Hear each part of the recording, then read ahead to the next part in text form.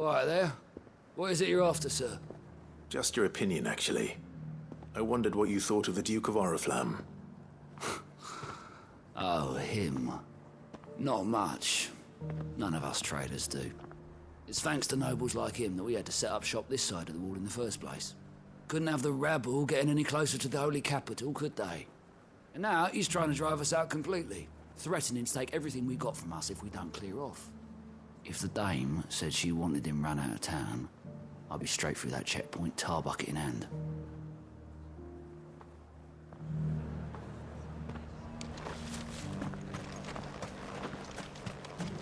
I got Pepperton.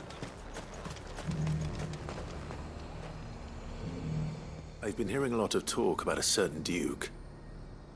Nothing good, I'll wager. Going around acting like he owns the place. And with hardly a word to the dame. This is her town, not his. I take it you'd rather she was in charge. As far as I'm concerned, she still is. Just need his eminence to sod off back to Oriflamme.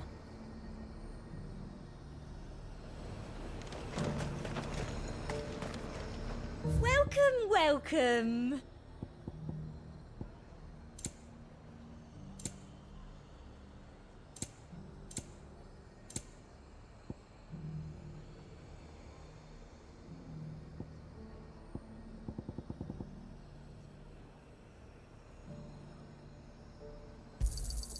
I do like a customer who knows what he wants. You've a keen eye. I do like a customer who knows what he wants. And a fine, fine day to you. Why?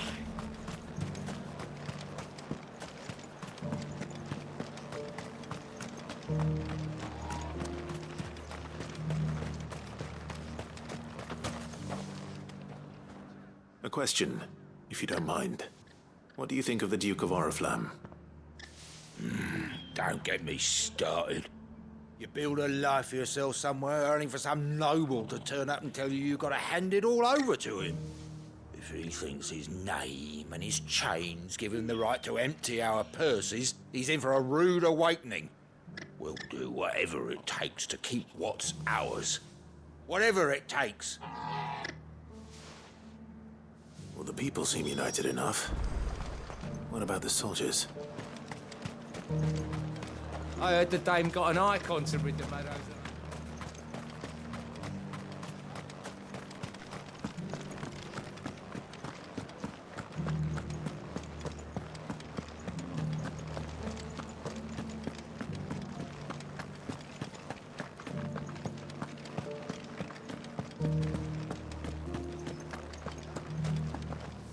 Excuse me, do you have a moment?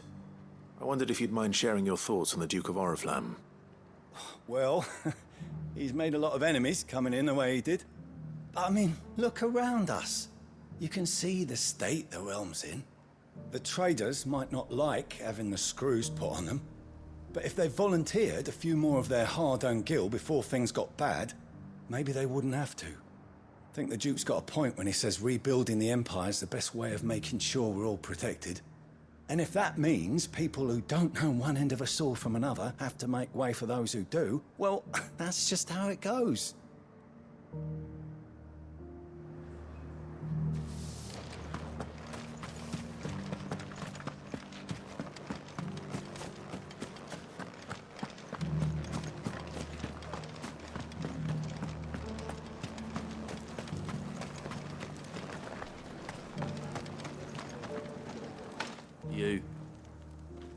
You're the one who was talking to His Eminence. On the dame's behalf, yes. I was trying to persuade him not to take the people's goodwill for granted, but it seems my words fell on deaf ears. What do you think of his plans? I'm a soldier, mate. He tells me what to do, not the other way round. Listen, I've got nothing but respect for the dame, but I've got a family to look after. That's where my loyalties lie, not with the town or the Empire, but with my wife and children. If the Duke can get us the men and the equipment we need to fight off those blue-skinned bastards, I don't care how he does it.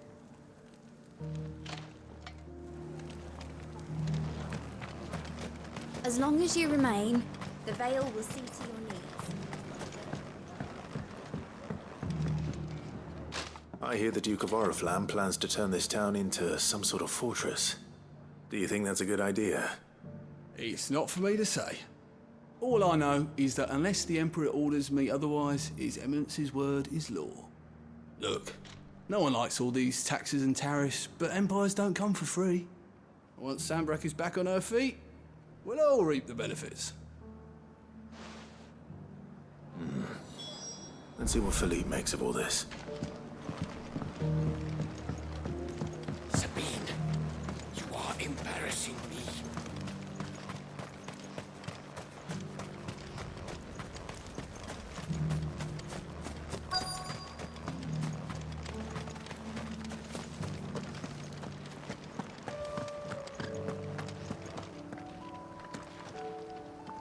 Captain, do you have a moment?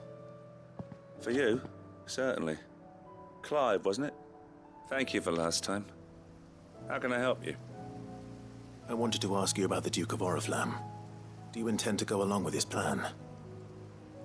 But to tell you the truth, I'm in two minds. It's my sworn duty as a captain of the Imperial Army to obey his orders. But I can't say I agree with him. Philippe, I remember you saying that you became a soldier to protect the people you loved. The Dame included. That's right, I did. Well, she doesn't agree with the Duke's orders either. She thinks they could tear Northreach apart.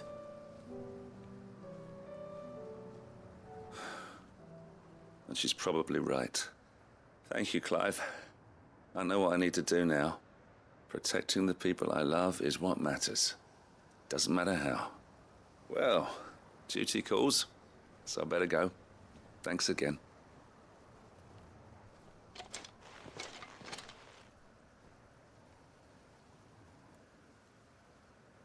It seems Philippe wants to do the right thing at least. I expect Isabel will be pleased to hear that.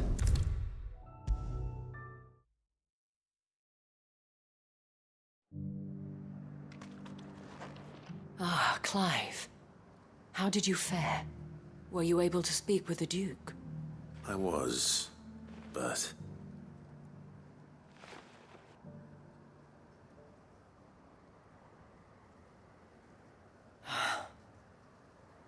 So Northreach is to be a fortress after all. Well, it will certainly help to hold back the thralls. There's no denying that. Though I doubt it will come as much consolation to the townspeople whose worldly goods are confiscated to pay for it. They deserve to be heard, Clive. To have a say in this new empire the Duke means to build. Sadly, His Eminence values their obedience more than their opinions, and hopes to reassert the authority of the state. I fear he sees the people as mere pawns on his chessboard to be sacrificed for the greater good. Needless to say, they themselves are of a different opinion, and would rather their destinies were in your hands. The soldiers, meanwhile, are content to follow their orders. And not just because of the Duke's rank, but because of his vision. I thought as much. Had I sworn to protect Sandbreck, I dare say I too would want nothing more than to see it rise from the ashes. Thank you for trying. But the battle is lost. I don't know about that. What happened to your uniform? I handed it in, along with my resignation. Told the lads I wished them well, but that I owe it to those I love to call it a day. But why? Because I realized what really matters to me. Not following some nobleman's orders for the sake of it, but protecting what I care about. Protecting Northreach. I honestly don't know when those monsters will return, but I'm certain they're not finished with us yet. And when they do come back, we need to be ready for them. We need to stand together, all of us. And with you to lead us, milady, I reckon we can do it. It was you who finally convinced me, Clive. There's no point following orders if they go against everything you believe. Indeed. All of us, standing together. That has always been Northreach's best hope, and one which still lies within our grasp. We have only to turn our attentions to the true enemy. Thank you, Philippe, for showing me what I must do. Anything for you, milady. Speaking of standing together, would you mind if I borrowed a few of the lads from the Vale to help keep watch around the town? I fear His Eminence has loftier tasks in mind for the guard. Not at all. Be my guest. Wouldn't be the first time.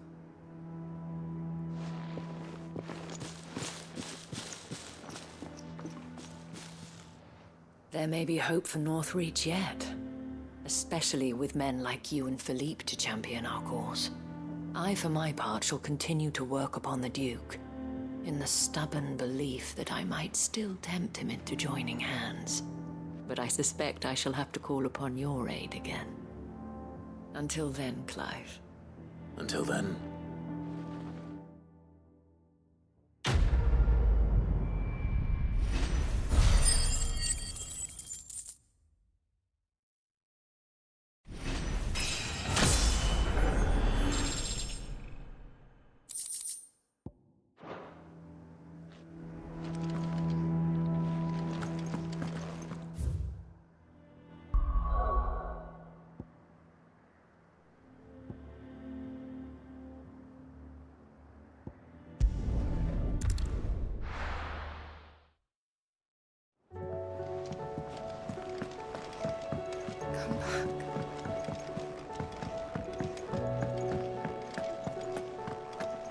Oh, don't tell me we've run out of The bed. stew's awfully thin these days. Trouble with your gear, or...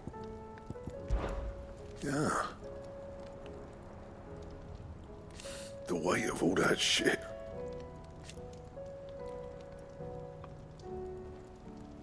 Clever girl, that one. What's that for you, dear?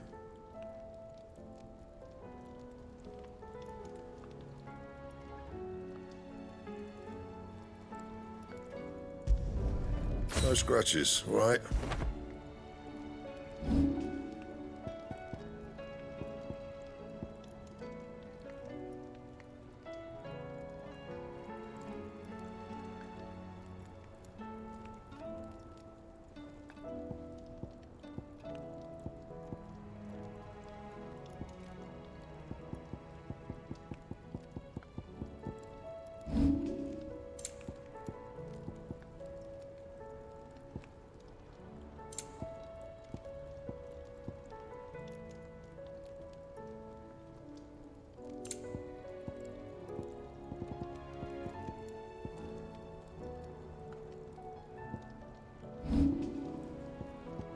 Anything else?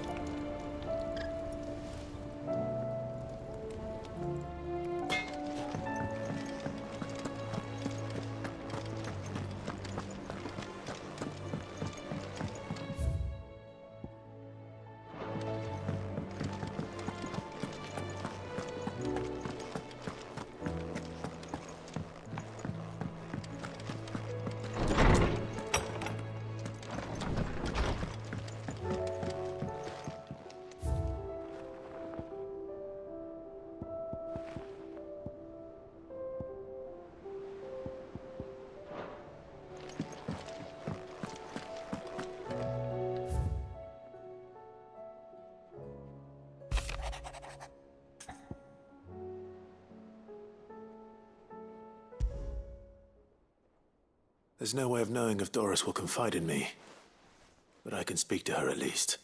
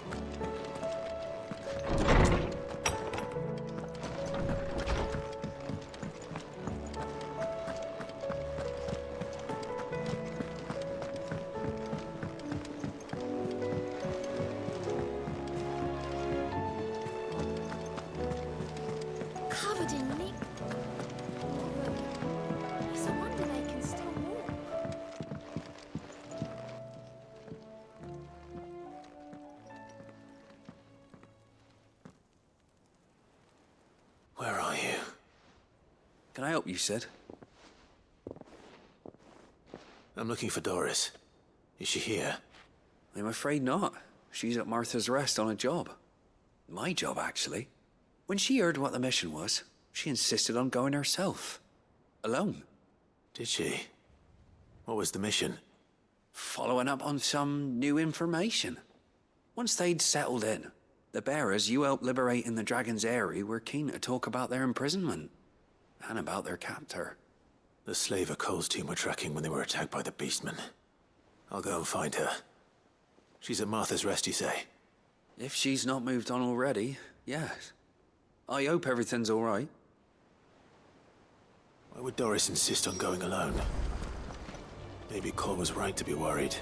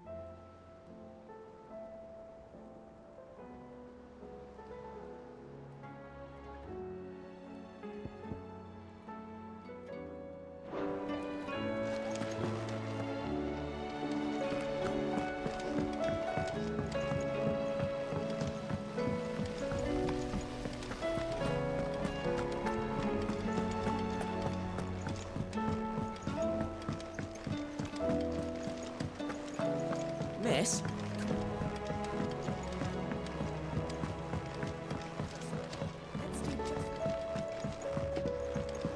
How was she?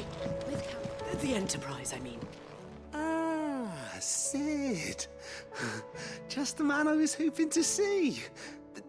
Did you have a mo? Don't tell me. You need more bomb ash. Oh, no? We still got plenty of that left. I'm working on bringing another one of the Chief's designs to life. This time, it's a new smelter. It's got a reverberatory hood over the top for additional thermal amplification and a system of reciprocal recirculatory regenerators that let's just say it gets very blimmin' hot. A heck of a lot hotter than anything Blackthorn's got in his forge, that's for certain. Only mithril engines get hotter, and you can't chuck ore in one of them and get metal out the other end. Trouble is, we won't be able to make out of any old rubbish neither. We need the good stuff. And I hear you once helped Helena get her hands on exactly that. Any chance you could help me too?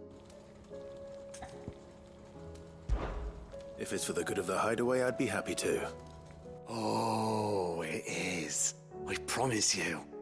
So, what exactly is this good stuff you need me to find? We've got a couple of examples here. Spherical echoes, we call them. More fallen materials. So this smelter is similar to the mithril engine in more ways than one. That's right. They're a bit like the thermal helms.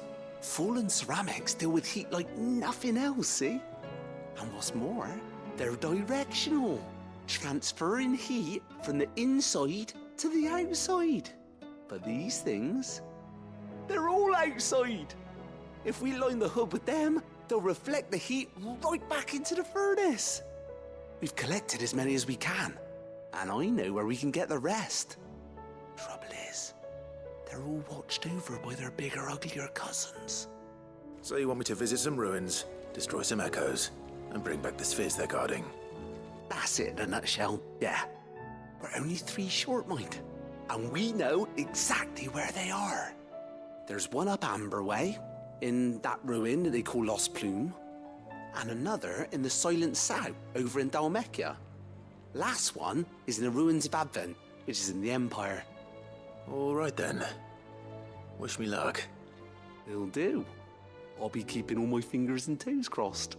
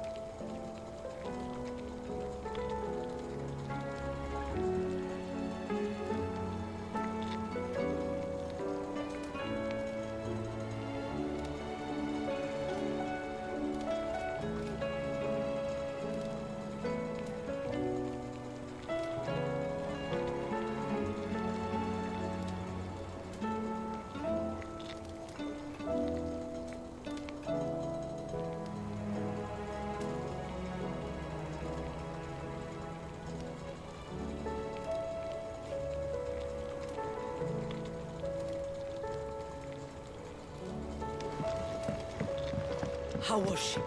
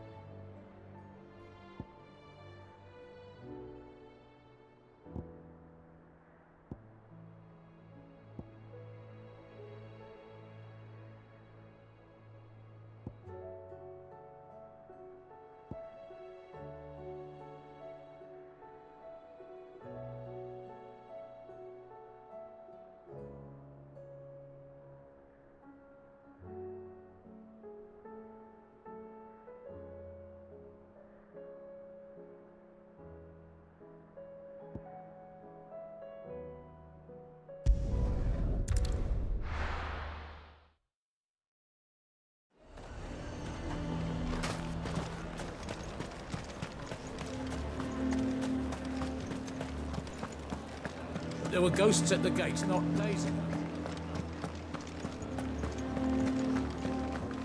You need the threat. The creatures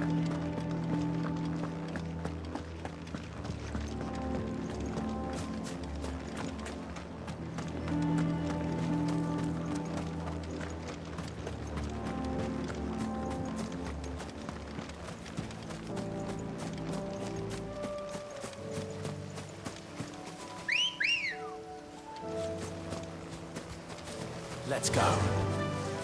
Run like the wind.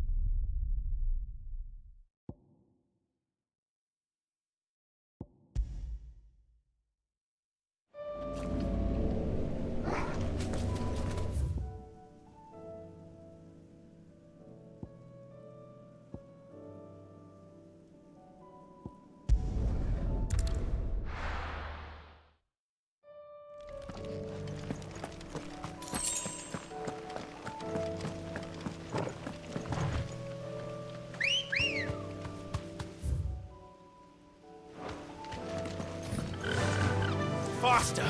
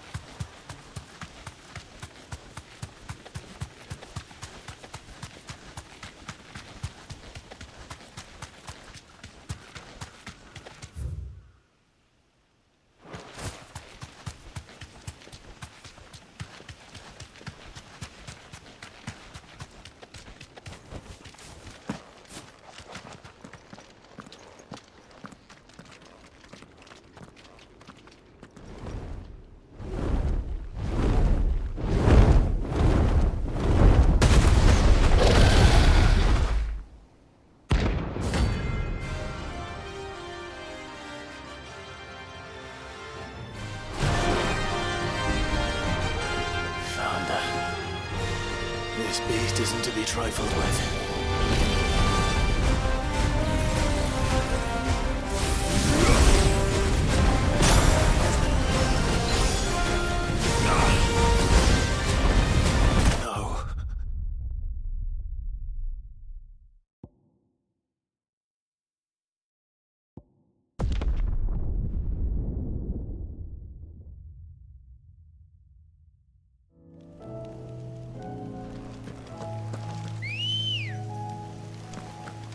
Let's go.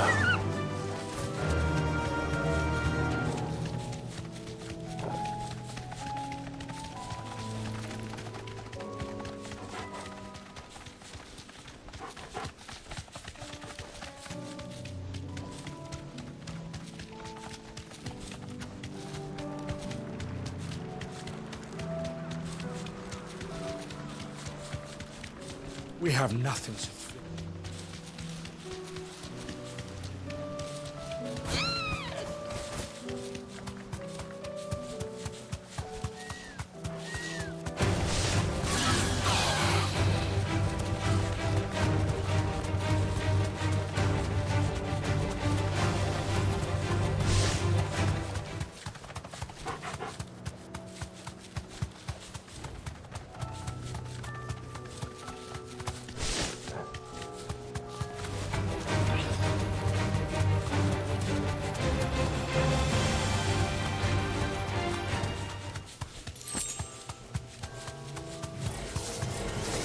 To deal with these ones first.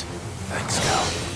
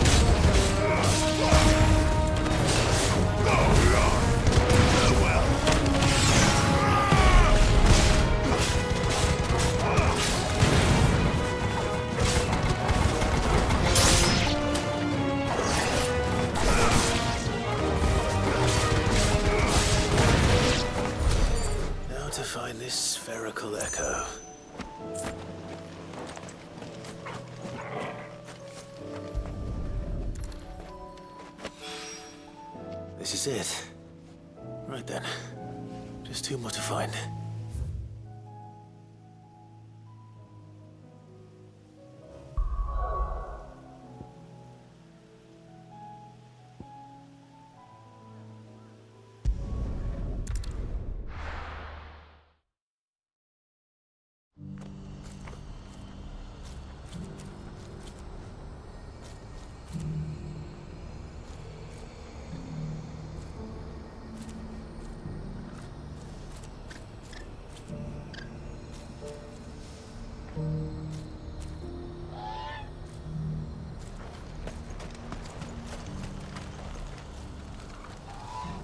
What are you looking for?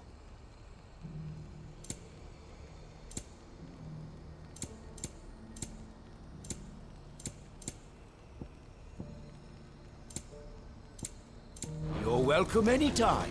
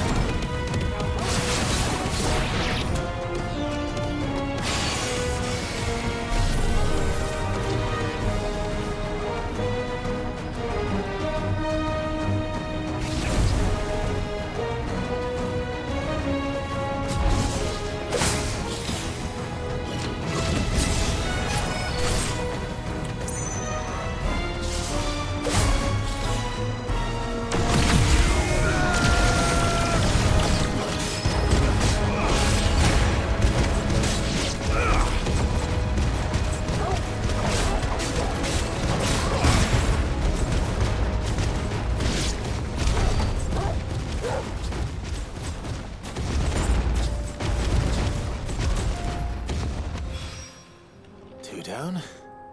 One to go.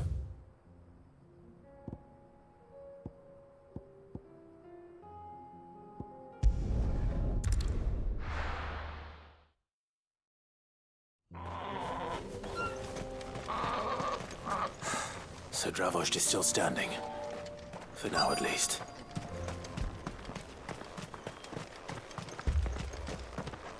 Good day.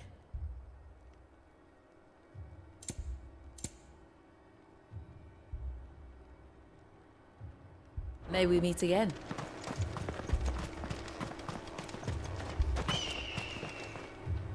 Clive! You're here! And the Akashic? Mostly off to the north still. But I spoke to Doris's scouts and it turns out things are worse than I thought. There's swarms of them out there. Told old Snotty to be ready to seal the north gate. That should buy us some time if we need it. Enough for the villagers to barricade themselves inside their homes at least. Well done.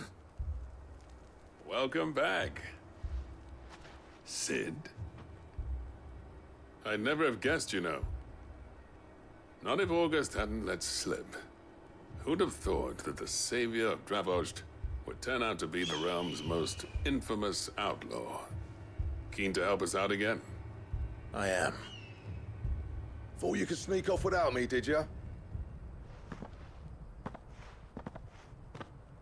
Blackthorn. Oh, what are you doing here? One of the scouts couldn't keep his voice down. Unlike my best mate who didn't think I deserved to know. So then, how long's it been? Long enough for us two to turn into a pair of old codgers, I see. That your idea of an apology? Prick. Don't listen to him. You only did what you thought was best. For the village and that. I did, yeah. But that ain't the whole of it. Vulcan, our master, didn't leave the chiefdom to the two of us. He left it to me, the best blacksmith in Dravost, barring himself, of course. Bloody stupid tradition, in my opinion. If someone's got talent, you should let them practice their craft, not ask them to settle petty feuds and barter for grain. Our master wasted half his life that way. I wasn't about to let that happen to me. So you wasted half of mine instead? You're what Dravost needed. Under me and my precious ideals, this place wouldn't have lasted a year. So I left to devote myself to the work and spare you lot the consequences. I may be a selfish prick, but I only did what I felt I had to. What you had to do was your duty! Even if it meant we all starved? Enough. This is no time for bickering. You can finish beating each other up once Dravost is safe. Fine. I've said my piece anyway. Yeah. So have I. Sorry, Clive. I shouldn't have stuck my nose in. We're short enough on time as it is. Still, give us a mo, would you?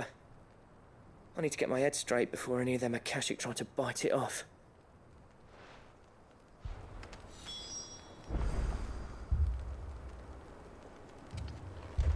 You, ready for the off, then? We can't afford to waste any more time. Right you are. Might be worth having one last word with the scouts, though. Don't want any nasty surprises, do we? Oh, and Blackthorn, you and Zoltan might be better off staying inside the... Akashic on the move.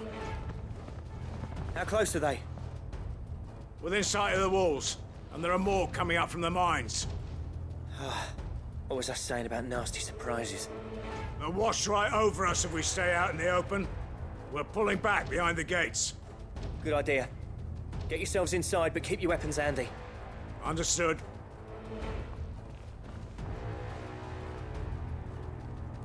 I'm prepared to fight if I have to. Well, let's hope you don't. That's our job. Once the scouts are inside, order your men to barricade the gates.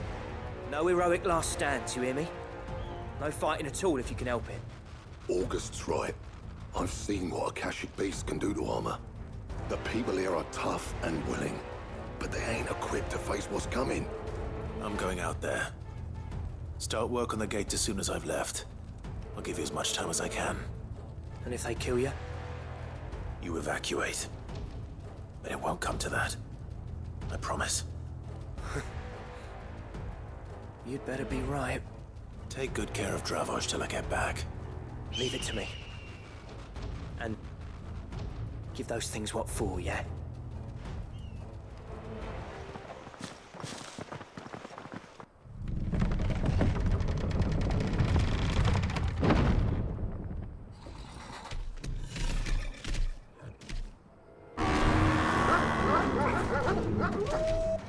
All right. Which one of you's first?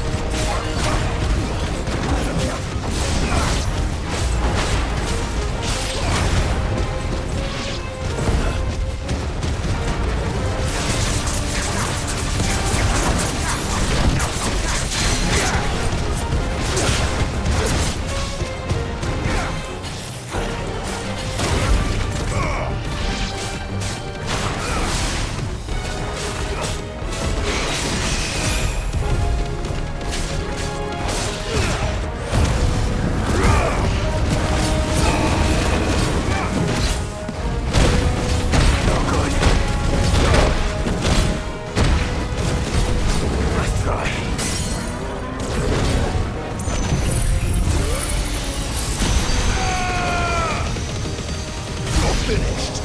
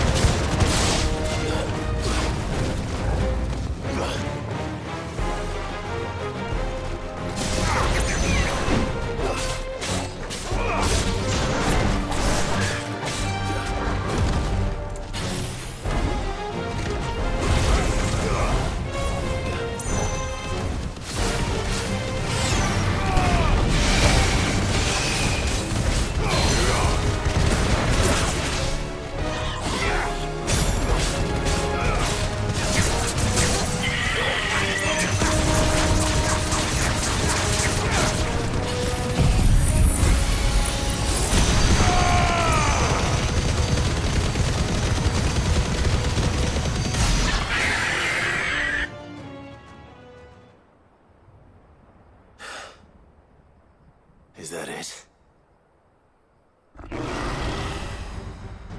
Apparently not.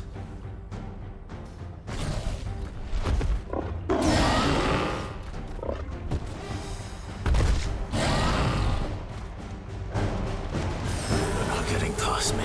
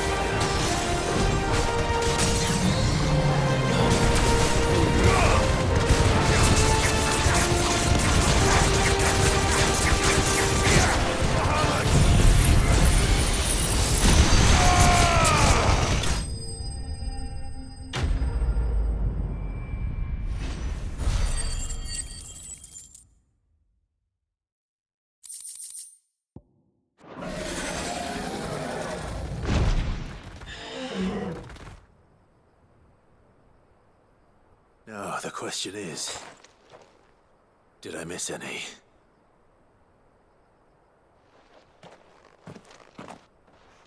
Man alive! You're still in one piece! I slew as many as I could. As many as I could, he says. The old bleeding lot, more like it. Well, almost. Only almost. Yeah, one or two did try to sneak over the wall. But we got the bastards, don't you worry. Good. Though you do know, more will come in time. In time, yeah. But we can think about them later. Let's get you back inside.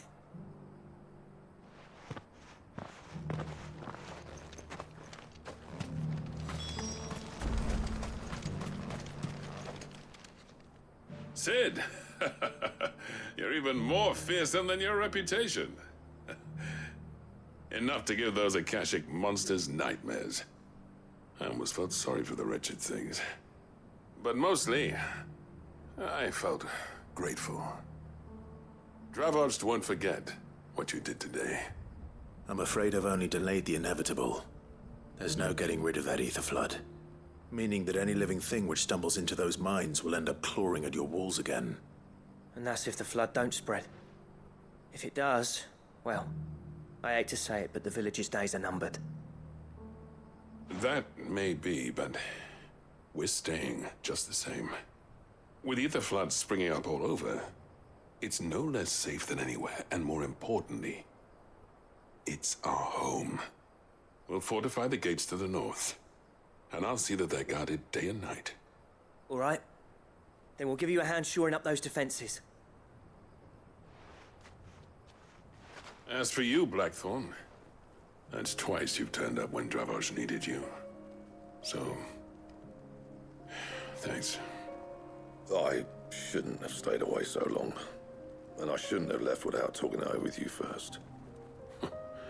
Too bloody right you shouldn't. Though I doubt I'd have listened. I always envied you. How you made everything look so easy when, for me, it was anything but.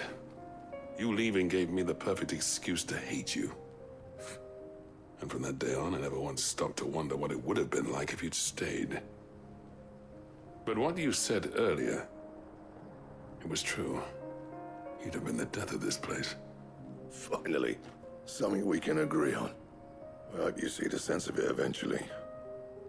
You kept this place alive. Alive, perhaps. Wealthy even, but Dravosh isn't what it once was. Our work used to be the pride of Dalmekia. Now, we churn out the same rubbish day after day because it's easy and turns a profit. It's not about the craft anymore. I wouldn't send my sons to war wearing the shit most of our smiths are making. I've kept working, honing my skills, trying to lead by example, but no one sees the point. The average castle apprentice has as much passion for the craft as our current lot. Come back to us, Blackthorn. Remind Dravosh what a true master blacksmith looks like. I'll even man those bellows of yours if it means we can work at the same forge again. That's a kind offer. Kinder than I deserve. And I wish I could accept, but I'm needed elsewhere. There's people who trust their lives to my steel, and I daren't let them down. Fair enough. But that doesn't mean I couldn't visit from time to time. Let's see if we can't rekindle this town's passion for the craft, shall we? I'd like that. Just be sure to tell Snotty to let me in the next time I come calling, yeah? Knowing him, he'd let you in anyway. Blackthorn. The Master Smith turned outlaw, back in my good graces. I never thought I'd see the day.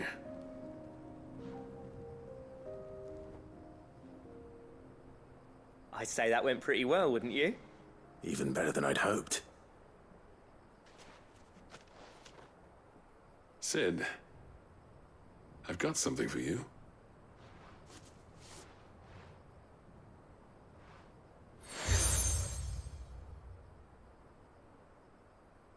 And this is? A token of our lasting gratitude. But I'm of a mind to make you a far grander gift. Designs for a certain sword have been passed down from chief to chief for generations. Now hold on, Zoltan. There's a reason no one's made that blade in centuries. There's not been a craftsman equal to the task. I'll admit your cinders make impressive steel, and I've learned to hone an edge Odin will be proud of. But the engravings on that thing are enough to make a jeweler cry. And they're not just for show, either. Have you forgotten what brought you back to Dravozd in the first place? A certain ring? I knew I'd never surpass you with the hammer and tongs. So I turned my hand to a different kind of metalwork. Between the two of us, I'd say we're the equal of any master craftsman ever to have graced a forge.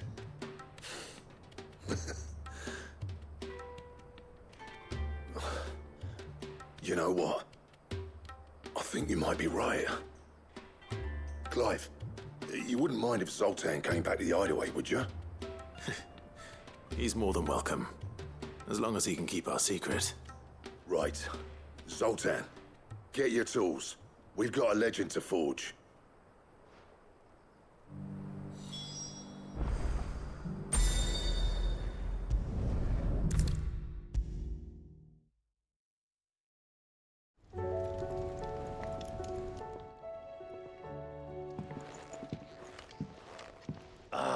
The man himself. We were just about to make a start on that sword I promised you. It's funny, but none of this would have been possible without your help. You remember Camille? We'll be using his leather work for the grip. The steel, meanwhile, will be tempered in a fire, burning the cinders you charmed out of old Zoltan here. And that whetstone from the Outer Isles? That'll be what gives the blade its edge.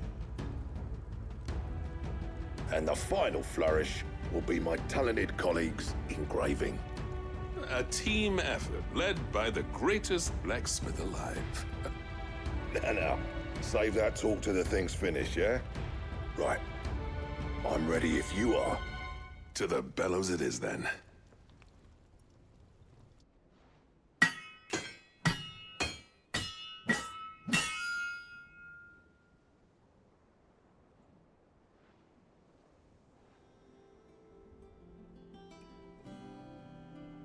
Well, bugger me. We actually did it.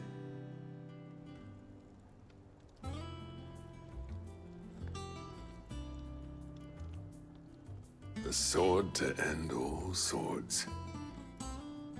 Ragnarok.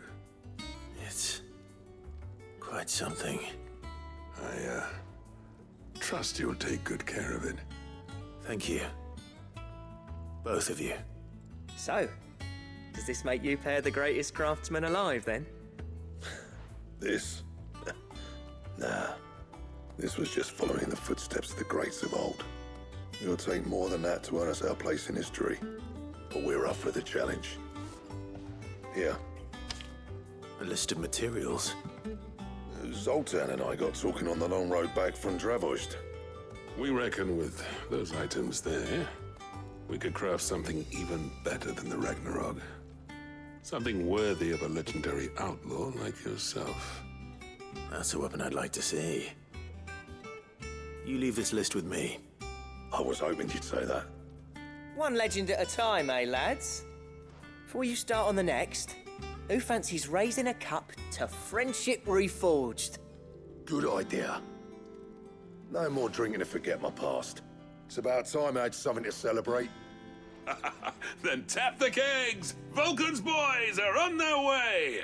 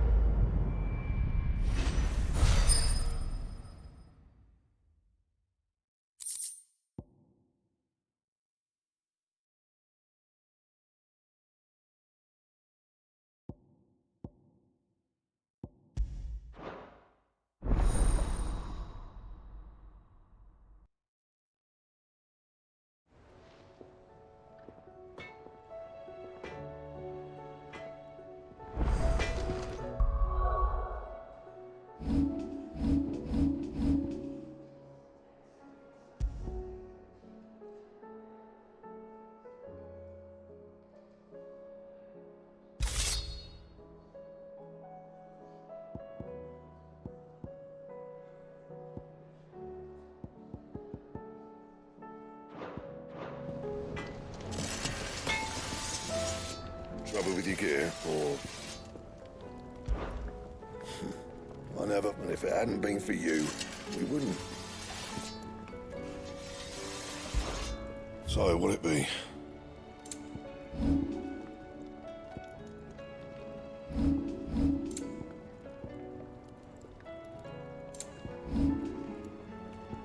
That it? Fine. Oh, don't tell me we've run out of papio nuts and all. Oh, what do you expect? Farmers abandoning their field.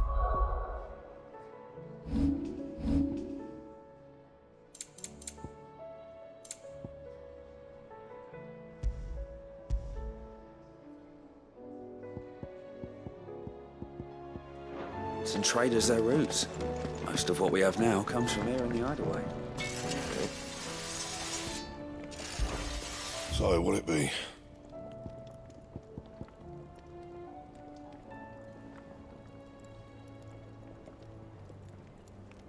Anything else?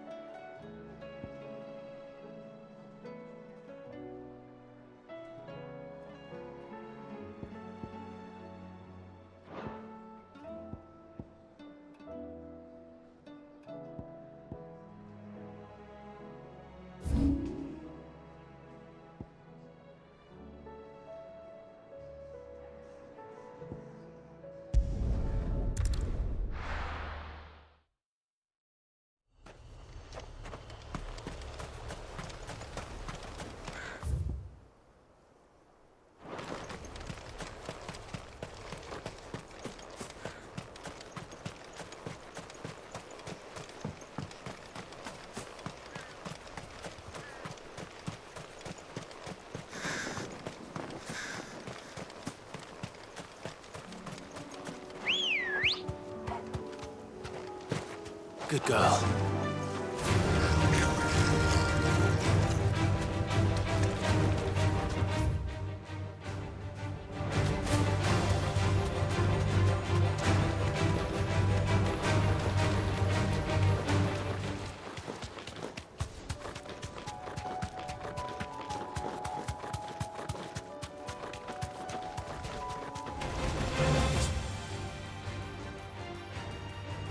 Easy.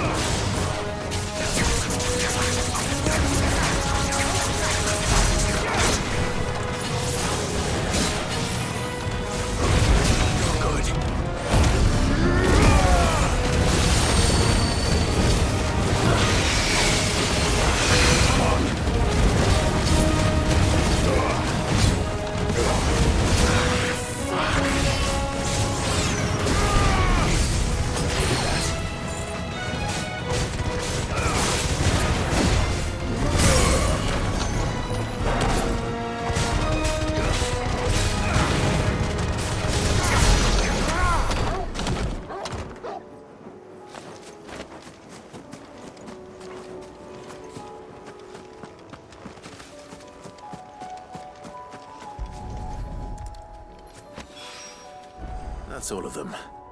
Owen can uncross his toes now.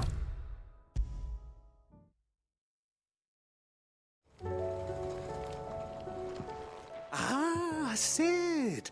Wasn't expecting you back so soon. So, is it good news or bad? Good, thankfully. Here. Ah, that's brilliant! Thanks a blimmin' million! I'll fit him to the smelter right away!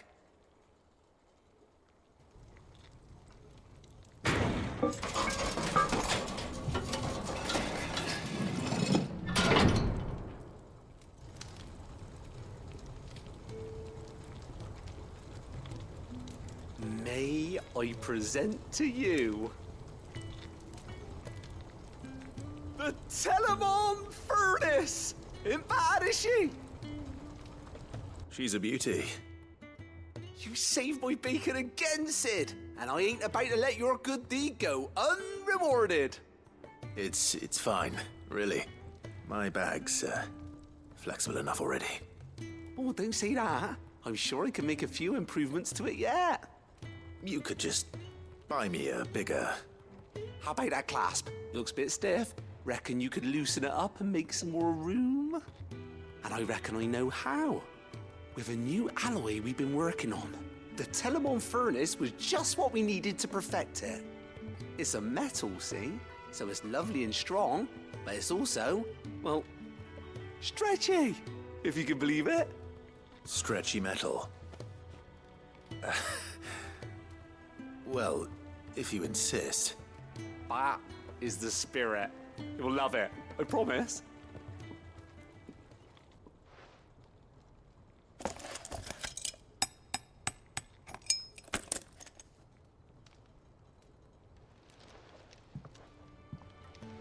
So, what do you reckon?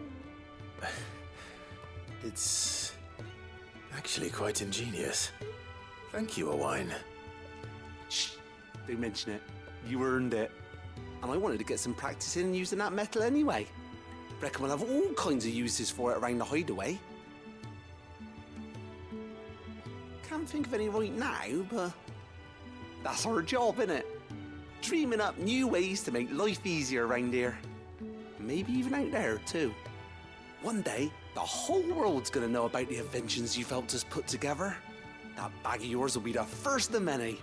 You mark my words. They'll hardly believe their eyes, I'm sure.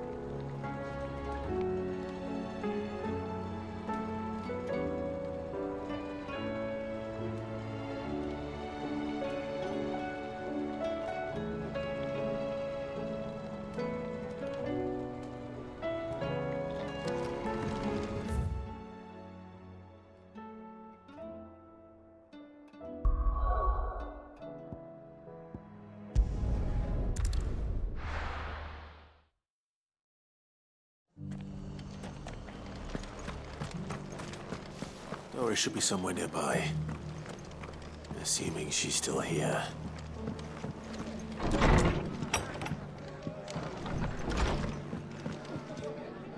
Ah, Clive. I was just about to send for you. I'd like you to take something to Sir Wade up in Eastpool. Seeds for planting. Thought it was about time they started growing their own food. I'll keep providing them with whatever they need in the meantime, of course. But if Eastpool's going to survive, it's got to be able to fend for itself. As of those poor bearers. They've lived their whole lives in servitude, but now they're their own masters. Small wonder they ain't got the foggiest how to provide for themselves. So it's up to us to teach them. And if you're wondering why you, well, the Wagoneers taking supplies up that way have been coming back with more and more reports of Akashic around the village of late. Sir Wade's putting a brave face on it, but I think even he's starting to worry. And if he's likely to share those concerns with anyone, it's you. All right. Thanks. Wouldn't ask if I didn't have to. There. That should be enough to keep him in Gazal Greens for a few years at least. Gazal Greens. Not the most mouth-watering crop, I'll admit. But they're hardy, they grow fast, and they fill a hole. Better that than something that'll wither away at first frost. And chocobos love 'em too, which is no small thing. When I say all of us need to pull together to get Eastpool back on its feet, I mean all of us. They ain't exactly succulent, but cook 'em right and they're just about bearable. I'll take your word for it. Anyway, Sir Wade'll know what to do with them. And if he don't, well, I'll go up there and show him myself. I'm sure you will.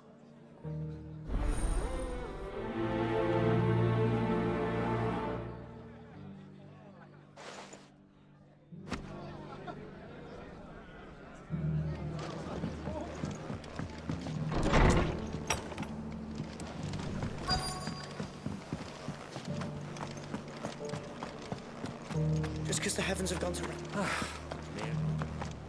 Now, let's get this stall set out.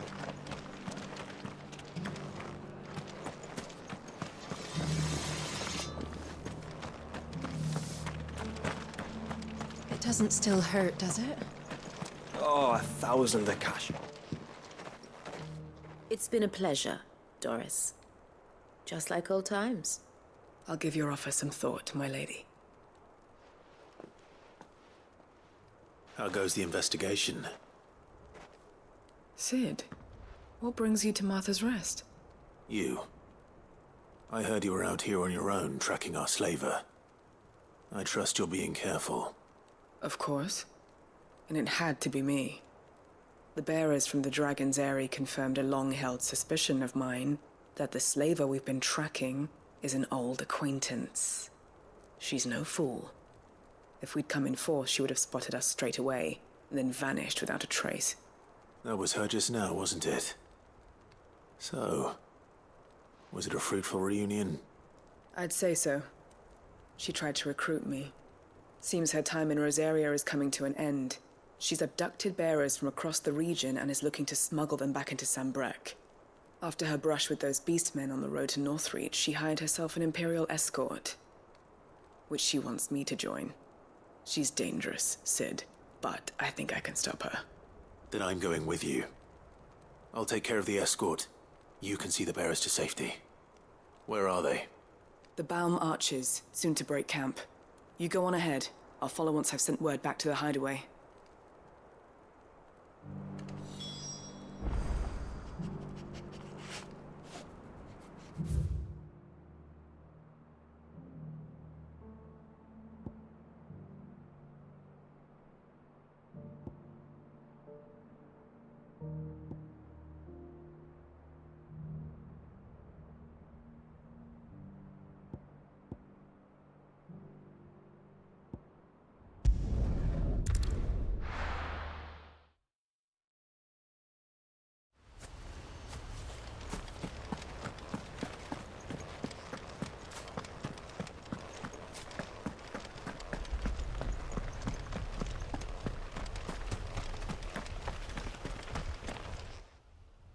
Ah, Lord Rossfield.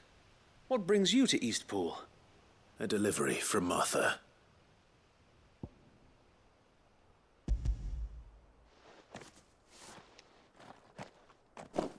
These are Gazal green seeds.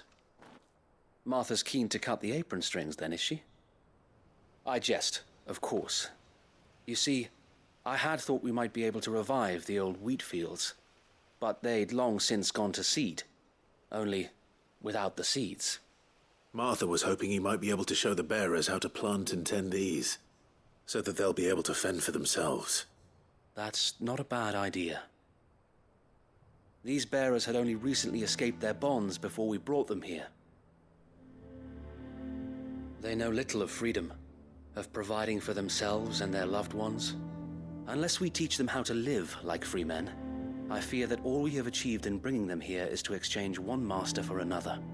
Not that myself and the Guardians have been the best example to them so far, subsisting almost entirely on Martha's charity as we do. It's about time we all started to provide for ourselves, bearers and Guardians alike. Unfortunately, we've been a little too busy of late to focus on much besides bolstering our defenses. There have been alarming reports of... The Horde is closing in. They're coming, so wait, all of them. Damn it all, I thought we'd have more time. Gather the men in the square. Send to the rest for reinforcements. Yes, Sir Wade. The Horde. A Kashek, a veritable legion of them. They've been seen prowling around the northern reaches for a while now. We don't have the numbers to hold back a swarm that size. I had hoped to build a perimeter wall so that myself and the Guardians might be able to defend the village, but... Now you're out of time. Precisely. If reinforcements from the rest arrive before they do, we may just scrape through, but I fear that's rather an enormous if. What if you could call on reinforcements from Eastpool? You mean the bearers? We brought them here so they might live, not die, fighting for their lives. So wait. You said you lacked men to defend the village. Are the bearers not men? Do they not wish to see Eastpool saved? Though they may not be trained soldiers like your Guardians. What help they are able to offer could still prove the difference between victory and defeat.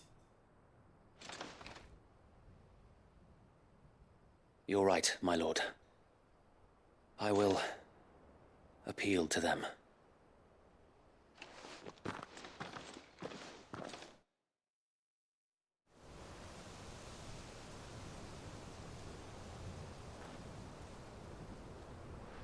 My friends, I humbly beg your aid. We Guardians are few and our enemies many. But I swear we can defeat them with you at our side. You would send us to the slaughter, to serve as bait for those fiends so that you and your men might be spared. And to think we trusted you. Say what you will, a home is not worth dying for. But it is worth fighting for. Sir Wade fights to give you lot a chance. Just like I do. Just like Sid does. We all wanted to give you a home where you could be free. And you got one, didn't you? This place, Eastpool. This is your village. Your home. And if you don't fight to protect what's yours, you'll lose it. You know I'm right. This world wants to take everything from you. Everything. Your homes, your freedom, your very lives. So then, are you going to stand by and let that happen to you? Are you going to accept fate like good little Bran did and die, having never stood up for yourselves? Or will you fight like free men and women?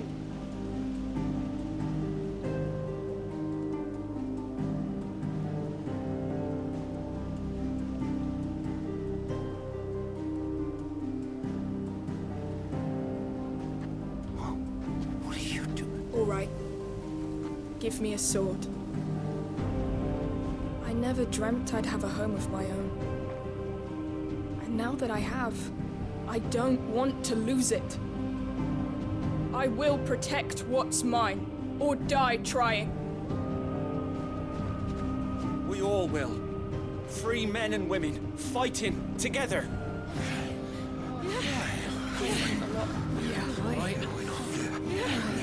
For Eastpool! For Eastpool!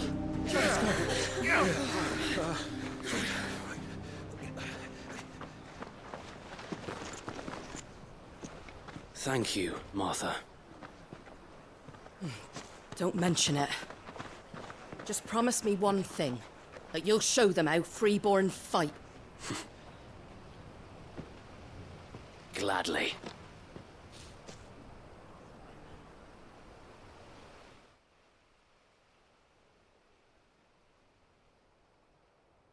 Well, if it was numbers you were lacking, you certainly won't be now. Thanks to you. Me? Oh, I just love the sound of my own voice. Lord Rossfield, my lady, we're ready. So what's the plan of action? We'll divide our forces into several small detachments, each made up of guardians, bearers, and guards from the rest. These will position themselves at strategic points around the village. Upon engaging with the Akashic, each detachment will keep the creatures occupied as best they can, steadily retreating all the while. You're going to lure them into the village? I am. We will have neither the time nor the resources to treat the wounded, so injuries must be avoided at all costs. Instead, we will focus purely on defense at first. By coordinating our withdrawal through the use of messengers drawn from among the bearers, we will aim to have the swarm converge at a point of our choosing. With luck, that point will be the village square, the perfect place for our most able warriors to surround them and fall upon them, and for you and I to finish them off. A sound plan, but one that'll require a leader with a cool head and strong nerves to coordinate the retreat. I'd say you have both in abundance, await, but you'll be needed. Please, leave the last of the fighting to me. Ha! And let you have all the glory? Sir Wade! They're here! Then you know what you must do. We work together, everyone playing their part, each shielding the other that no man might fall, that Eastpool might live on.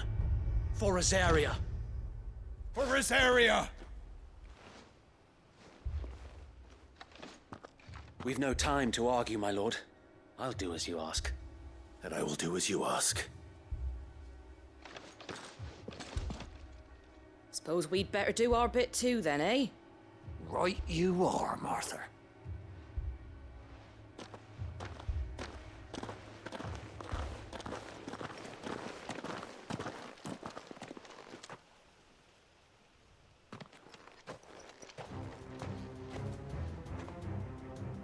The calm before the storm.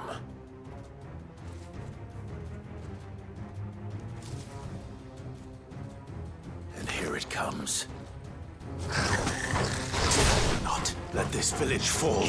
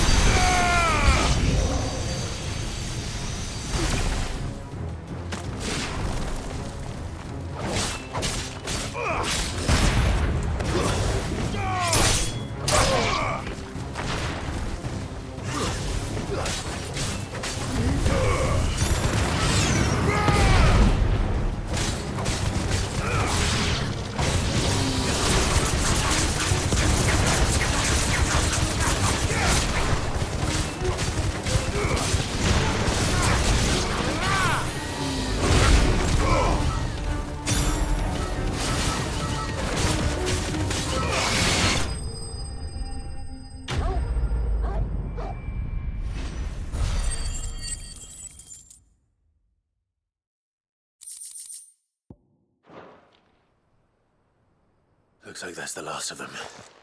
Lord Rossfield! Change of plan! What is it? Owl from the rest. An Akashic Curl's been sighted on Rhiannon's ride and is headed in their direction. Well, the better half of her guard is here. So wait, how many Akashic remain in East Pool? Hard to say. My men are still facing some resistance, but I think the worst is behind us. I could order a detachment or two to fall back and... No. Let them finish the job. You stay here too, Sir Wade. Your men need you. I'll go after the Curl. Join me only when East Pool is won. If you're sure, my lord. May the Founder protect you.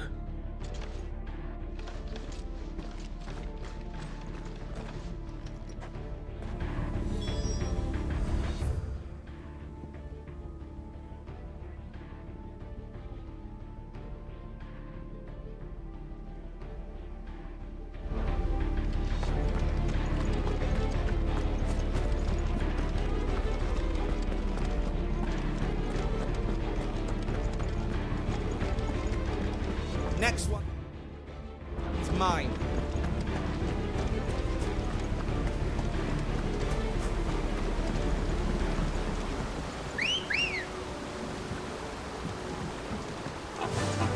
Yeah!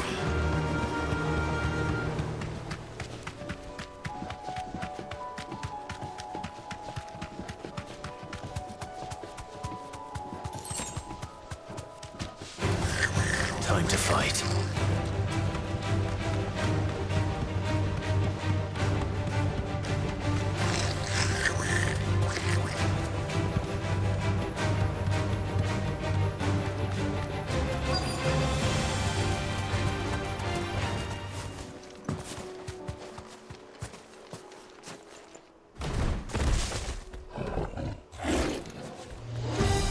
There it is. With me, Torgal.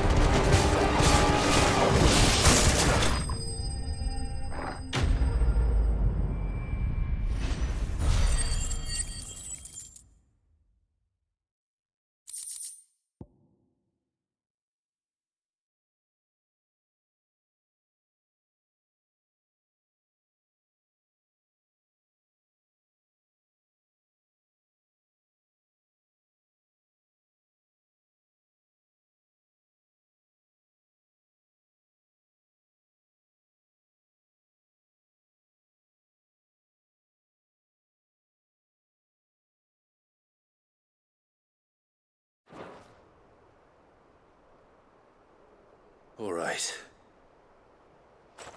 Back to Eastpool.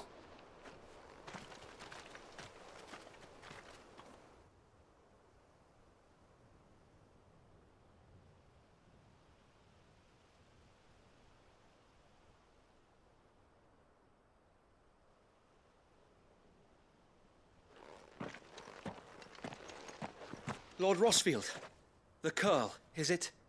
It's dead. Thank the Founder for that. And for you, my lord. We were able to eradicate the rest of the Horde. I have guardians posted around the village to keep watch for further attacks, but all seems quiet for now. I hesitate to say it, but I think it might be over. I think it might.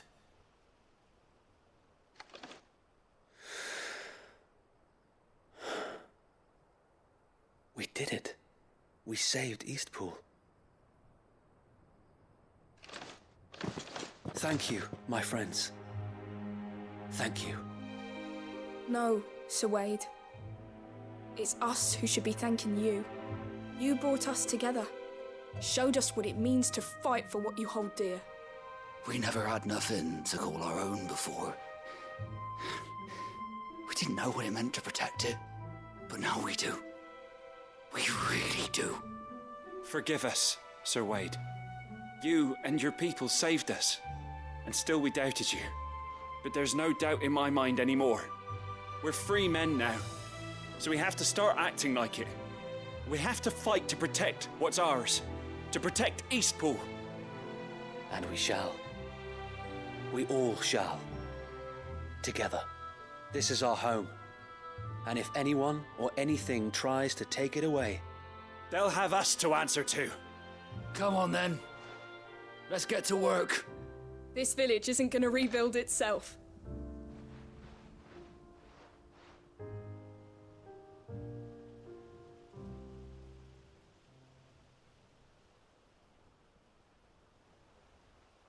They're not slaves anymore.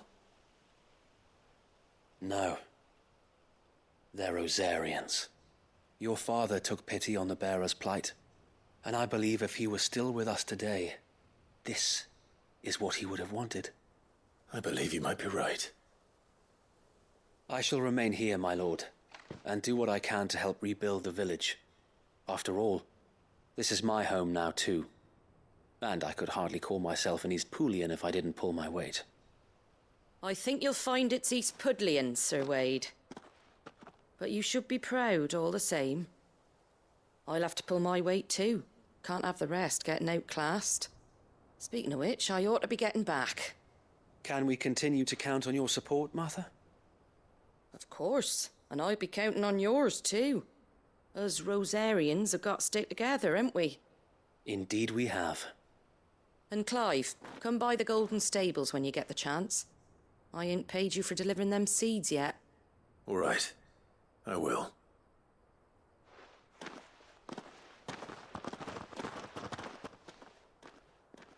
Lord Rossfield, do you remember our very first mission together? Clearing the goblins from the Stillwind marshes? How could I forget?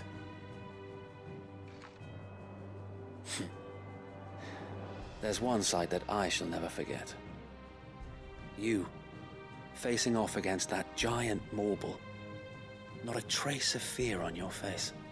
Since that day, there have been more than a few times when I felt like giving up. When the odds seemed so stacked in the enemy's favor, I thought I may as well just lay down my sword and surrender. But every time, I would think back to the look in your eyes that day and remember what it means to be a shield. Know that whatever trials Eastpool may face, I shall never lose courage. Thanks to you. So Wade, you have always been a true shield. I know that Eastpool, and indeed all of Rosaria, will be safe in your hands. Thank you, my lord.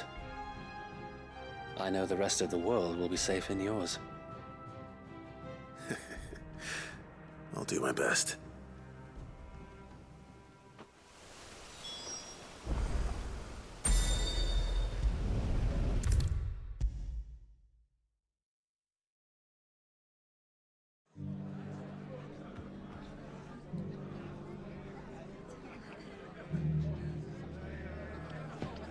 The hero returns.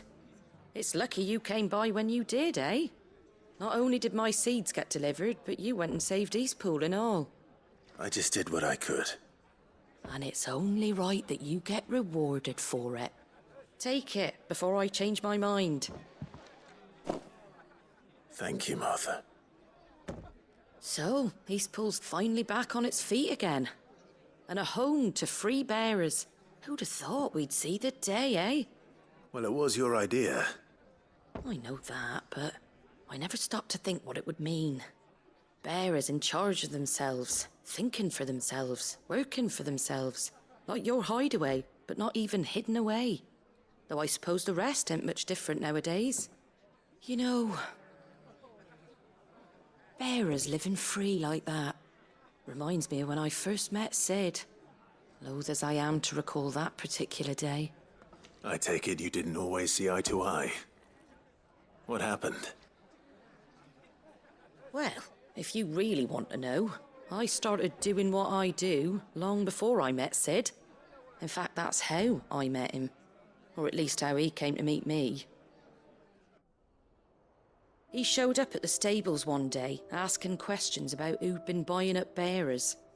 Founder knows what he thought I was doing with them. Running a hunt, poking around in their innards. Something awful, anyway. Me, I thought he was a new constable. Thought the game was up. But somehow we both managed to work out what each other was about. And before I knew it, the cheeky arse was rattling on at me about how I was doing it all wrong. After all my hard work. Told me I was giving them relief, but not freedom. That my bearers were still dying as slaves. Got right under my skin, it did. Told him if he didn't like it, he could bugger off and report me to the garrison.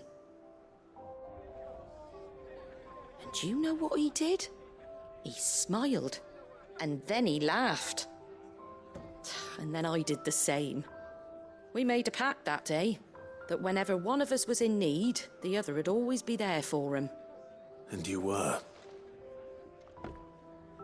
Well, we both wanted the same thing, to make life better for bearers. Just like your dad. Do you know I was born right around the time Elwyn became Archduke? Growing up, I saw how he tried to change things. He certainly didn't lack for ambition, that one. Indeed.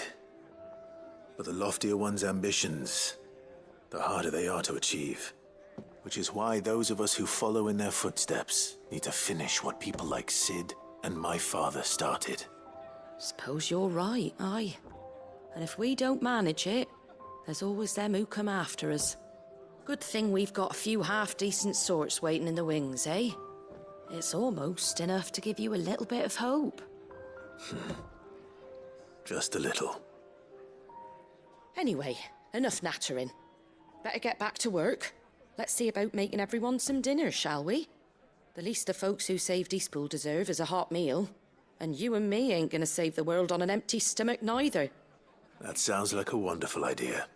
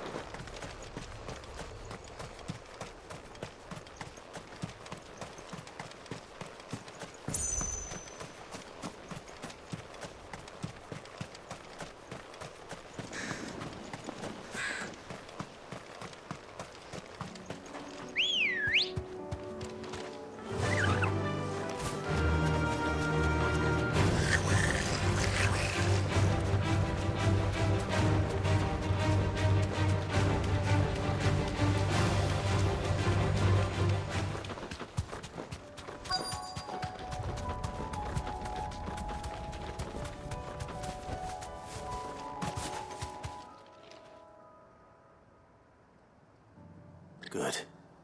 They haven't broken camp yet. How did Doris come to know a slaver, I wonder?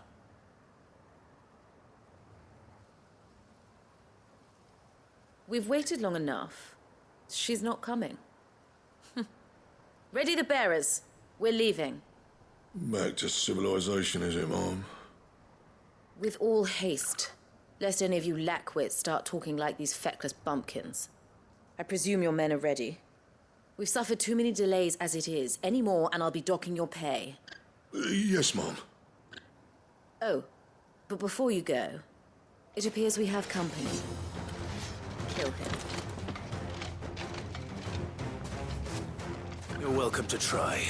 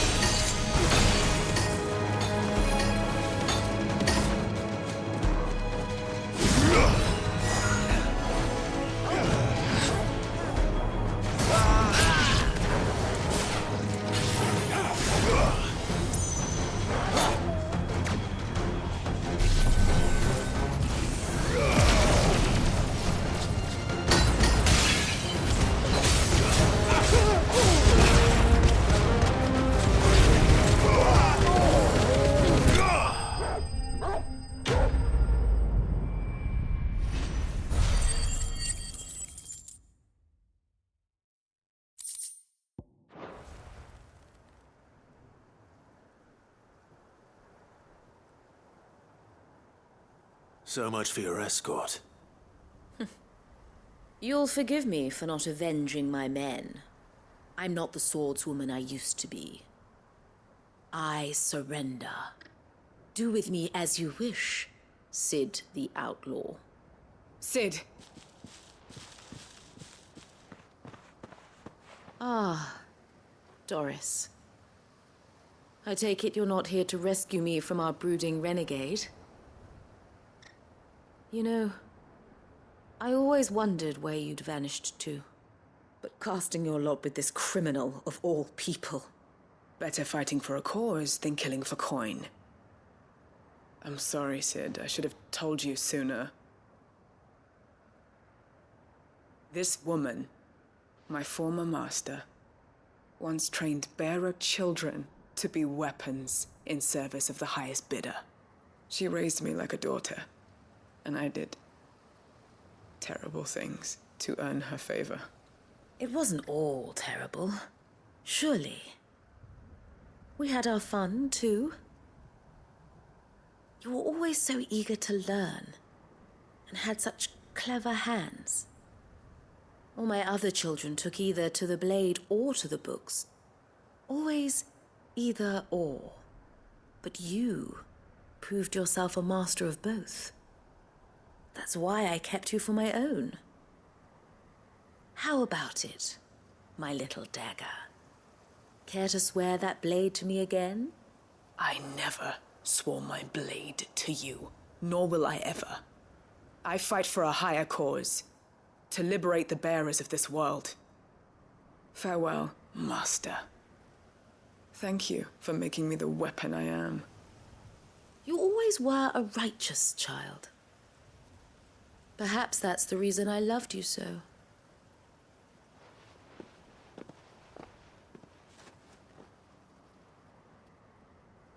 What do you want to do with her? I am not the killer she wanted me to be. Not anymore. And she no longer has friends in high places. The Dame does, though. Her connections at the Imperial Court will see that justice is done. All right. If you're certain. I am. And thank you for everything. Now, I better let these bearers know that they're safe.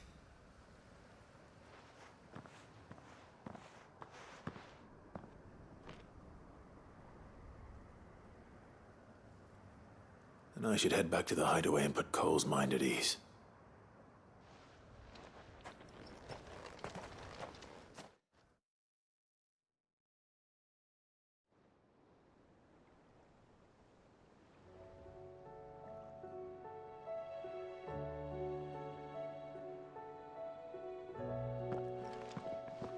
Welcome back, Sid. Doris's message just arrived. I hear you saved more bearers from being smuggled across the border. With any luck, they'll be joining us in the hideaway shortly. Oh, and your letter. You don't need to worry about Doris anymore. I'd been hoping as much. She mentioned one or two things in her report. So the slaver we'd been chasing all these months was her former master. Wish I'd known. She's been arrested, by the way, over in Sambrek. Went quietly, or so we're told. And she won't be getting off lightly. The Empire may have no love for bearers, but it's none too fond of black market traders either. Can't have been easy for Doris. I'm sure it wasn't. But don't worry. She'll be all right. I hope so. Suppose you should know, eh? You had quite the past yourself before you came here, or so I understand.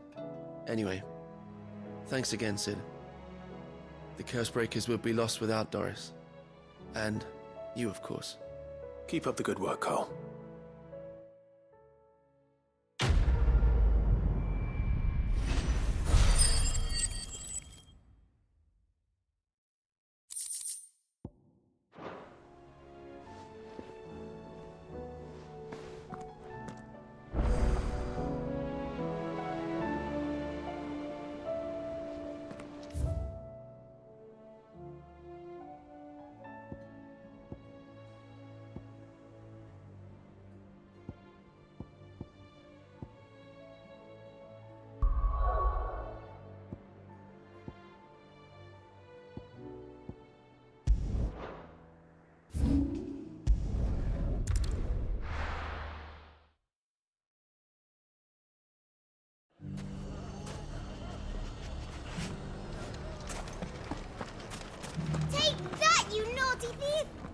Clive!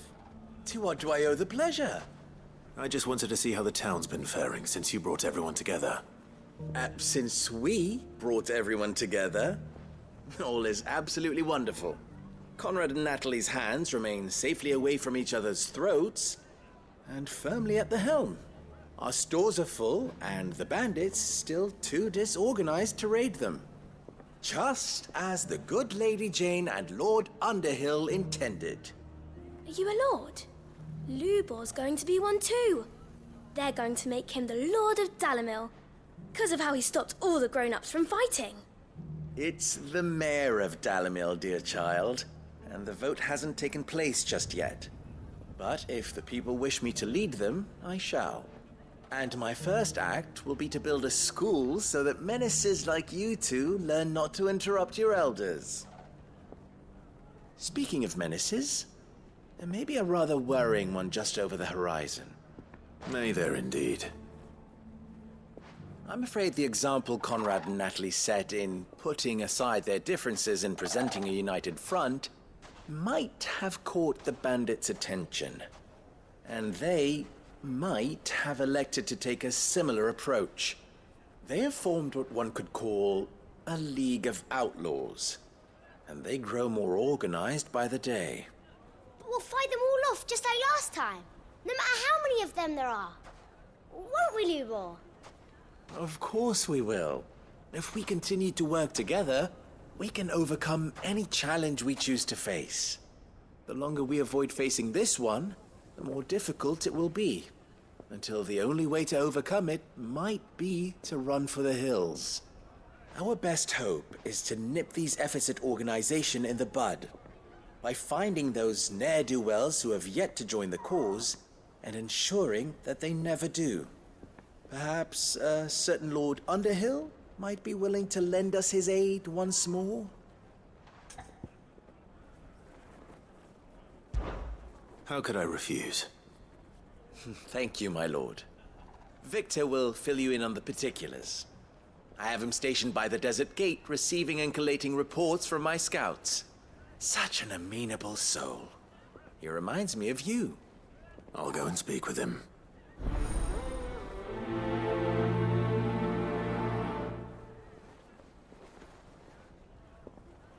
What's the difference between a lord and a man?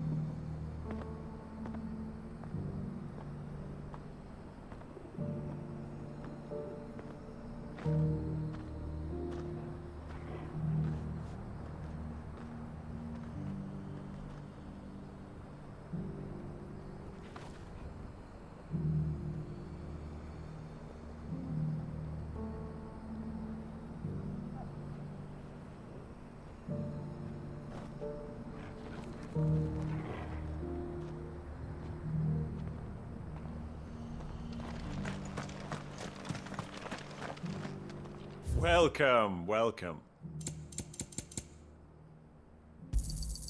Of course. Anything else? A fine choice. Anything else? Come again.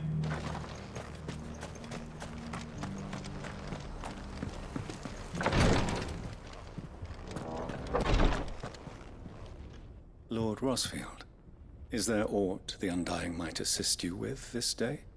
Perhaps. My brother said that your order was helping him with his quest to uncover Ultima's origins. Have you learned anything of note since last we spoke? Little unless, I regret to report. I see.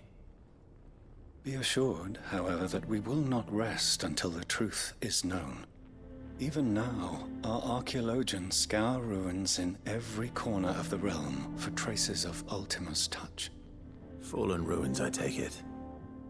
Dating back as far as Phoenix Gate. Indeed. Ultima's thralls are oft sighted among the remnants of the fallen civilization, as if protecting the secrets concealed within. Secrets we'd see unearthed. Should our methods be of interest, my lord, mayhap it would please you to observe some of our number at work. Would that be possible? Of course. A survey is being conducted not far from here. Perchance you are familiar with Kretov, a small hamlet built around a fallen airship. I was due to visit my colleagues there to collect their preliminary findings, but if you would consent to do so in my stead, I'm sure that they would be honored to relate any discoveries they have made to you directly.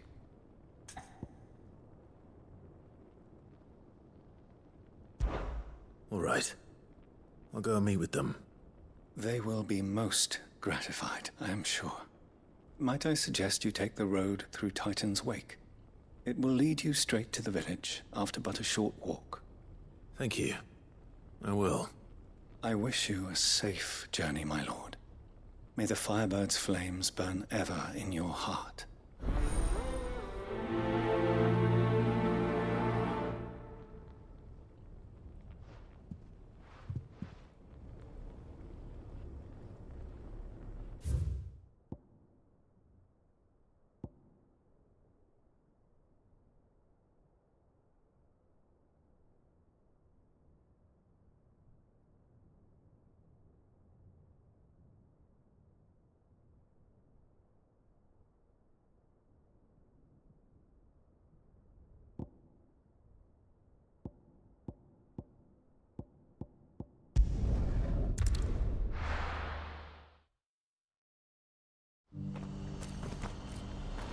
What's happened? The guards at the gate are in a right old panic.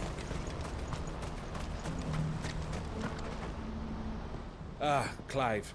You'll be pleased to know that the negotiations are progressing well. That is good news. Yes. Our comrade in Randala has just sent word that the contract should be signed very soon. But I still have much and more to prepare. It's a huge undertaking moving this many bearers at once.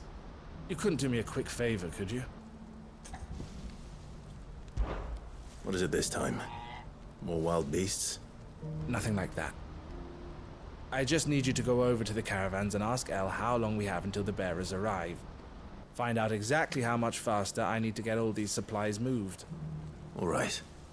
I'll go and ask. Thanks, Clive. I owe you one.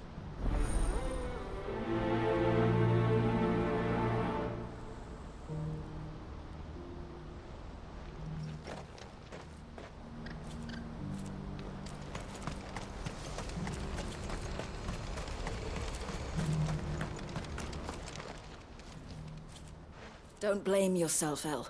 This is their fault, not yours. I know, but... No buts about it, all right?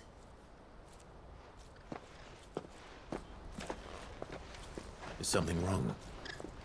Vonnie came to give me a message from our intermediary. The talks with the Republican army have fallen through. They've reached an agreement with the Silver Peak Consortium instead. Though prices have fallen of late, we deliberately offered above the going rate to try and deter other bidders. But the Consortium offered double what we did, and the army jumped at the chance. You had no opportunity to make a counteroffer? None at all. And we were so close. El? What's happened? I saw Vonnie leaving. She didn't look happy. And with good reason.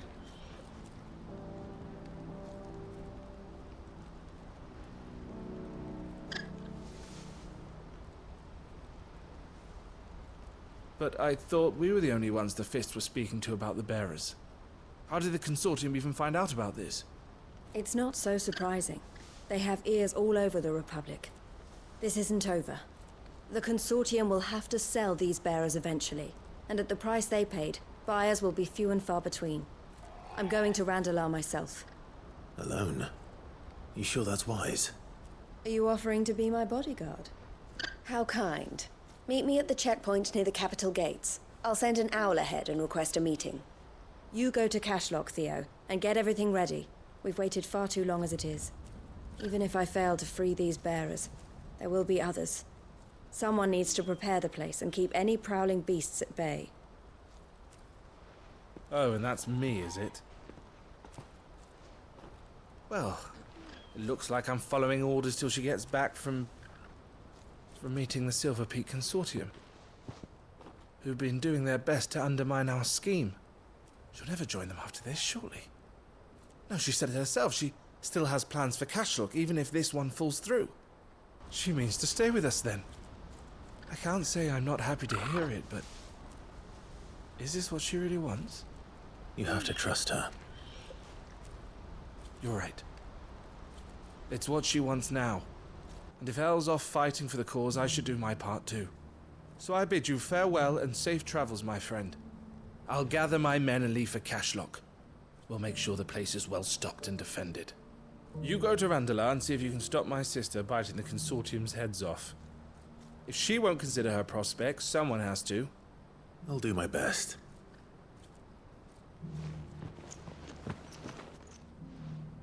All right. To Randalar, then. And better not keep it.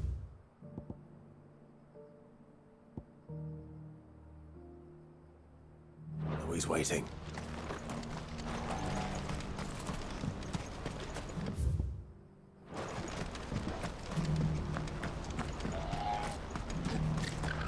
Who needs a porto in it?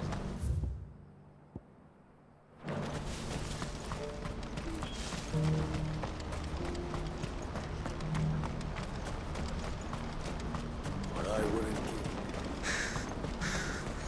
We had anything to give. When are they gonna let us?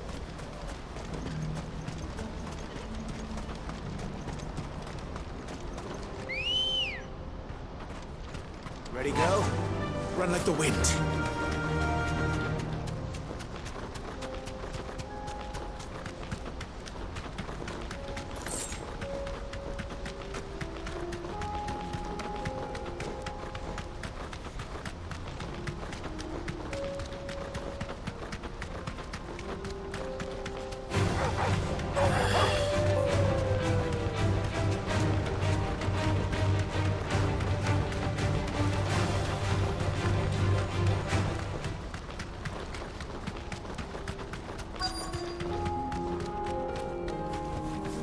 straight home now.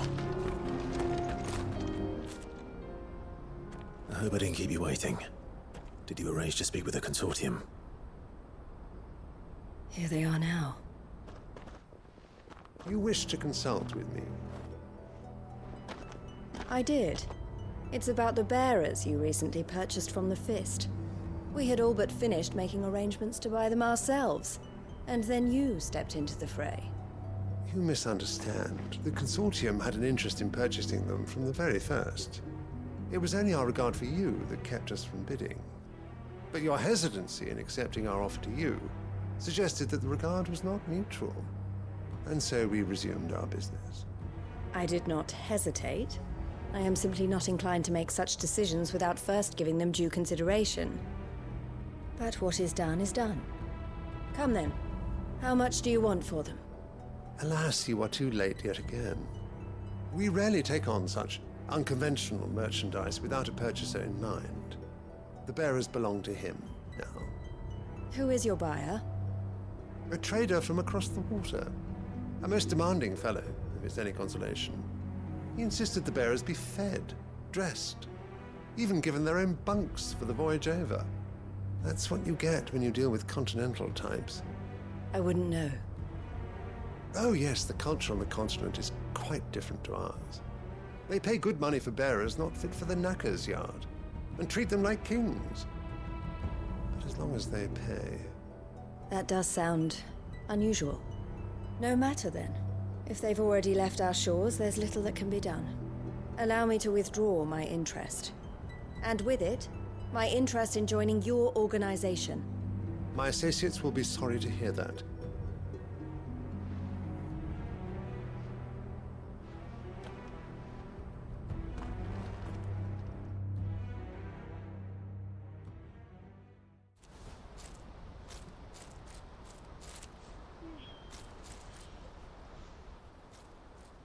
I'm sorry you weren't able to save them. As am I. But I only have myself to blame. He was right, you see. The Silver Peak Consortium did intend to buy those bearers before I did. Their representative hinted at a possible purchase when he came to recruit me. I feigned interest in joining them in the hope he might be encouraged to tell me more. And he did just that. As soon as he left, I sent my own offer to Randalar. So you never... No. I entertained the Consortium's proposal solely so I could learn more about those bearers. But I was a fool to think they wouldn't find out. I knew exactly who I was dealing with. You tried. I did. And if what he said was true, the bearers are to be well treated. Which is something, at least. But they deserved more. I wanted so badly to see them freed.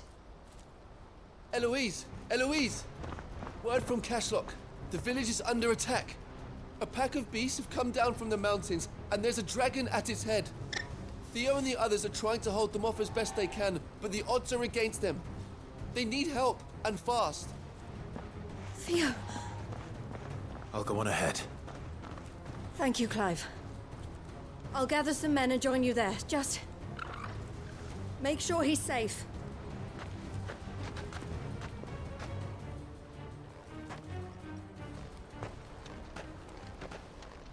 Hold on, Theo.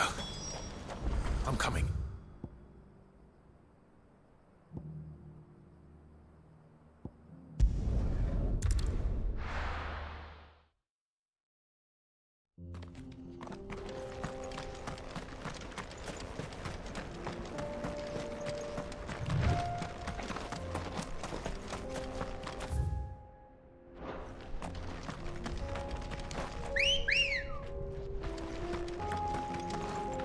Ready, go? Yeah!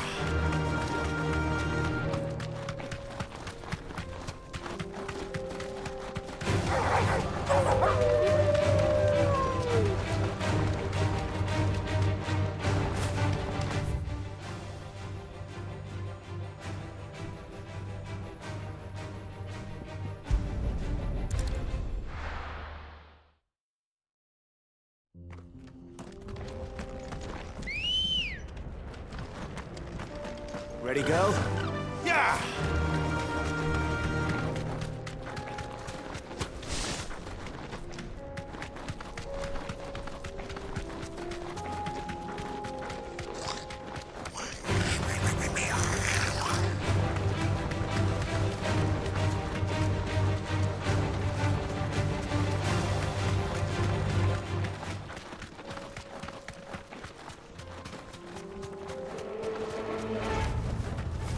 can walk from here.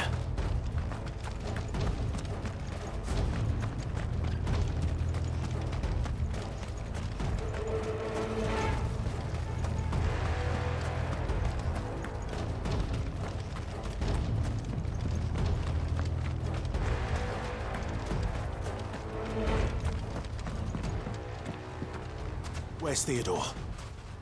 Upriver! He led the dragon that way to keep it from the village, but the whole area's flooded with ether. We just have to pray he makes it out in one piece. I can do better than that. Torgal, with me.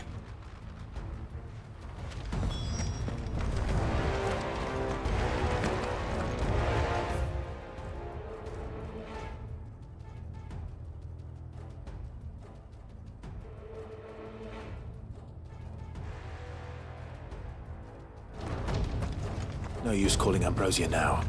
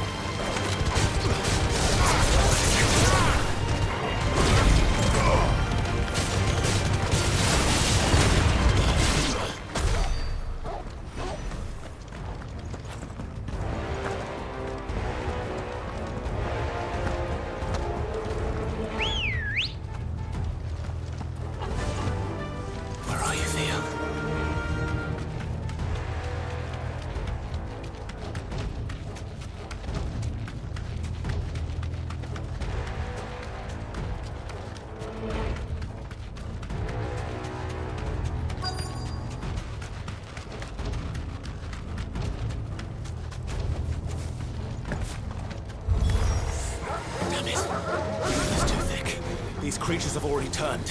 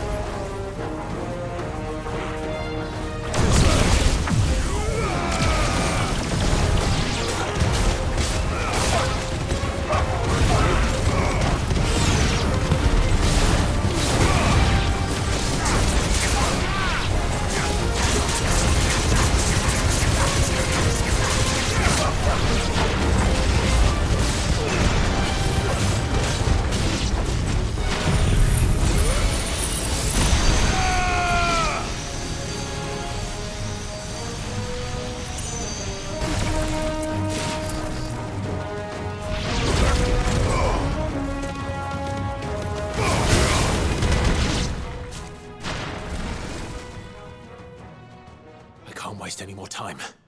I need to find Theodore before that dragon does.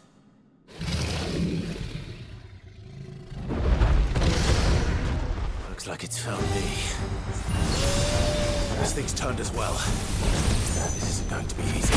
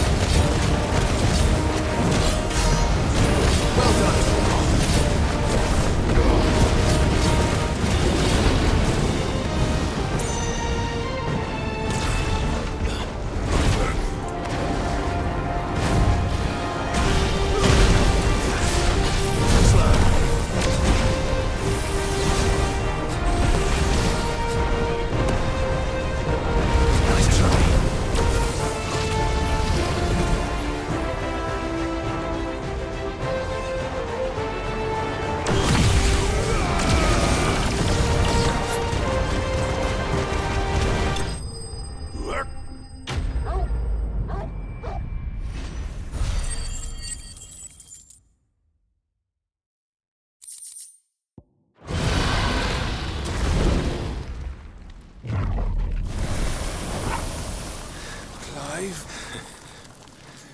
Theodore, you had me worried for...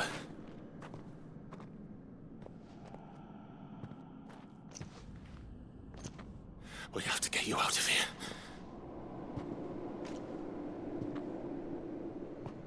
I think it might be a little too late for that.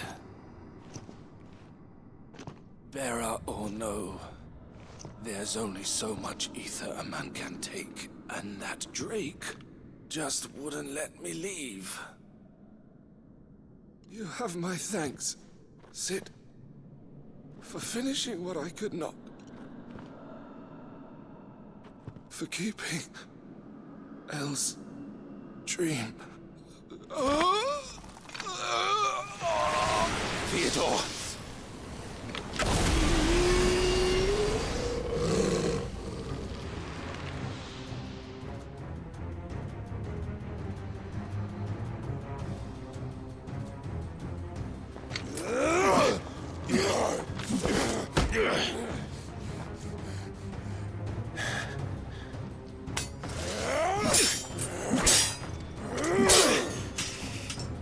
Don't make me do this.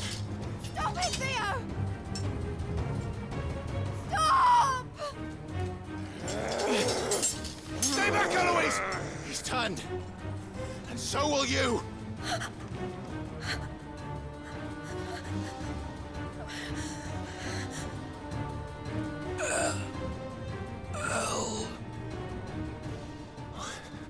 Theodore.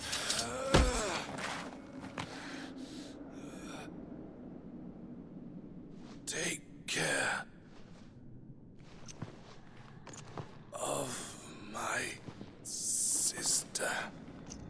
Theodore, wait. Goodbye, Elle.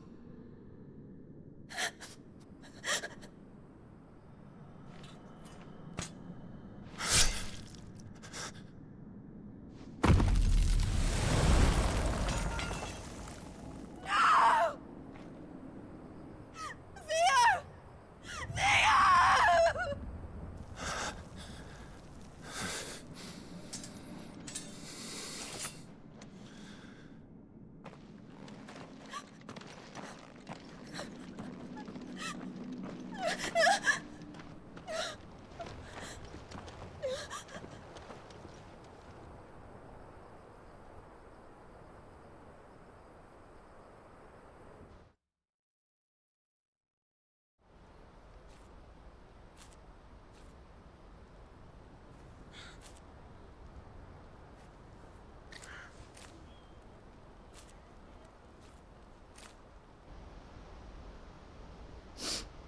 Thank you, Clive.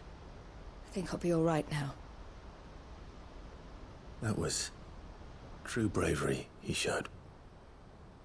Leading the dragon away from the village like that. His first instinct was always to protect people.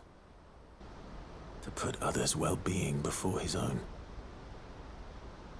And now he's gone. Because I sent him to that place, against his will. It wasn't against his will. He was ready to do whatever it took to show you he could stand on his own. So that you would finally be free to live your own life. To live my own life. He never could come to terms with the choice I made. What exactly happened? You once told me Theo was the first bearer you ever helped.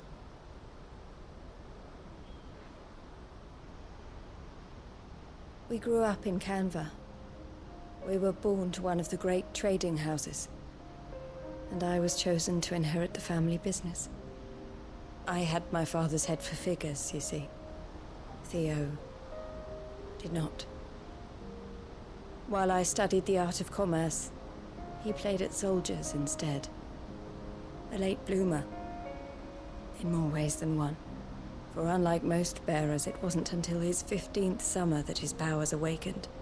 My parents tried to drive him out of the house and into the care of the constables.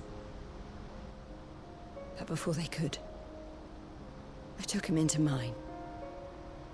Theo told me something else. He clearly admired your devotion to the cause of freeing others like him from slavery. But he said you deserved a better life than this. He wanted to free you from what he called your bonds, just as you freed him from his. I would be lying if I said I had not wondered from time to time how much easier my life might have been if I had allowed Theo to be taken and devoted myself to the family business instead.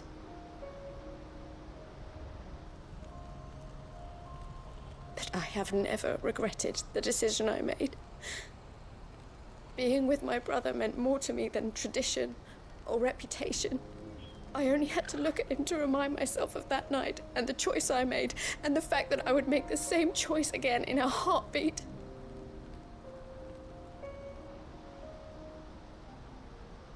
He was never a burden. How could he even think that? If anything, I was the one who weighed him down. You weren't, Eloise. He said it himself, that he had always been grateful to you for saving him, and that he wanted to repay you by letting you live the life you were denied. Neither you nor Theo weighed each other down. You loved one another. You did whatever was necessary to continue living your lives together, and you always would have. You're right. All I ever wanted, all I ever did, it was so we could be together. Oh, Theo, why did you have to...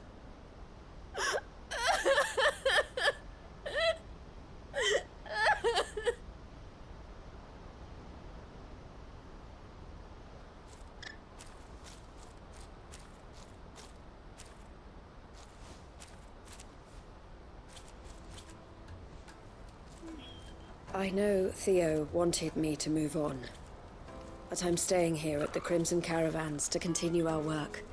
We can make a difference here. We can help people, save them. I need nothing more from life than that.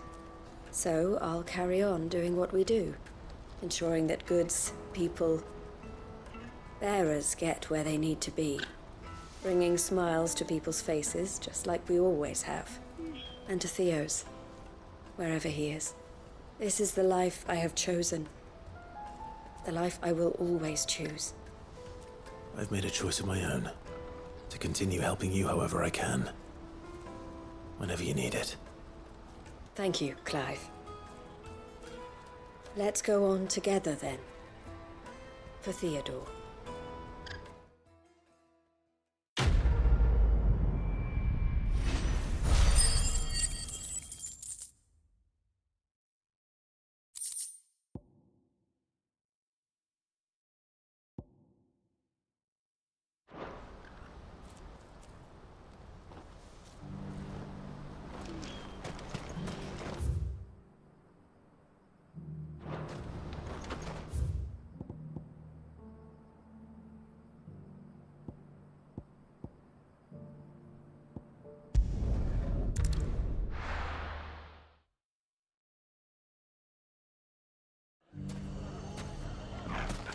Everything's back.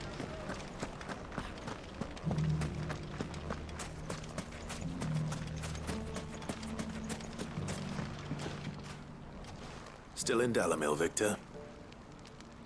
Ah, Sid. I thought you'd have returned to Cosnis by now. I did. Then I came back. I've developed something of a fondness for the place. And having worked so hard to see it saved from one fate, it would seem remiss to abandon it to another. A sentiment Master Lubor certainly isn't shy about exploiting. Hence my doing his bidding yet again. You're not the only one. What does he want you to do? He asked for my aid in putting down the bandits.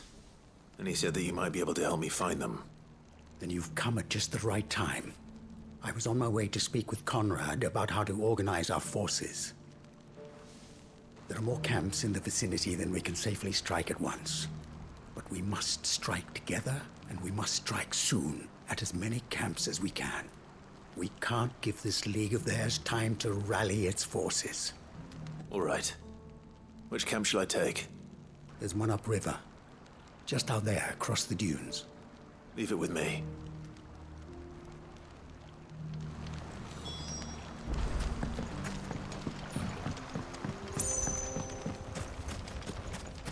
Those ne'er-do-wells want to band together. Let them. They'll be no match for us. Ready, go? Faster!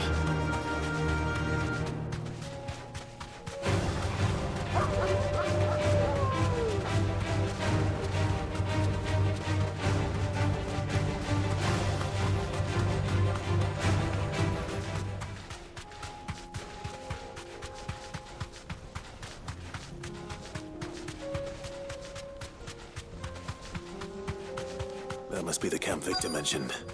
Come on then, Toggle.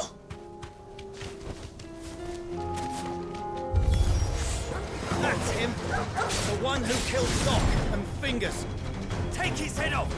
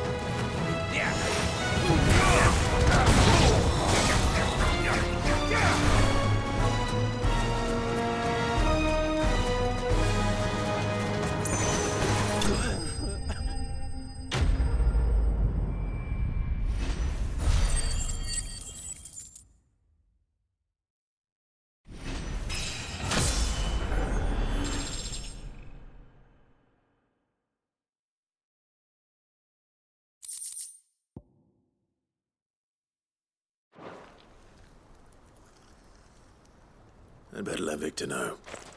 Sid, where are you? Ah, I see the bandits didn't pose you any trouble. No, but that's not why you're here, is it? No. Something's happened. We need you back in Dalimil.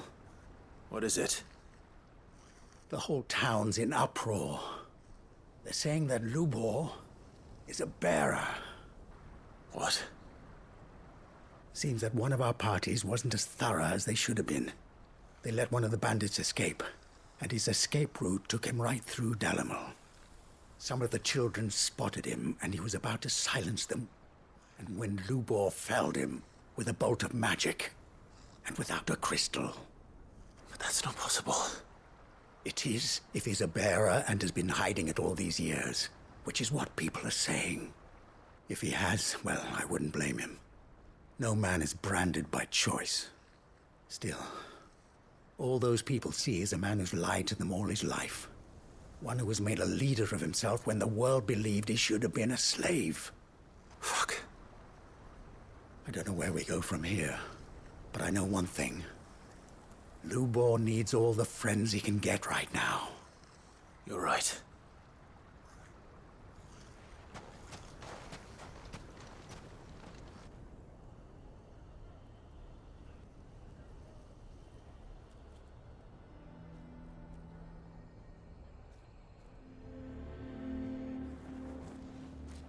And now everyone knows.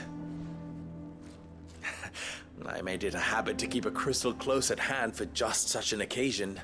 And when that occasion arose, I forgot to reach for it. Well, it was bound to come out sooner or later. We're sorry, Lubor. We tried to keep running, but we just couldn't anymore. There's nothing to be sorry for. I rather enjoyed playing the hero for once. All that matters to me is that you two are safe. Look at him talking to his betters like it's nothing. All lies, I'll wager. Just like the ones he fed us all these years. Once people make up their minds, it's hard to change them. We need to do something, and quickly. Convince the people not to let their prejudices blind them. Convince them that nothing has changed. That their enemy lies outside these walls, not within them. You're right. We should speak to everyone. I'm glad you agree. I'll handle the townsfolk. I'm a Dalmec born and bred. They listen to me. You head to the tavern. Make Conrad and Natalie remember who Lubor really is. They know that Lubor and I are friends. I might not make for the most impartial of interlocutors. Lord Underhill of Randalar's League of Merchants, however, is a trusted and impartial mediator of note. I'll do what I can.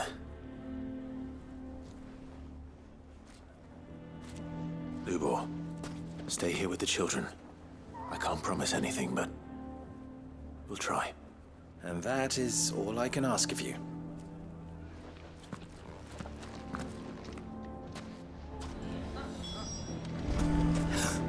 Why are you taking the bearers? Why do they always have to make such a fuss outside? Knew all along that he was... Forgive me for disturbing you, but could I have a moment of your time? I've seen your face before. As have I. Lord Underhill, wasn't it? Of the League of Merchants. That's right. I wanted to speak to you about Lubor. The rumors that he's a bearer. All true, I'm afraid. He'll never be mayor now. Not if I have anything to do with it. But what of his wares? Bearer or no, his steel is highly valued throughout the Republic. In this at least, he's done the town a service. Might that not earn him a little leniency? Leniency? He pretended to be one of us when he was laughing behind our backs all the while. I'm sorry, my lord, but he lied to us. He lied to you. He cannot be trusted. So what do you propose? Will you drive him from his home? Close his forge? Perhaps. That is a question for the people of Dalimil, and they will thank you not to get involved.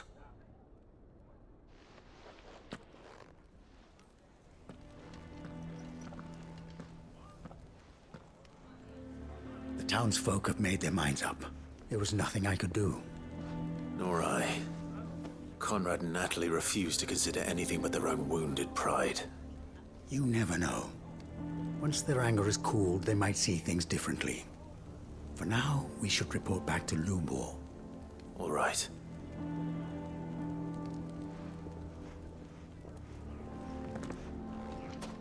Why do they always have to make such a Why the hell would Victor... driving away our customers? I assume the situation is hopeless? There's still hope. But...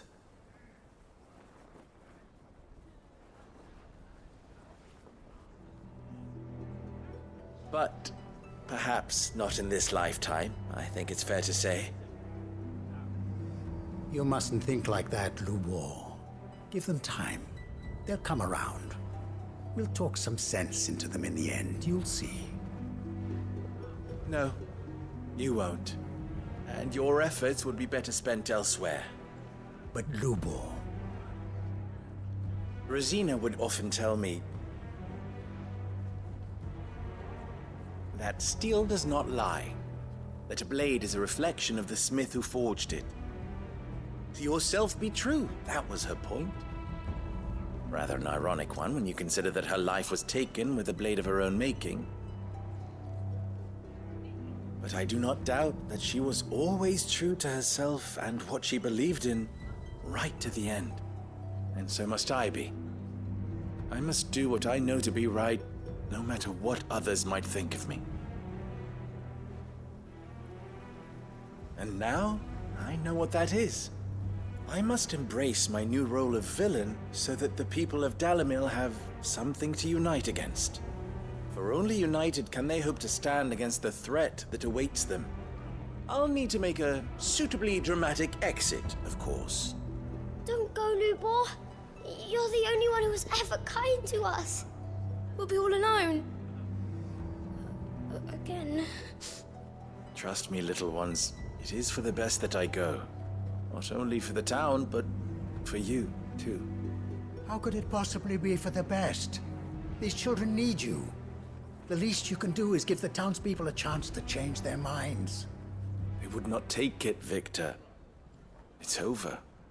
Over, you say? And so just like that, you're going to throw this town and these children to the wolves? I thought you were better than this. But it seems you had me fooled as well. Victor. Forget it. Do what you will.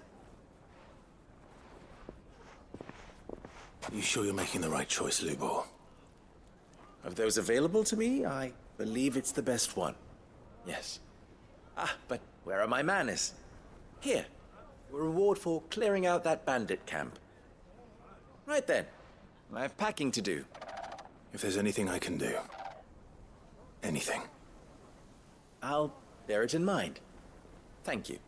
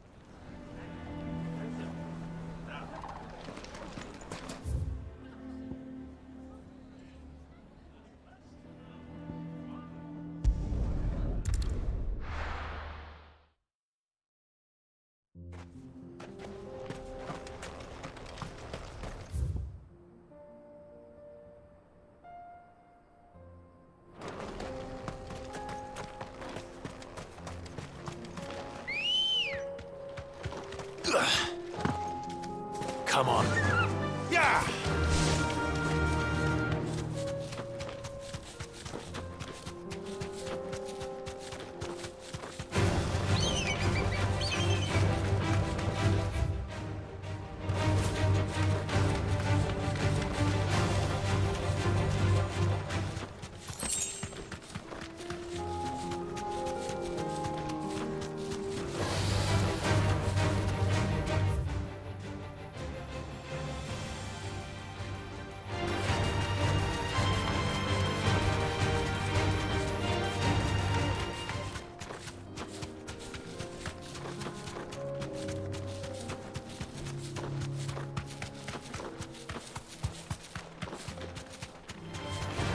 Surrounded.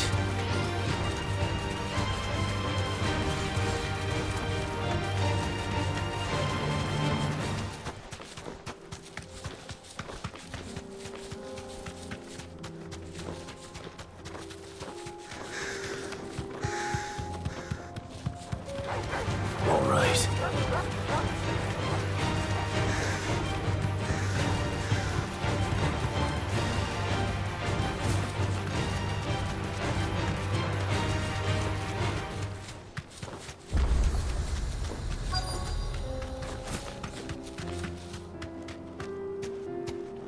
Be safe.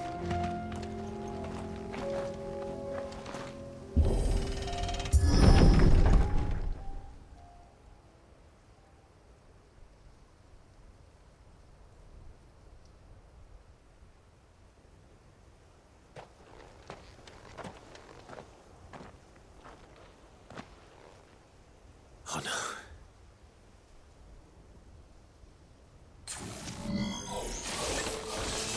You'll pay for this. There may still be survivors.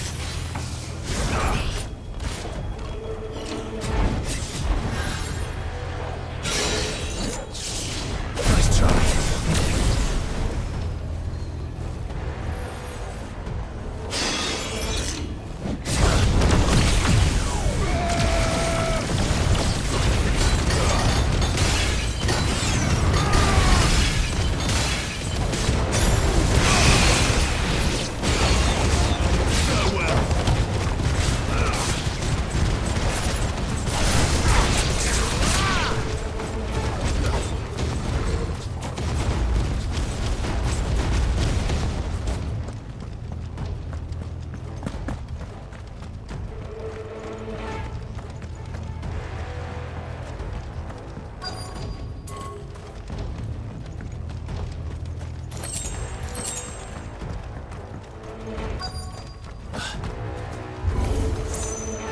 that thing is. I'd say it's their leader.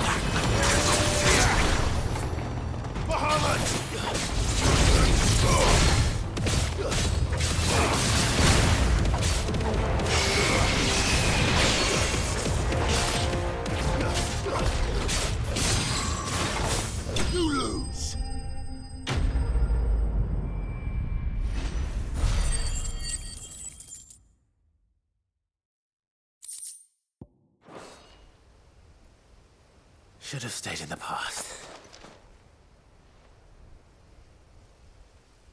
These must be Cyril's colleagues. You have our thanks, stranger. Who are you? Forgive me, my lord. I did not recognize you. You are Lord Rosfield, are you not? We are archaeologians, tasked with surveying this site. When the echoes appeared, our brothers here occupied their attentions.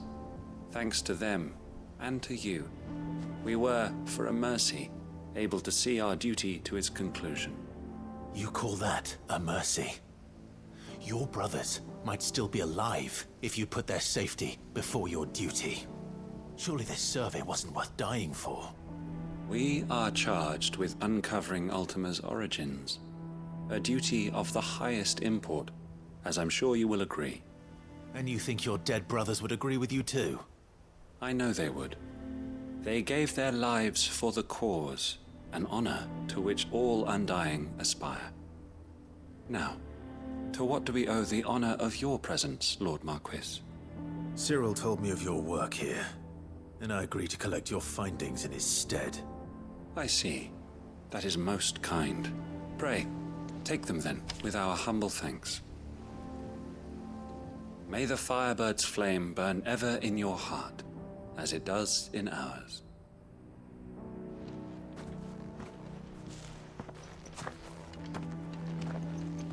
It's one thing to lay down your life for another, but for a survey...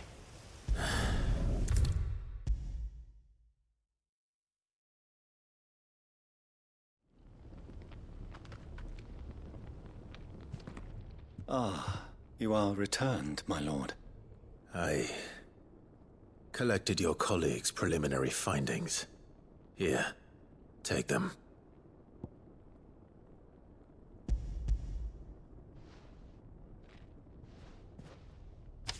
My thanks. I shall study them, and inform you forthwith if I discover aught that might aid you in your fight against Ultima. Cyril, your survey party suffered several losses in Kretov. Losses which could have been avoided, had the others not chosen to complete their work, instead of saving their friends. Were these your orders? No. This was their choice. Every Undying devotes his life to the service of the Phoenix.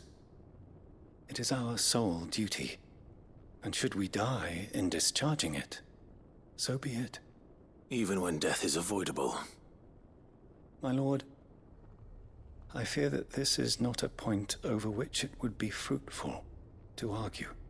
The Undying have served the Phoenix for countless generations, and your opinion of our methods, however earnest, is not like to change them. We live to serve the Phoenix. Our very order exists for that purpose, and that purpose alone. Cyril, I know that you and your brethren answer only to Joshua, but allow me to offer you a word of advice. It does not further the cause of the Phoenix to have his loyal followers surrender their lives without good reason. Provide your survey parties with an escort, that they might live to do their duty for years to come. Think not only of how you can serve the Phoenix, but how Joshua would want you to serve him. Please. For all our sakes. I thank you for your advice, my lord. If you will permit me to respond, our faith in his grace, Joshua Rossfield, is absolute. And we of the Undying will do what we believe is right to fulfill our duty unto him. As first shield to the Phoenix, I am sure you understand what it means to do one's duty. I do. Then we are of the same mind. And it is my hope that we may continue to do our duty together.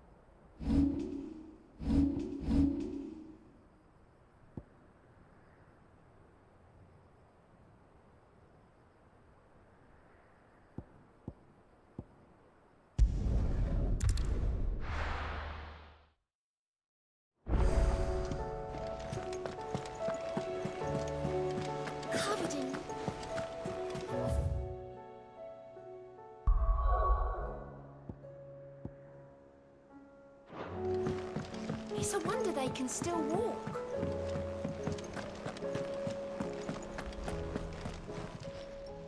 Ah, I wasn't expecting you back so soon. Your benefactors are a generous lot. You earned this.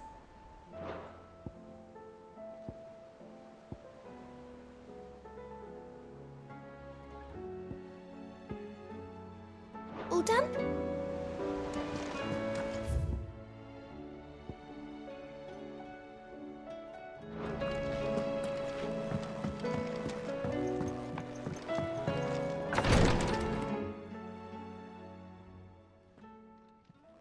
How are you feeling, Joshua? Better than I was. But not nearly as well as you should be. Your cuts and burns may have healed, but your body still bears the burden of every spell cast. And what would you have had me do? It was no ordinary foe we faced. It was the Warden of Darkness. Yet still, it was not enough. The king could have ended me at any moment, but instead chose to toy with me like a curl does a mouse. You underestimate yourself.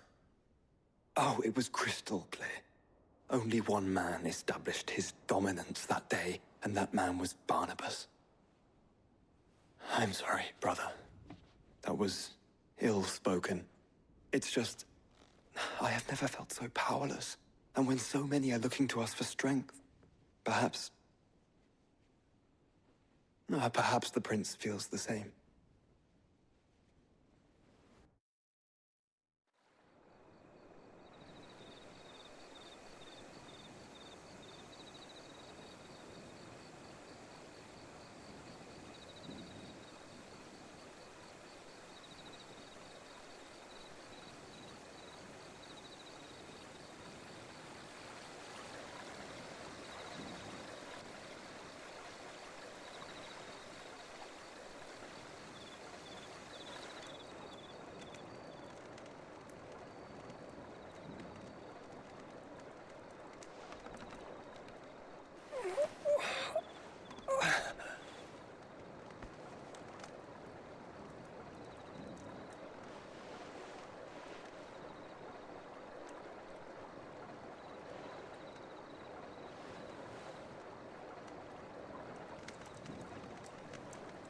What is this place?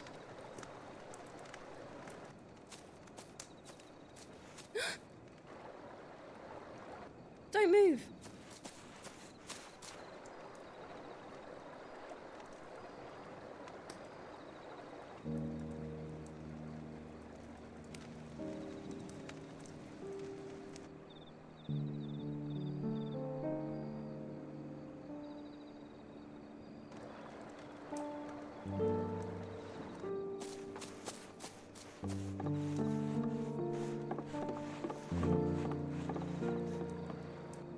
Here, it's fresh from the well.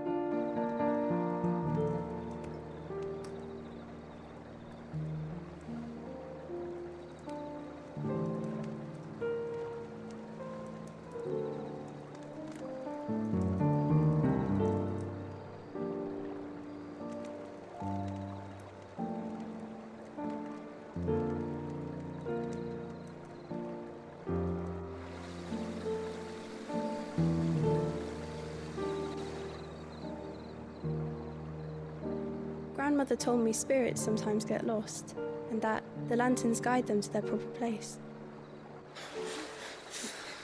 I set one on the river for her when she passed away.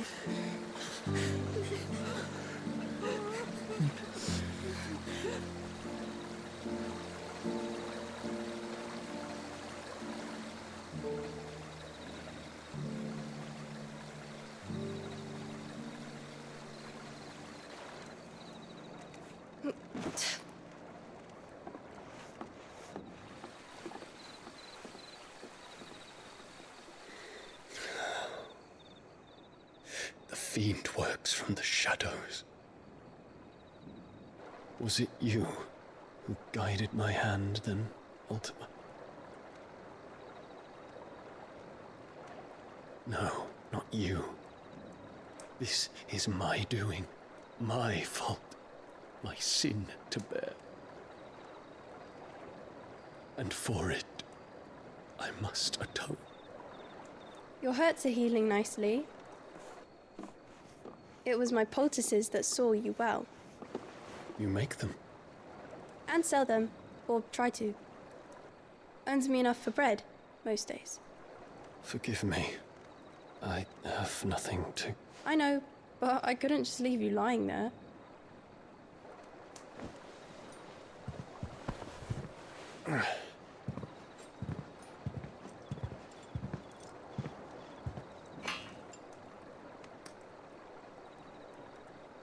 You're going then?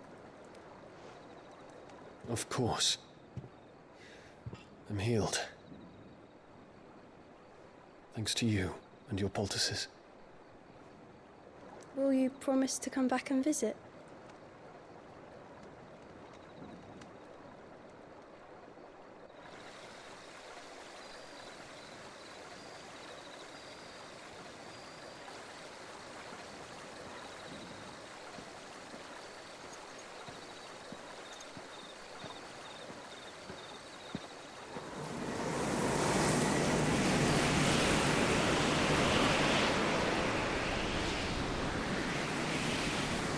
Well, Phoenix, it would seem that I owe you my wings.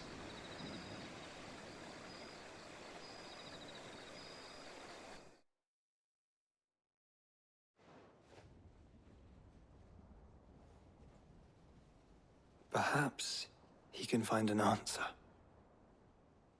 You will be returning to Waloed soon, I gather. I see no reason to wait. Then neither do I. I can think of a few, but I doubt they'll stop you. You will take your medicine. Of course, Lady Daya. Set on leaving already, are you? How long will it take us to get back to Ash? Dunno, about the same amount of time it took us to get here. Maybe less, if your uncle can find someone trustworthy to patch up the Enterprise. All depends on where we're putting into port, mind. Yes. It's not as if we can put ashore wherever we choose.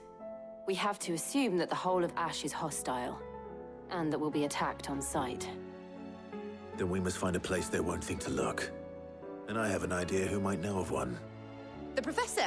I'll go and tell you coming! While you're plotting our course, I'll be in the shelves with your lawsman. I wish to pick his brains about Ultima.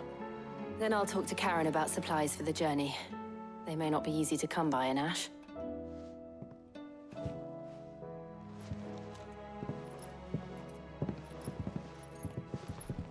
Your brother's body won't take much more of this recklessness.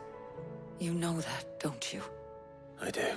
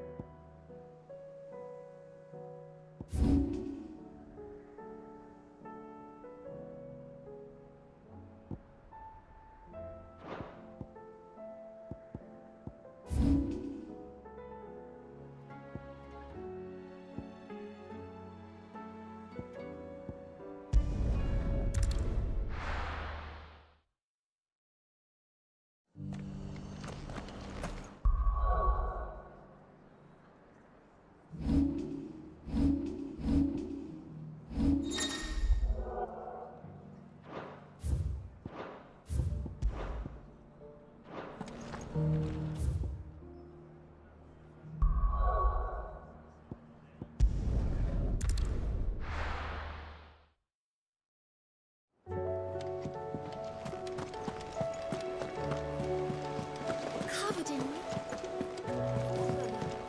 it's a wonder they can still walk. I still say we're a compliment. Ah, Clive. I was wondering when you'd arrive. Please tell me you've come to take our young prodigy here off my hands. I'm not here for Mid. I need information on Ash. Then why not ask Molly if you can look in one of her ovens? Go on. As soon as the Enterprise is ready, We'll be setting out for Drake's Spine, and we're going to need a safe place to land. Preferably one that won't see my ship blown to shit and splinters. If it were that easy, do you think Waloed would have resisted invasion for so long? Very little is known of Ash, and the information we do have is spotty and outdated. We have the good King Barnabas to thank for that. Waloed's borders have been closed to outsiders since the day he seized the throne. If there is anywhere safe to land, you won't find it on my map. Then tell us what we will find. I'm sure you know better than we do.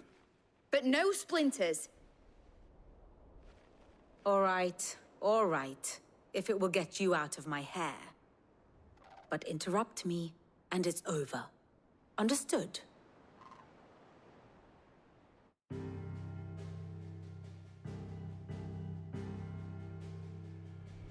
Barnabas Tham, the one they call the Last King. Understand him, and you will understand the kingdom of Waloed. Barnabas was only a boy when he arrived from beyond the southern seas, and barely a man before he united the ragged tribes of Ash.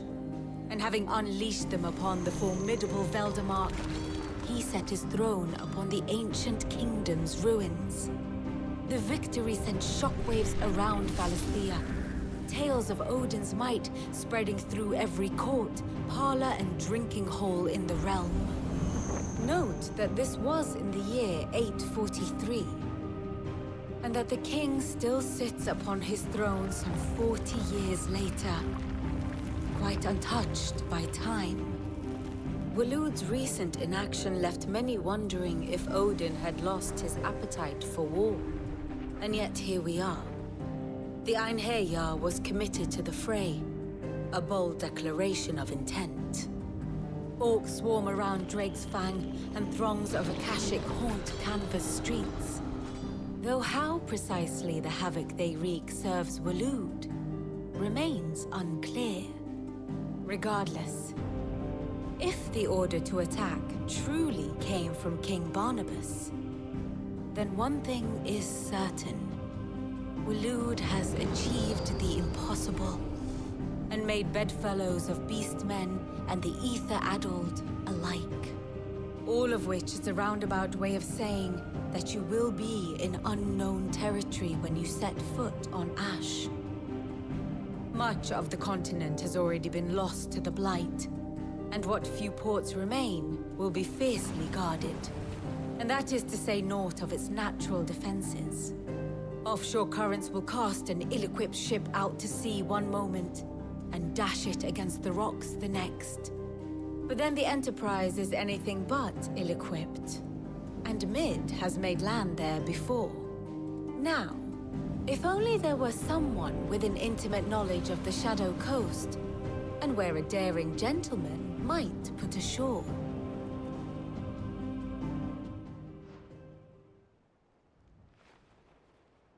You see, Clive, you had the answer all along. Do you think you can get us back to that beach, Mid? Picked you up from it, didn't I?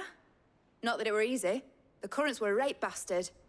But then, if it wasn't hard, it wouldn't be worth doing, would it? Well said. Thank you, Lady Vivian. If a few morsels of common knowledge and a sprinkling of tavern talk are worthy of your thanks, I wonder what genuine intelligence might earn me. Probably more visits. Mid, I need everyone in the ale hall now. I'll fetch Joshua from the shelves. Aye, aye, Captain.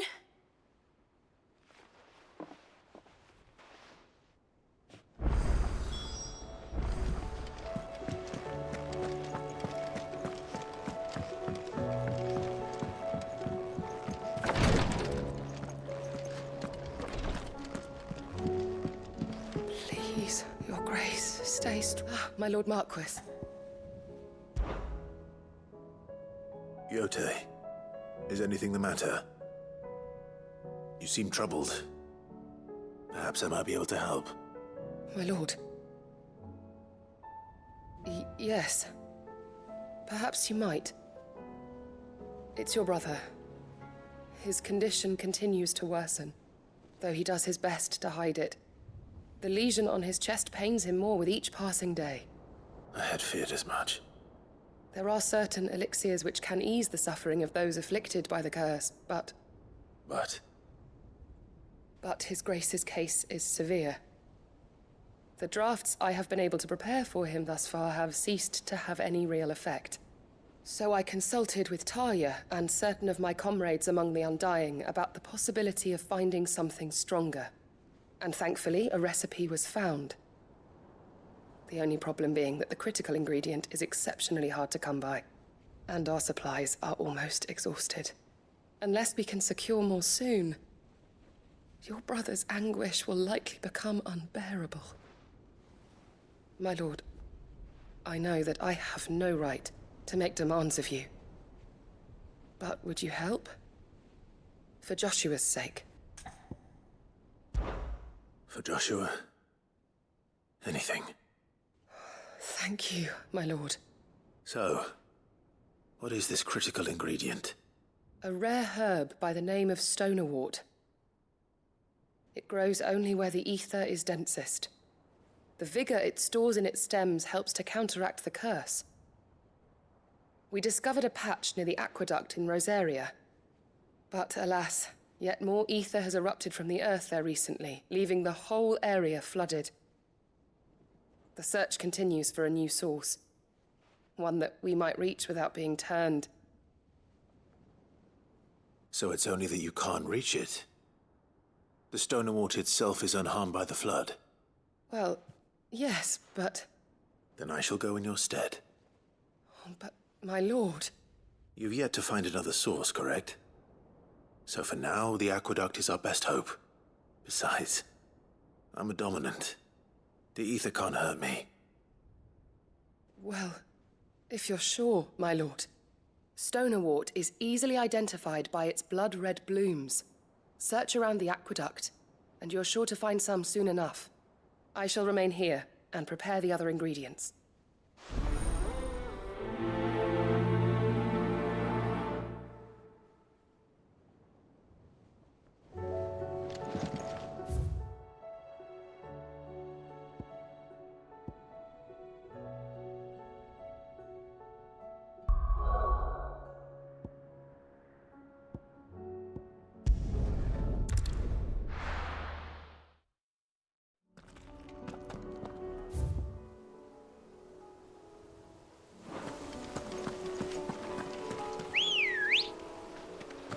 Good girl.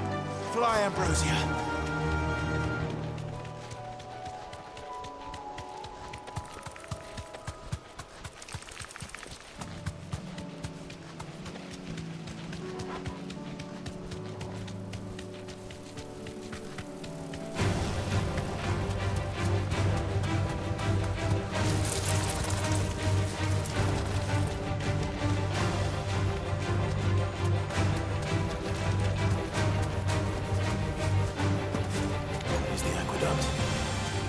To find our Stonewort. Yote mentioned blood-red petals.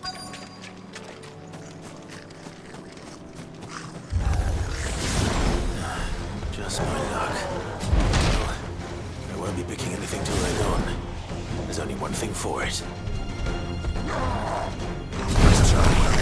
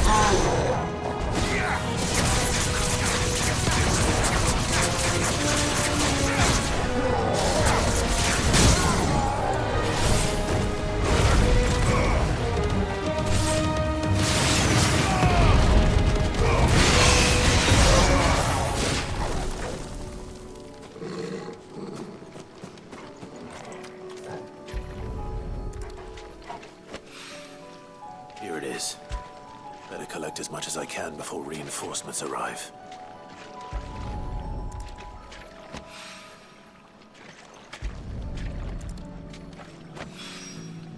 Right.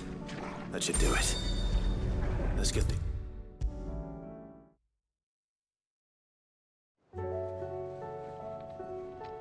Yote, I brought back all the stone and water I could find. Will this be enough?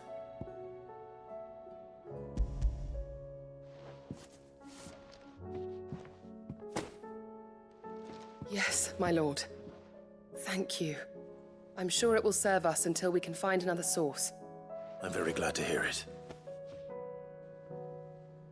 You and His Grace are very much alike, you know. You think only of how you might help others, and never of the danger to yourselves. No more than you have minding my brother. You've risked a lot for him, and I thank you for it. I am honored that you should say so. But I beg you, my lord, do not give too much of yourself for the sake of others. We could not afford to lose you. I'll keep that in mind.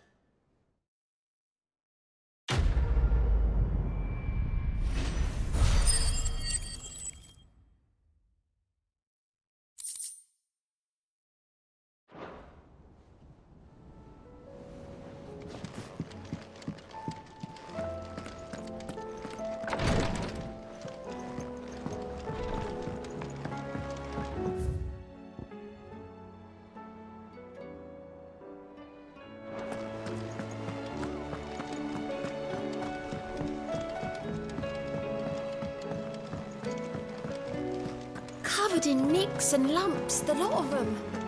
It's a wonder they can still walk.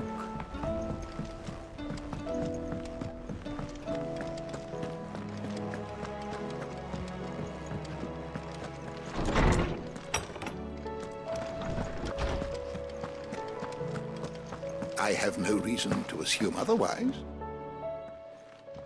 Clive, you must listen to this. Lawsman, tell him. Do you recall when we spoke before on the divinity of Ultima? Well, it inspired me to delve deeper into the subject. And what I discovered appears to agree with the findings of His Grace. You will recall that my quest to uncover Ultima's origins began with the mural at Phoenix Gate. But while I've always known it to be important, its secrets have heretofore eluded me. Now, however, I believe I know where to find the more complete example. One that will reveal all we seek. Master Clive, have you ever in your travels chanced to hear of the Circle of Malleus? I would think not, if you have. But there was once a time when the faith flourished, the oldest known religion in the Twins, and though its popularity eventually waned on Storm, hints of its dogma remain embedded in more modern faiths such as the Crystalline Orthodox. Wait, you said it waned on Storm. What of Ash? Religious monuments are often torn down or repurposed when new faiths rise to prominence. But if no new faith arose, then perhaps the ancient temples might still stand. And so, you see now why I must accompany you to Waloed. It would appear the past still has much to teach us, though in this case, it would not have been possible without the musings of Moss. To think that you carried a copy of my old mentor's chronicles all along. I am relieved to discover it in good hands. I shall guard it with my life. Joshua, if you're finished here, join me in the ale hall. I need to speak to everyone before we leave. Right away.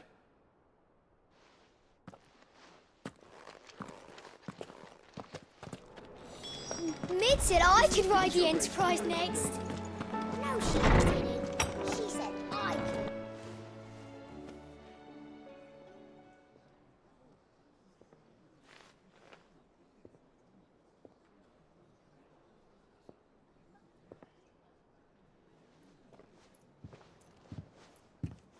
My apologies. By now you've all heard where we're going and why. So I won't bother you with the boring details, only the important ones. If we attempt to approach Stone here by sea, there's a good chance we'll be sighted and fall prey to the capital's artillery. So instead, we'll disembark on the southwest coast and make for Drake's Spine on foot. I say we, but it's highly likely the entirety of Ash is under the rule of Ultima. A large party would only attract unwanted attention, as well as slow our march and require supplies which may be difficult to obtain. Only Joshua and I will be going. And a scout. Preferably a good one. Gav, do you know of any? You bet your ass I do. Might still borrow some of Lady Vivian's maps, though. Just in case, like. Once you've dropped us off at the Shadow Coast, you need to retreat into neutral waters, fly merchant colors, and stay inconspicuous. If you sense any danger at all, you leave us behind and return to Storm. Inconspicuous is my middle name. But like hell am I leaving anyone behind. The ship ain't going nowhere till your scurvy mugs are smiling on deck. Jill, the Enterprise will appear a tempting target for royalists and pirates alike. You're to stop anyone boarding. Don't worry. I'll keep the ship and her crew safe. You'll be needing passage home, after all. But... very well. If there are no questions, I'll see you all at the docks.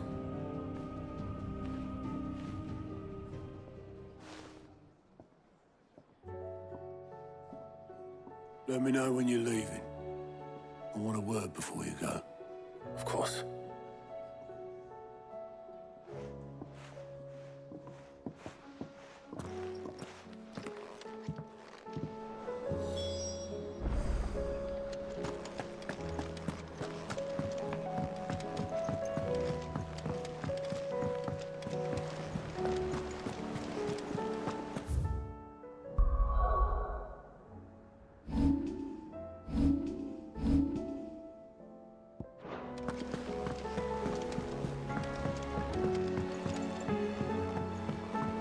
How do you split the sea, you reckon? Is something wrong? Not at all. Honestly. Can't a man wish his friend farewell? Just wanted to let you know that I'll keep things in order while you're off saving the world. I'll hold you to that.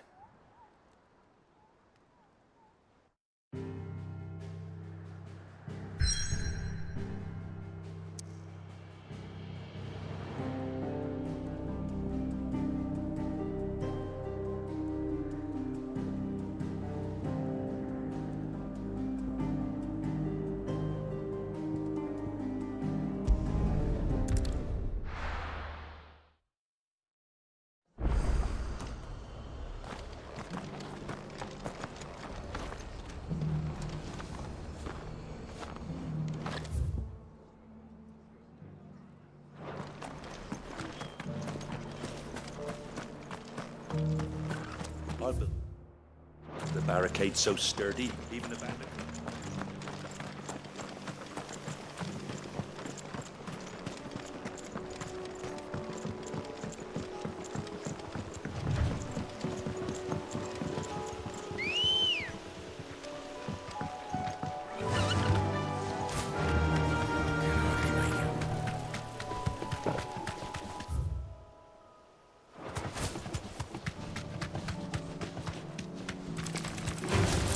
Someone's brave.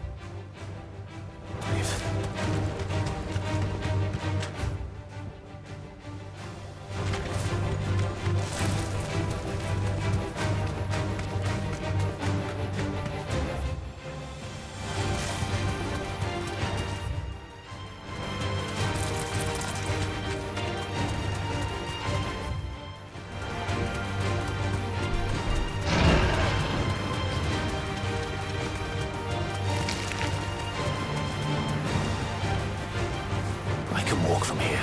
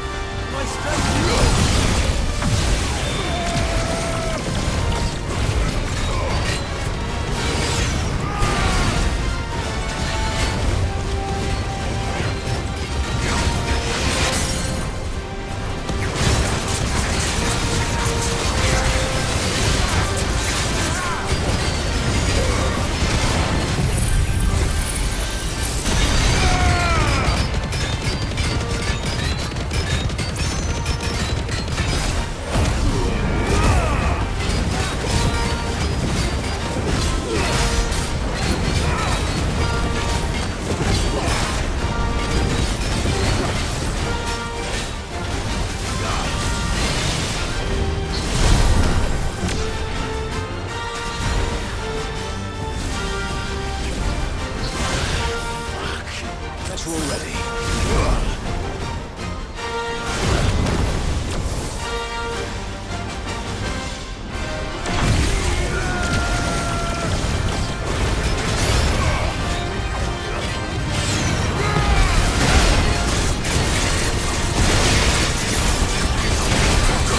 I failed. No!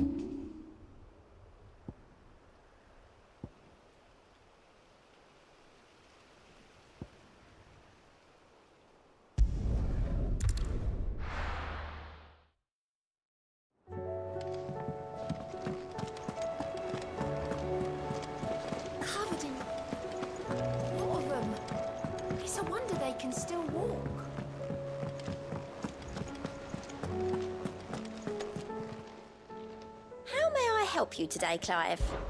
Come to claim your just desserts? You earned this.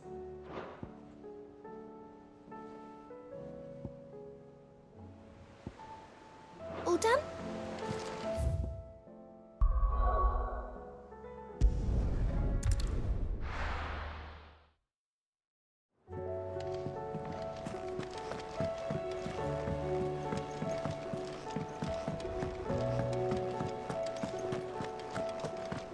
The stew's awfully thin these days. What do I owe the honor?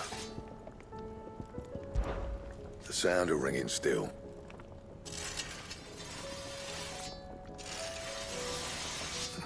So we weren't.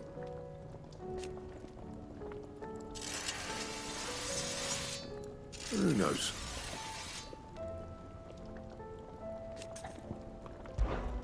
What's that for you, dear?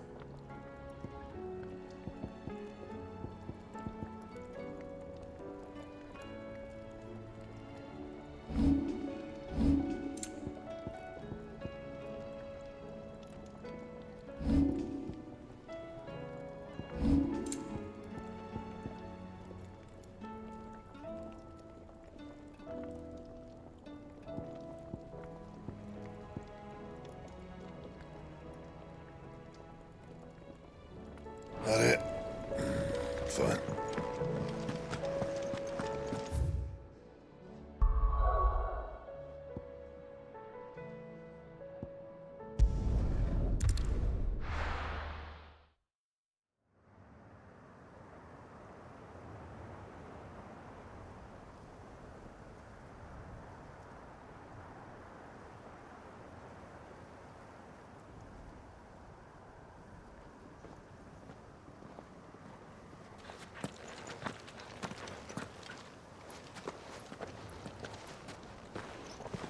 Reckon it'll be a long walk to the capital if we follow the cliffs. I'll scout ahead, see if I can't find us an inland route.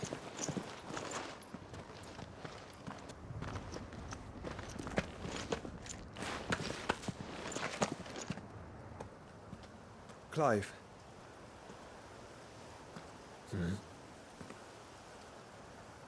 There's something I've been meaning to ask. You took her icon, didn't you? Yes, I did. She understood.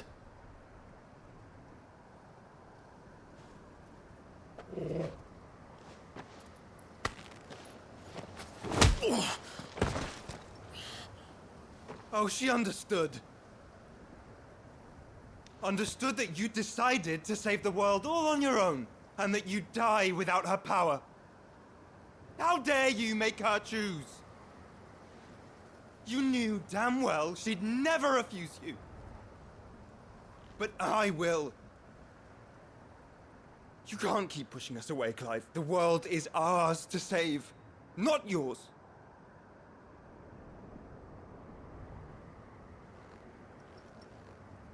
I used my gift because I thought it was the right thing to do.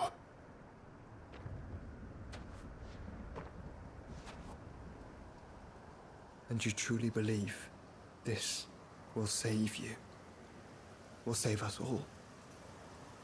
I do.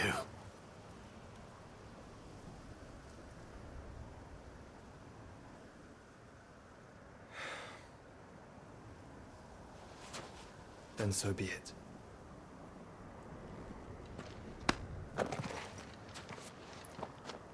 Just don't forget, you're not alone.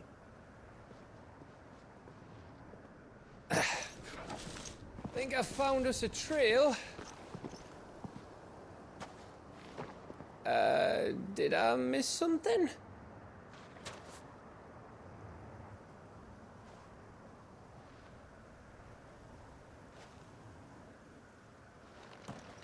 Only that Joshua didn't.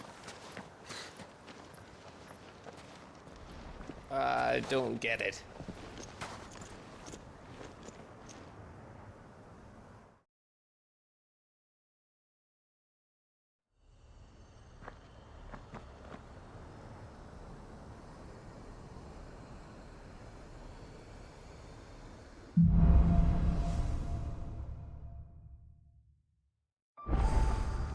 Always wanted to visit Ash.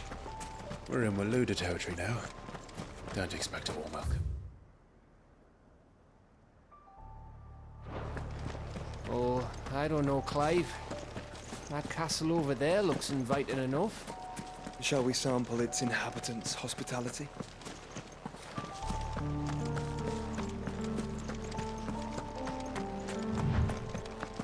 Remember what I said about warm welcomes, Gav?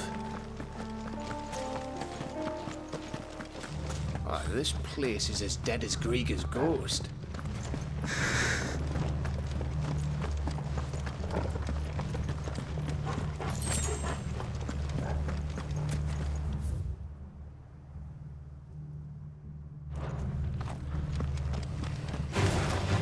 I knew I smelled something.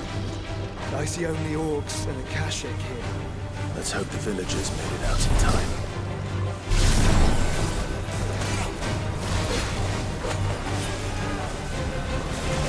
Nice try.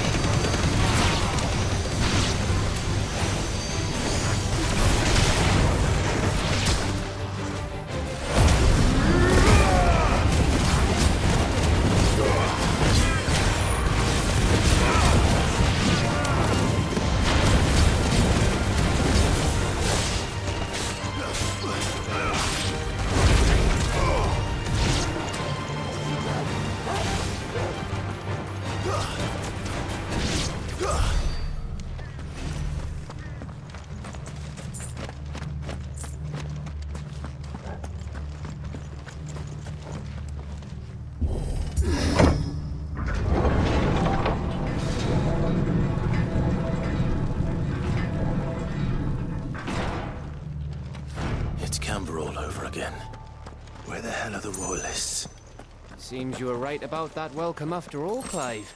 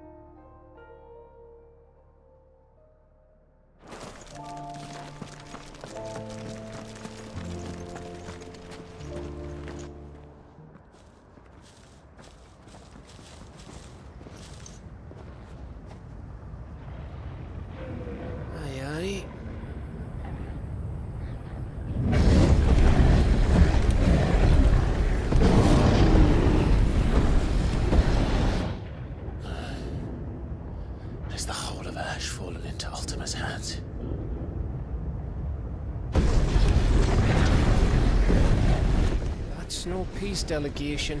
We should send a warning to the others. No. My uncle will have an eye on the coast. I trust he'll find a way to entertain any uninvited guests. Our mark is Drake's Spine, and there's a lot of road between us and it. We press on to Stone here. Aye, you never know. It might not be a nest of slavering monsters.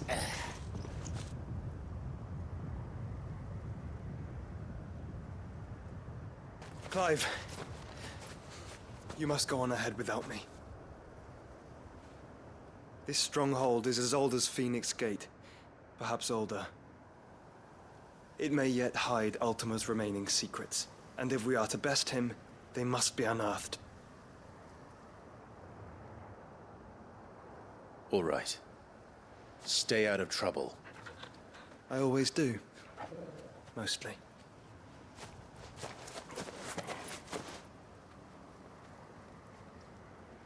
You sure about this? About leaving my brother on his own. Of course. Mostly.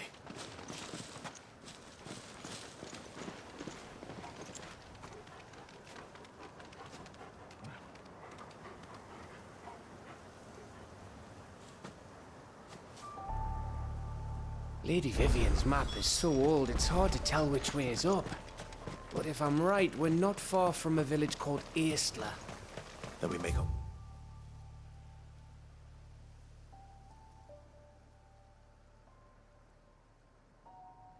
We there? Resupply and wait for Joshua.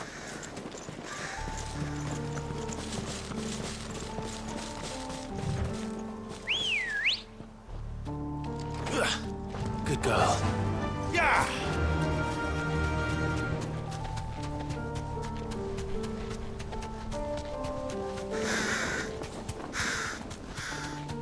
This place reeks like a moble's arsehole.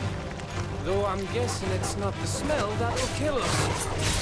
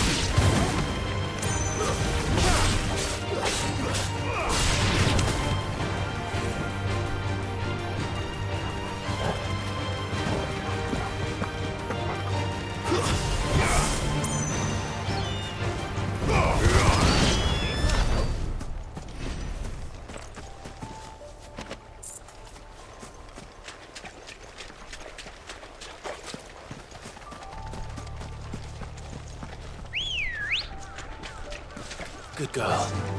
Faster!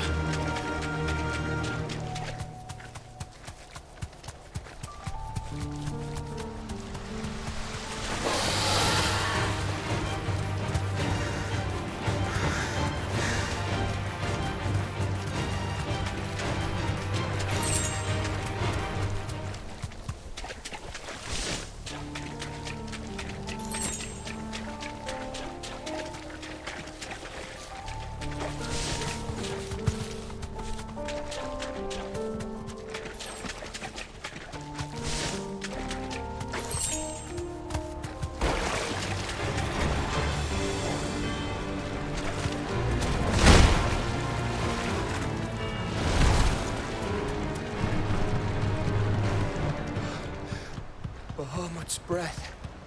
Don't look down, Torgal.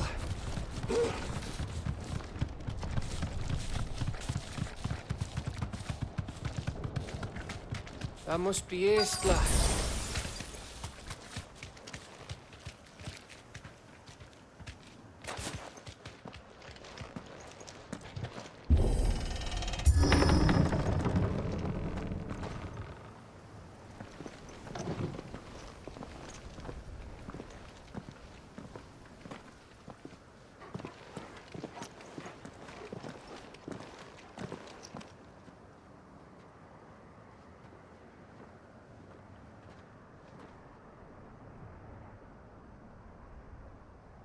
What do you think, Clive?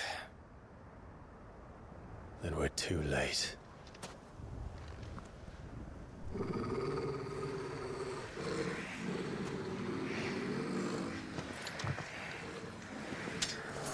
Damn it. They're all turned. There's nothing we can do. I wouldn't say nothing. No quarter gap! No quarter!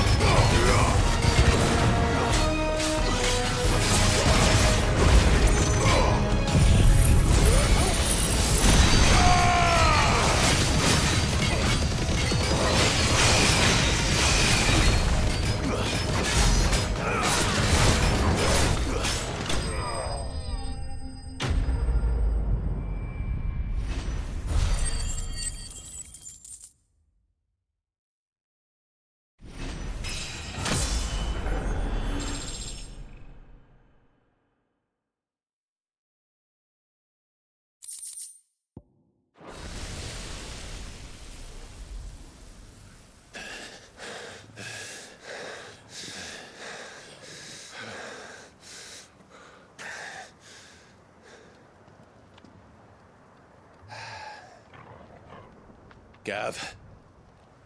Gav! Don't tell me there's more of the bastards.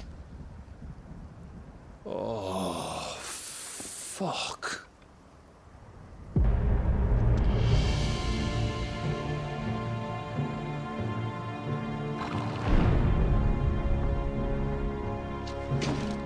Have you come to watch, Odin? Bound for Stonehead. Good. My master awaits you in the capital, though I cannot allow you to attend him in your present state. And how are you going to stop us? Why, with this!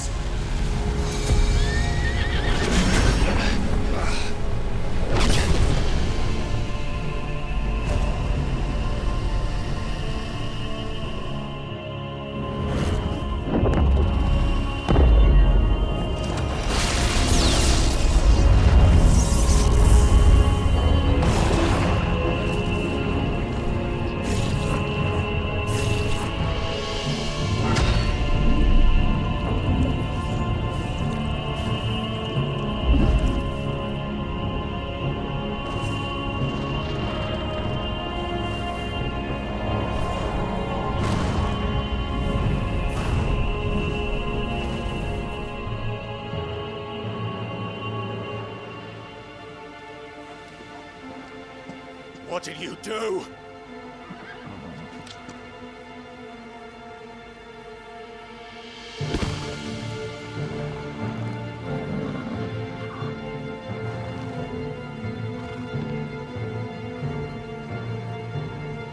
If the vessel would see the path opened, it has but to ask. I shall see that my master's prize is made presentable.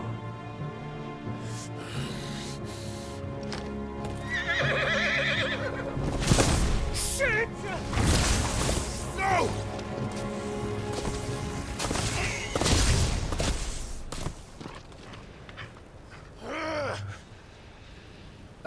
Clive, would you mind telling me what the fuck just happened?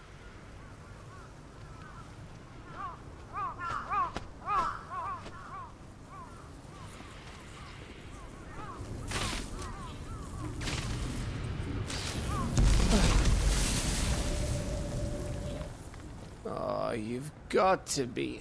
How are we supposed to get through that? We seek an audience with the king. If His Majesty wants me to come and ask him, then that is exactly what I'll do. Before you go practicing your petition, we don't even know where the fucker went. How about we cool our heads and think this through, eh?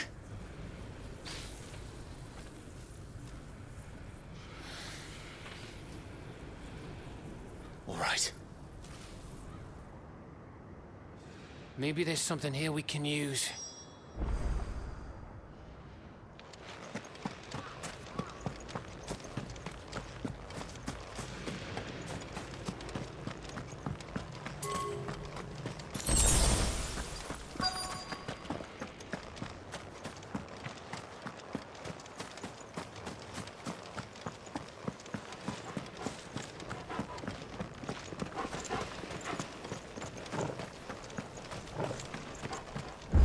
I thought we got them all.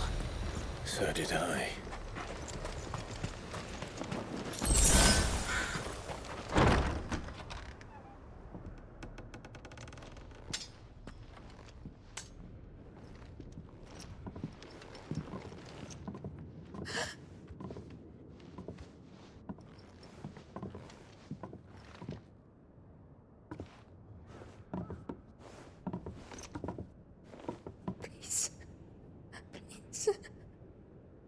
Please, no.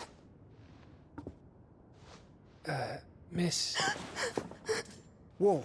Easy. Easy. We're not turned, all right?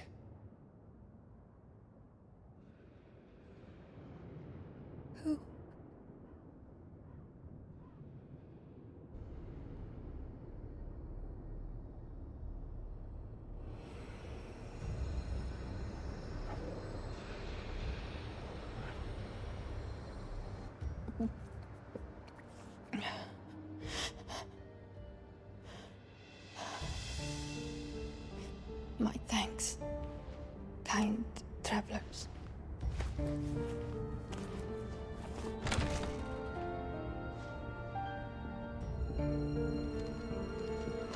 Edda, forgive me for asking, but what went on here?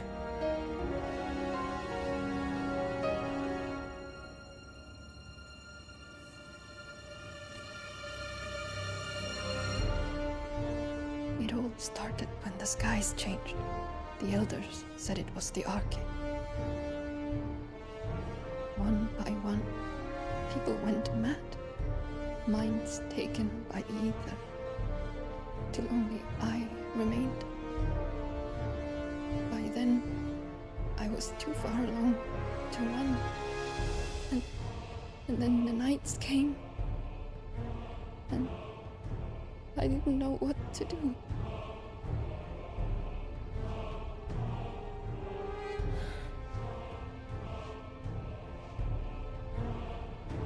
And this, Arcade is... Just a story. Something our grandparents told us when we misbehaved. About how the heavens would grow dark before the land took her last breath. The end of the world. You said the others went mad. But where did they go?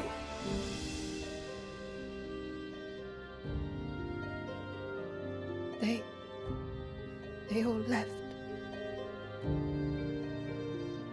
Drawn east to the tower, to Reverie. The elders, the healer, the blacksmith, my husband.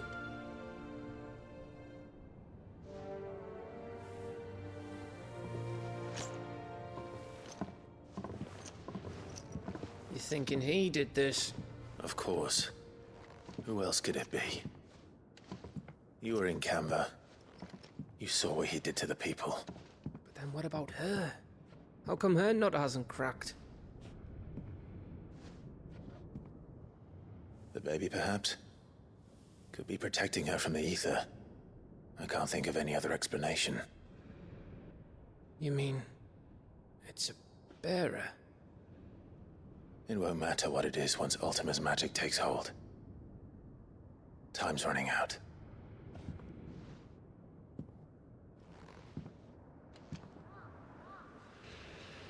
This tower. That's where we'll find the king.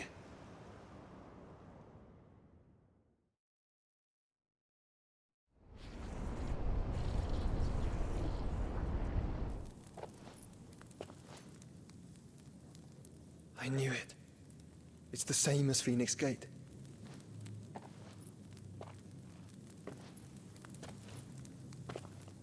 Which means at the end of these stairs should be...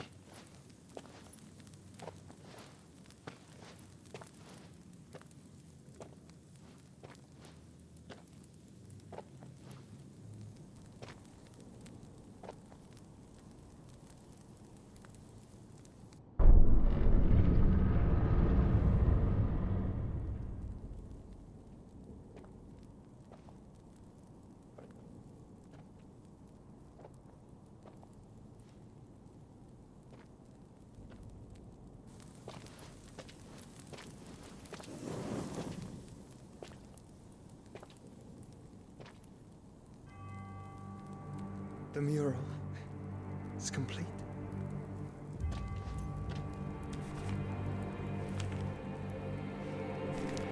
Ultima and this vessel, Ifrit. Garuda, Ramu, Shiva, Titan, Bahamut, Odin. Even Leviathan the Lost is here. But where is the Phoenix?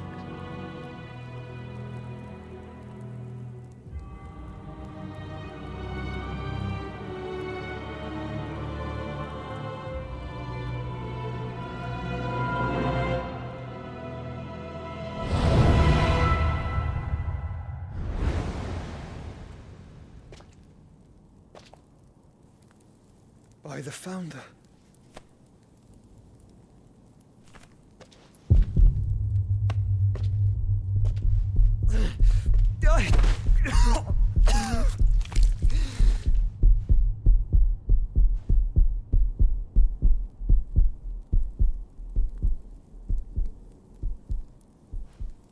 So that's what you want, isn't it, Ultima?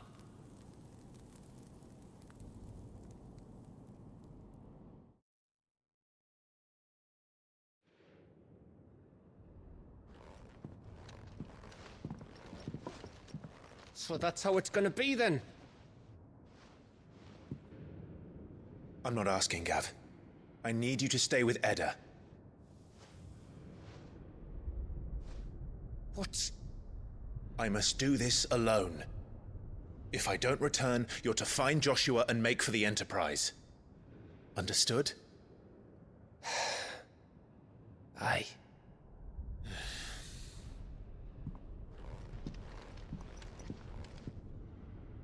Just don't you go dying on me. Sid's name suits your miserable mug better than mine. Don't worry.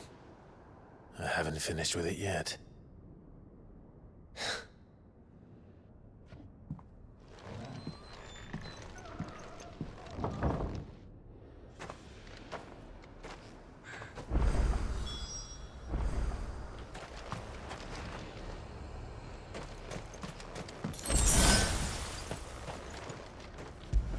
You all right, boy?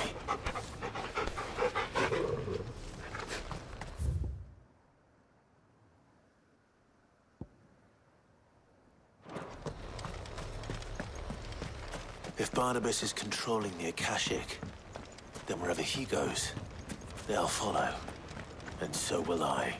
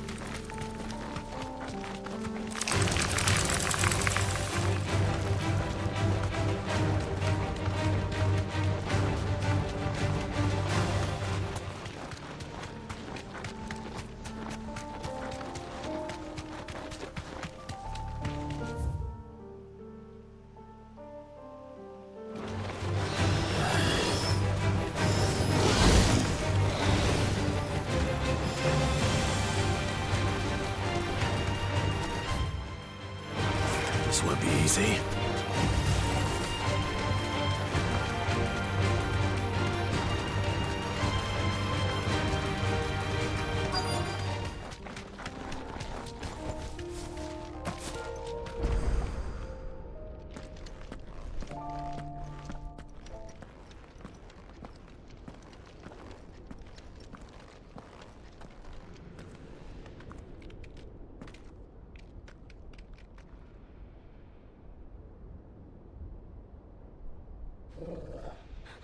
This is it, boy.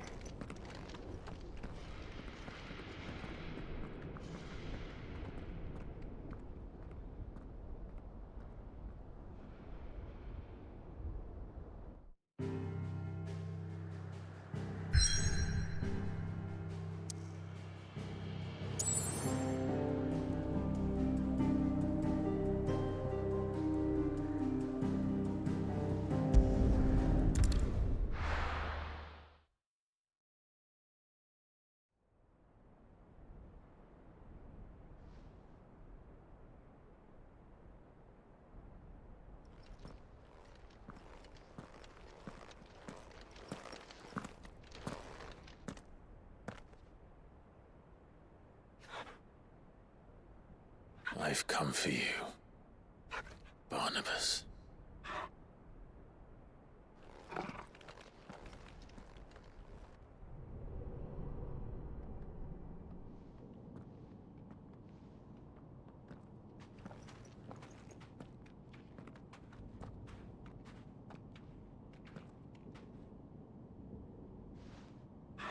Stay close, Torgal.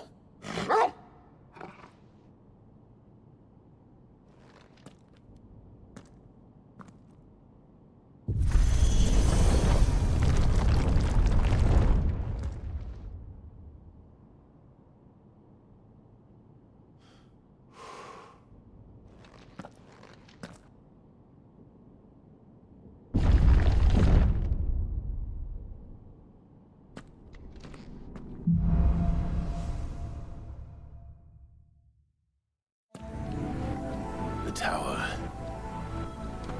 It's alive.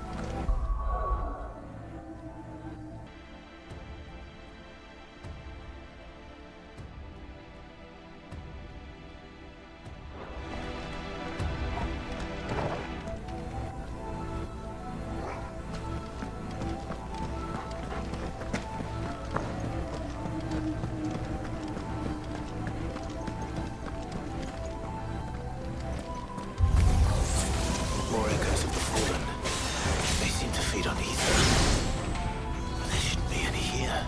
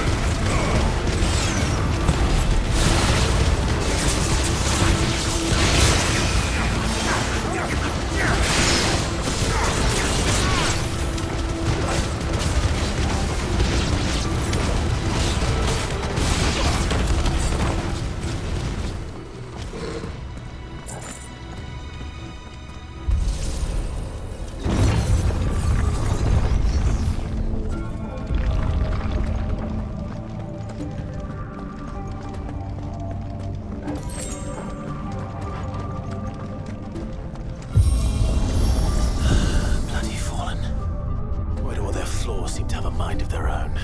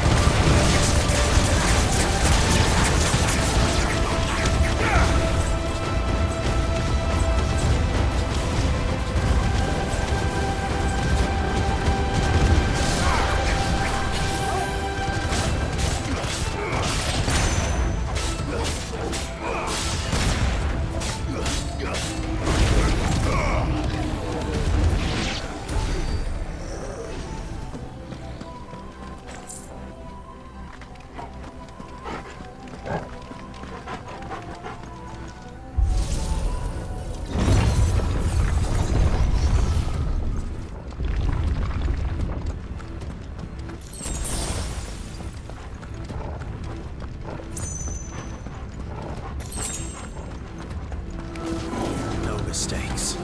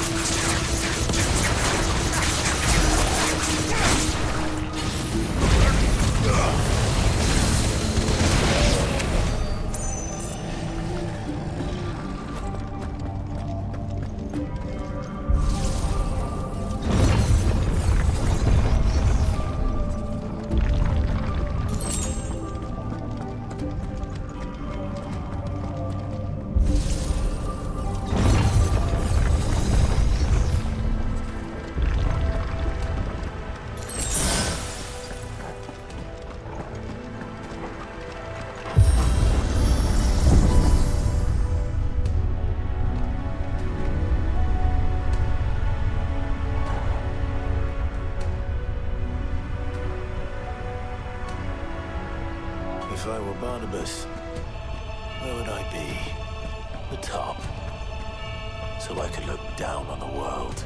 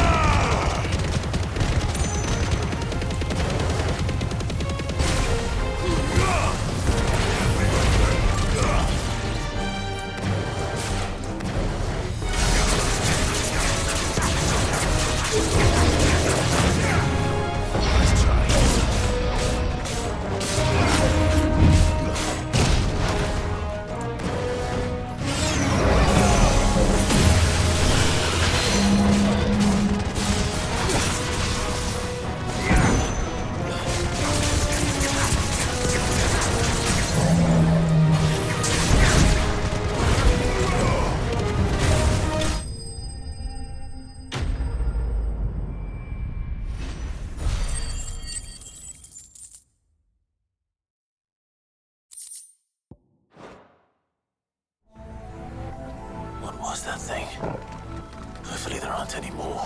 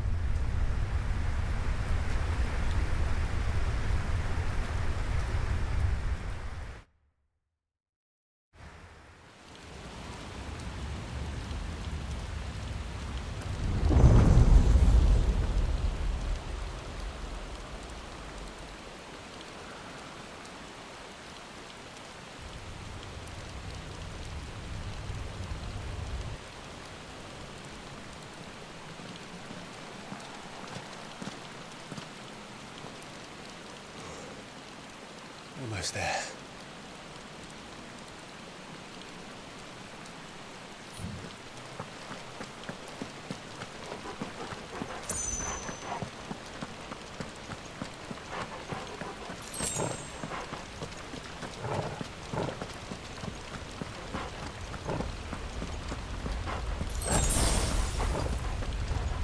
He's here. I can feel him.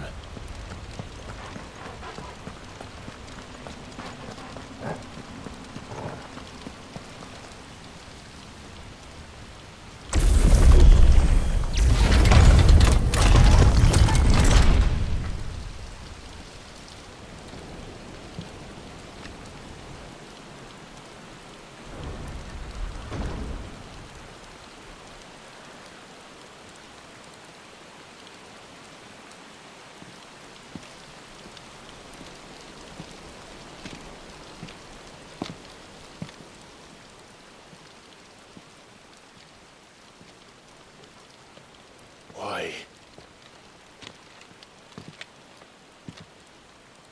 The blade must ever feed if her edge is to remain keen. Butcher. What care you for these worthless creatures? They are nothing. Weak from the moment of their conception, ever longing for power not theirs to command, they turn unfailingly upon themselves.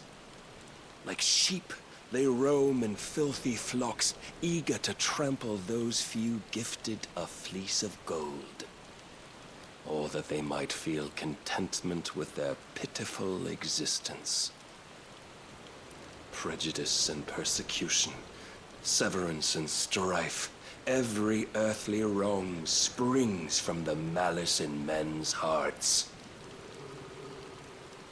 Malice born of the pain and suffering that is free will. Its corruption is gnawed at your being from the very moment of your birth. You're wrong. It is no corruption. It is who I am. Every choice I make, right or wrong, gives me reason to carry on. And carry on I shall. Not as a puppet, but as a man. Which are you?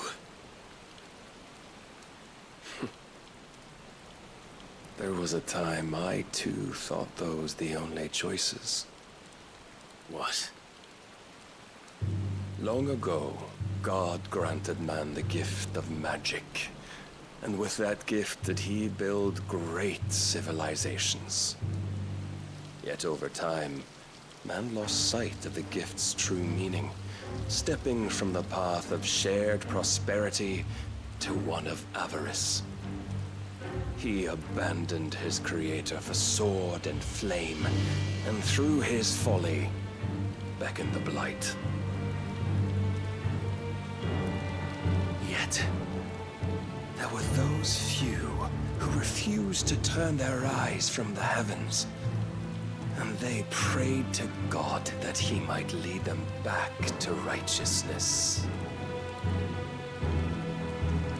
And the Lord, he did answer. Before the worthy shall the gates of paradise open. And so did I spread my arms to the ether, and cast my soul upon its gentle waters. I gave myself unto him.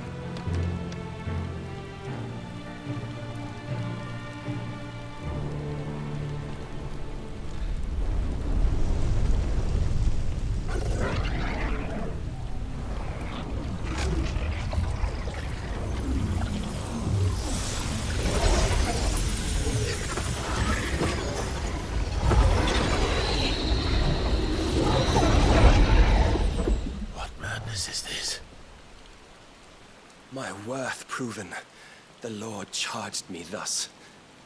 If your kind are to find salvation, they must be made to serve. You see, paradise lies but a single step away, Could we only take it? Could we only leave our transgressions behind? For none save the pure of heart and mind may set foot in the new world. I will save us. But it all begins and ends with you. You are the key, Mythos. And with this humble offering, shall I prove my faith once more. So you forsook your kingdom. You forsook yourself to serve. Tell me, how is that living?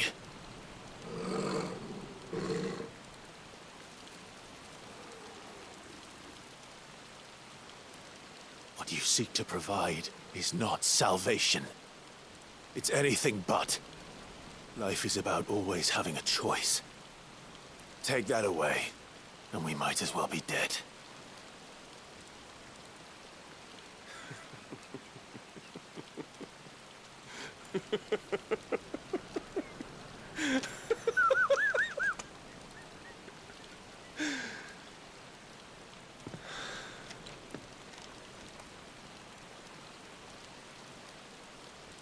Very well. Come then. Show us the strength of your will. It's not the strength of my will that should worry you,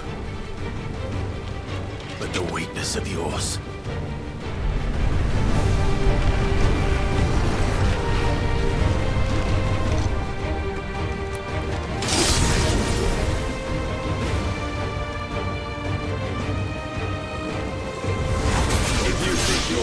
The stronger. Prove it. By this day's end, you shall know the truth.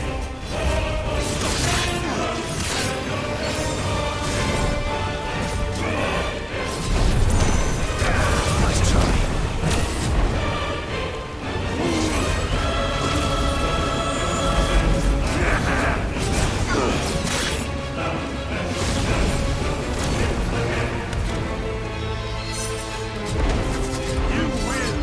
With the might of a dog, but still we fight like a man.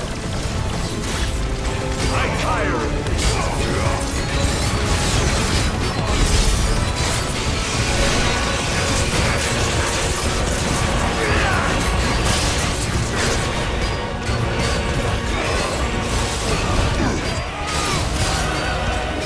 Must I show you?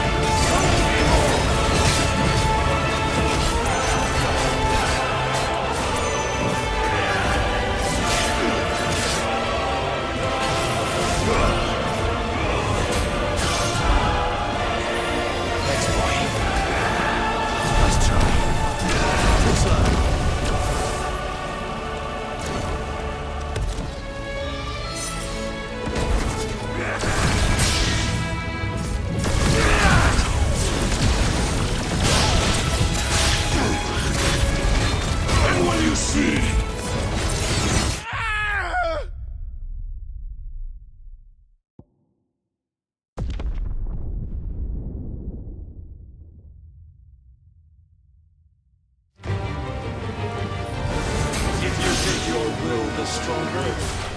Prove it.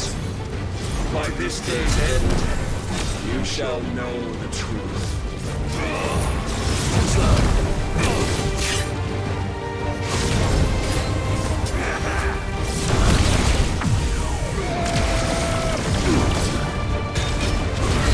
I'm tired.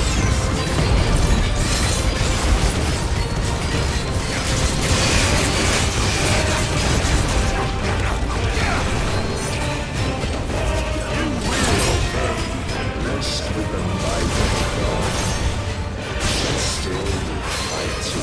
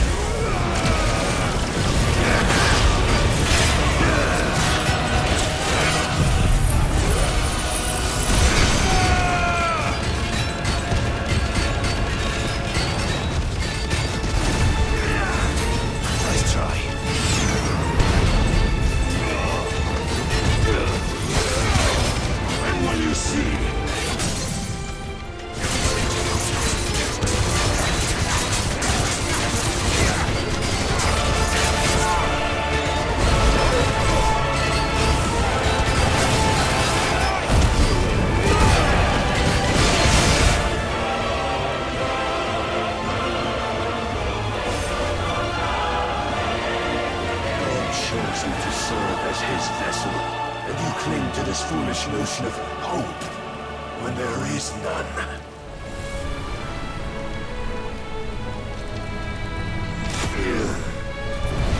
Fuck!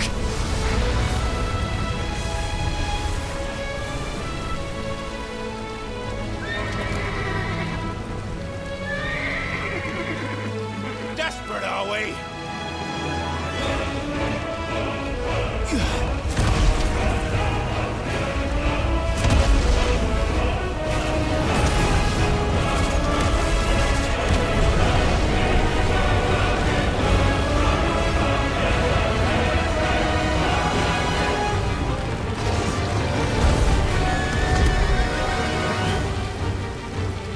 Finally, we can begin!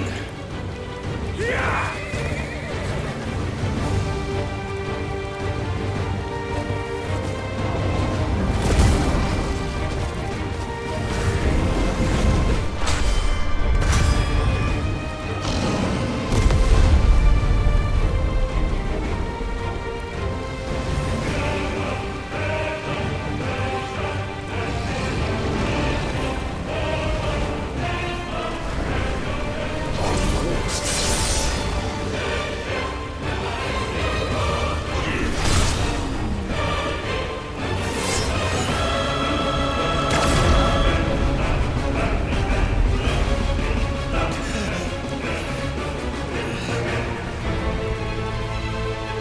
You have been shown the path. Now you must follow it. Free yourself, Mythos. You will not defeat me otherwise. We'll see.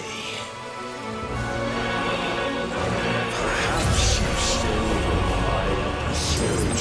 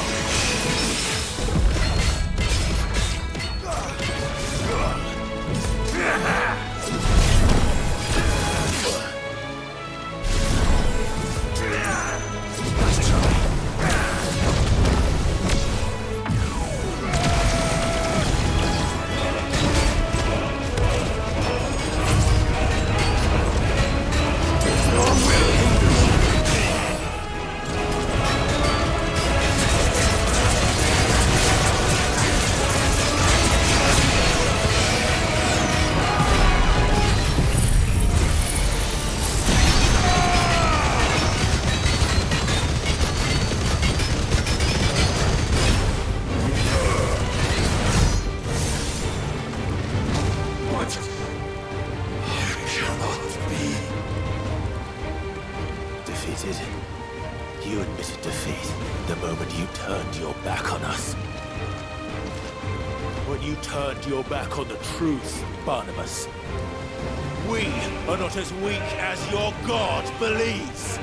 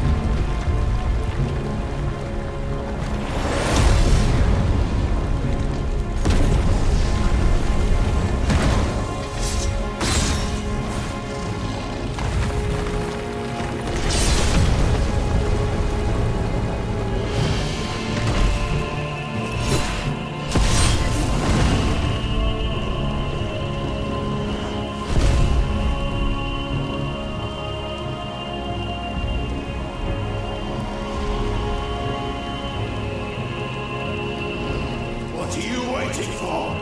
Men know nothing of strength.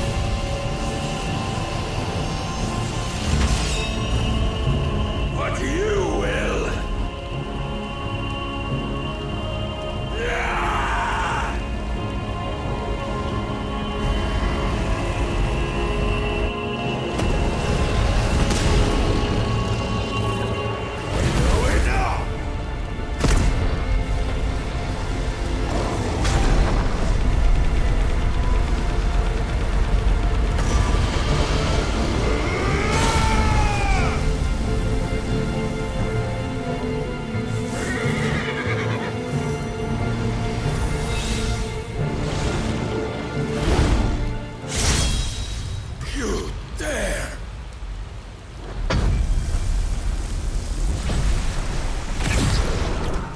Could it be you have made a weapon of your weakness? My apologies.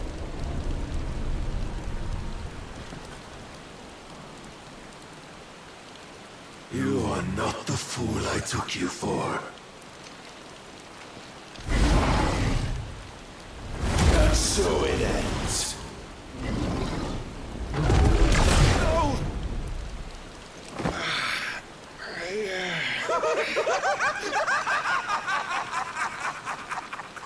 Don't tell me you are tired, Mythos! Your stubborn defiance has stirred my long-becalmed heart, filling it with a joy that I have not known for generations! I had thought the tantalizing kiss of self-indulgence, a dream forever out of reach. And now that its sweet ruin courses through my veins, I shall not be quick to relinquish it. Show me your work, Mythos, that I might revel in it!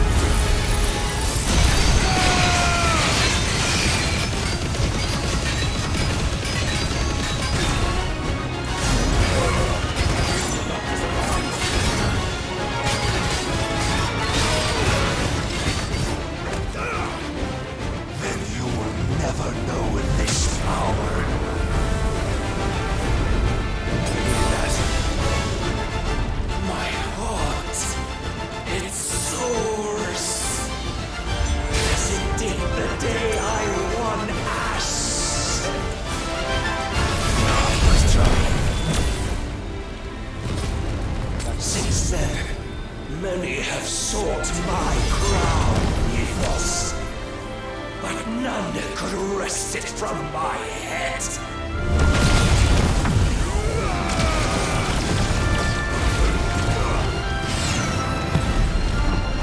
Come! Have you the strength? Have you the will?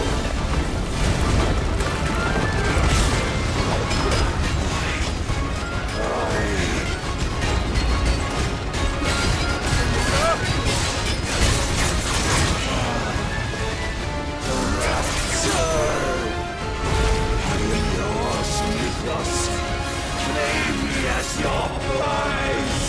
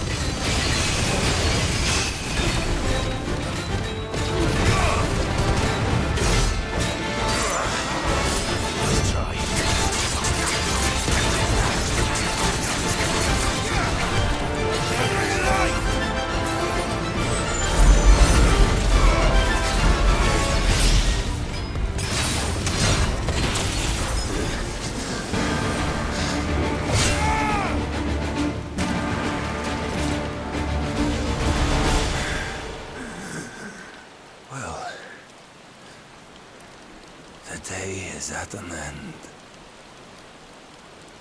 And we both know the truth. It is I who stand victorious. My will that prevailed. Your will? No. It was his. Clive Rossfield.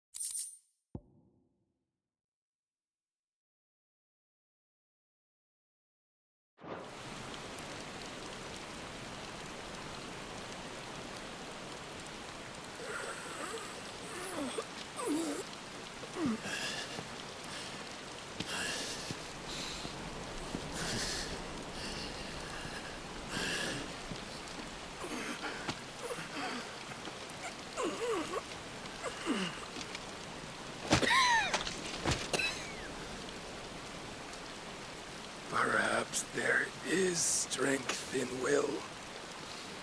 Would that I had not relinquished my own.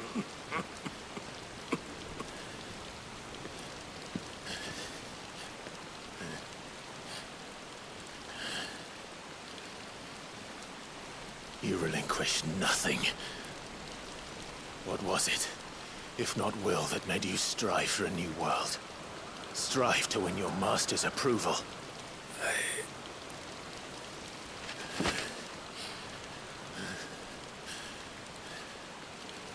You were shown a fantasy, and you chose to believe it. But you were wrong. There is no world but the one we live in. And that world is worth saving.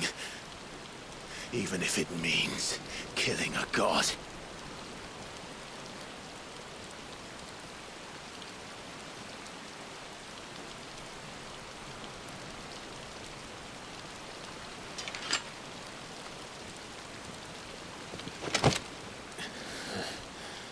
Bold words. From one who has served the Lord so well. This is pointless.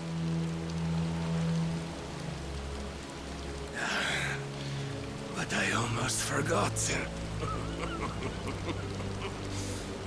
I promised that I would make you presentable. Did I not?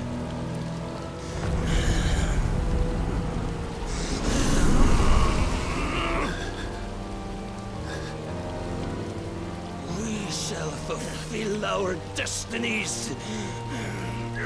Just as the Lord's Mother Crystals have fulfilled theirs. Come, Clive Rossfield. Take what is rightfully yours. Become one with God. No.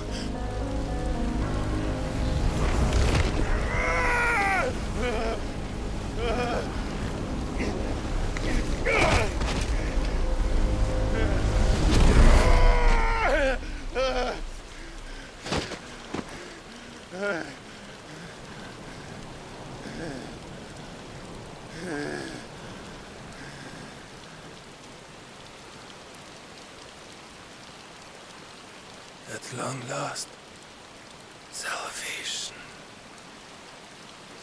I'm coming home.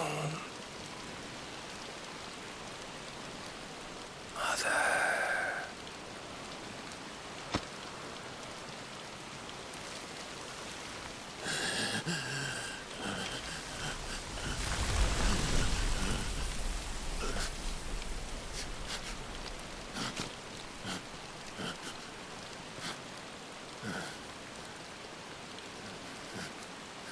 Tell me, how does it feel?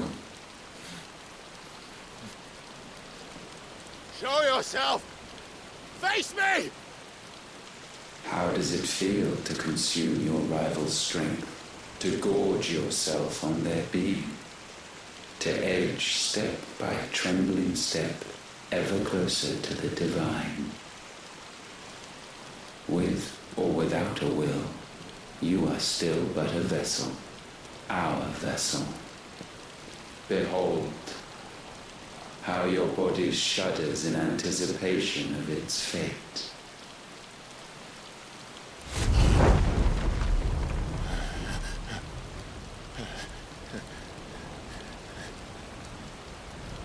Oh, it's not yours yet. No. Come then, O wayward child. We shall await you upon the back of the first worm. There all shall end and begin again.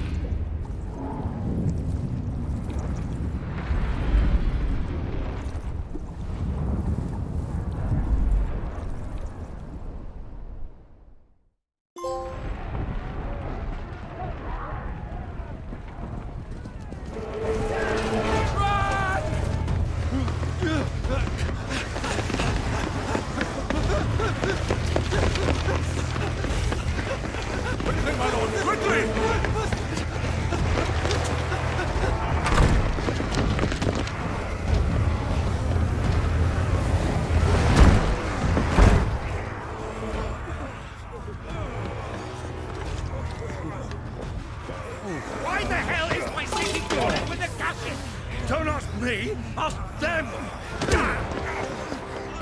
Since when was Eugen Hamel one to hide when there was a fight to be had? Since they stripped me of my rank and banished me from the battlefield. Now I'm stuck wiping the backsides of this one while the city burns and my wife tells off the man half my age! And then you turn up! What the hell are you doing here anyway?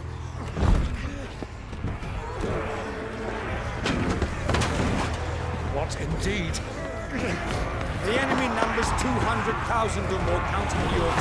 There are simply not enough soldiers garrisoning in the capital to repel an army of that size.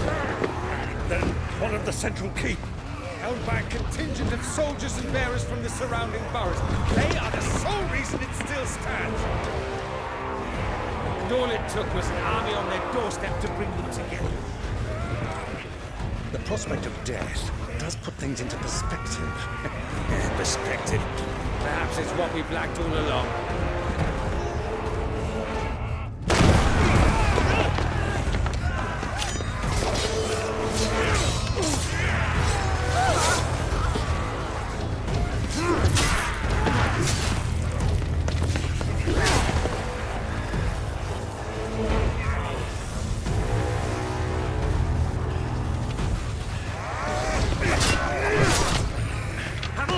I need you to lend me some of your best men. Preferably all of them. My best men? Does it look like I'm anymore? I admit this might not be the most convenient time, but my nephew's in trouble. And I may have already promised him more help. Your nephew, the outlaw? Never! My soldiers have better things to do than die for nothing.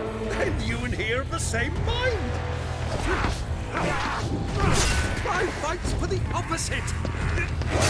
He fights for a world in which we shouldn't have to live and die for nothing. And he fights today to give us all a chance of a better tomorrow. Be that as it may, a handful of men cannot stand against the kingdom.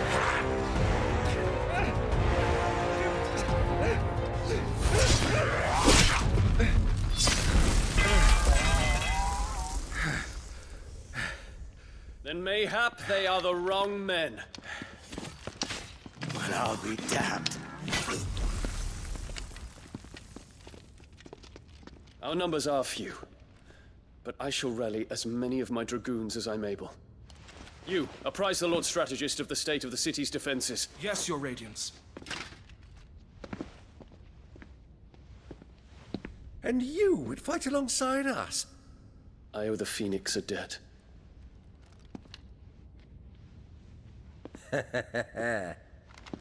Does this vouch for my nephews? Aye, but I still have my doubts about you. Which we can discuss later. Indeed. You said you had men garrisoned in the keep. Captain, do you know how many yet remain? Allow me to confirm. Commander? Whatever their number, Randalar will be needing Gather the them bodies all. and build a pyre in the courtyard. Quickly. Terence. My lord.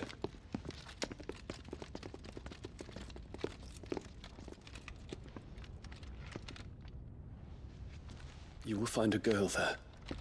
A girl? We are in the middle of a war. I owe her my life, and I always pay my debts.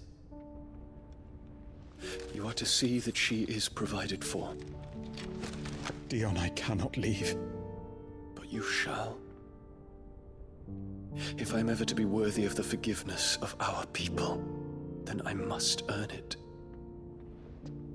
And I must earn it by my hand, and my hand alone.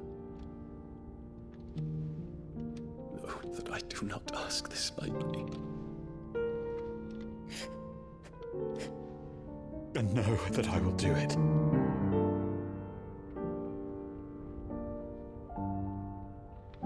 Farewell, Terence.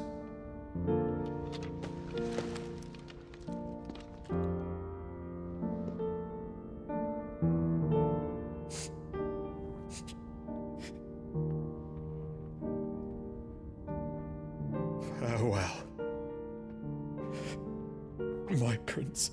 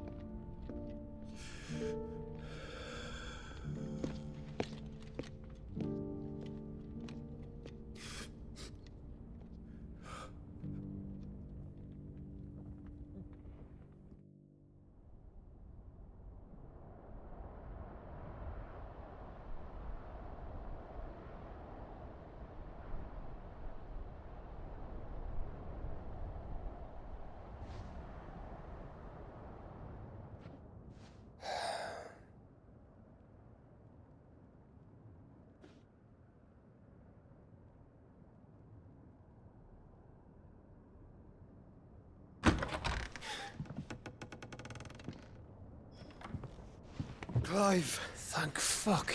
You alright? I am.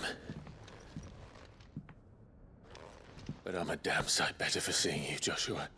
And Barnabas. The king is dead.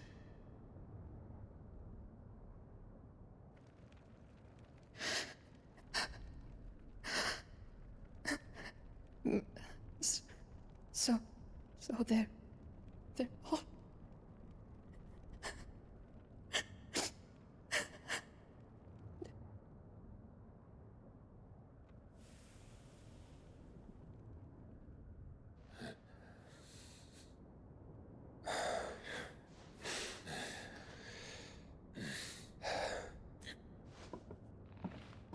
They are, but so is their killer.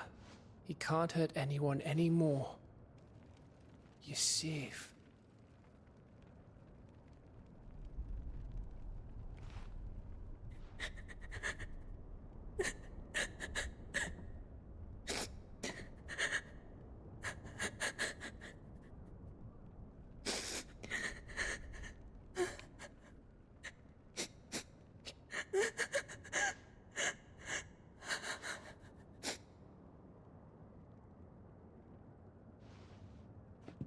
Gav, we need to talk.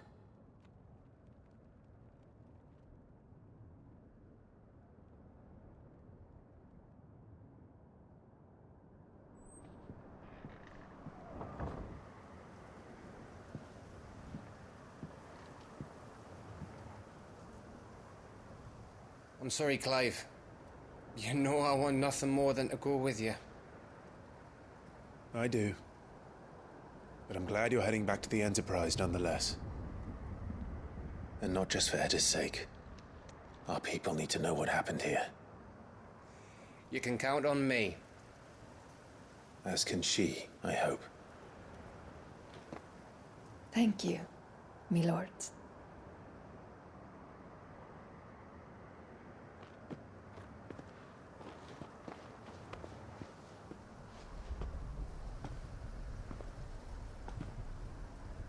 Do you think that was wise? Wiser than leaving a woman with child alone in the Deadlands. They'll be safer at the hideaway. For now, at least.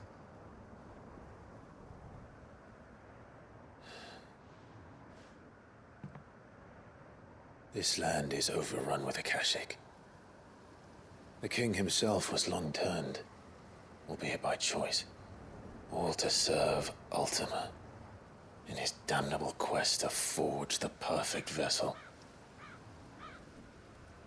The chaos Barnabas wreaked upon nation after nation. How many were killed for this? He didn't consider it killing, or a mercy of sorts. A way to end their suffering. He truly wanted to save mankind, and ultimately used that. As he uses us. But why us? What are we? What are we? We are dominance. That is our fate. But that doesn't mean we have to accept it, which is why we fight. For the right to deny it. Is that not so? It is. For our sins.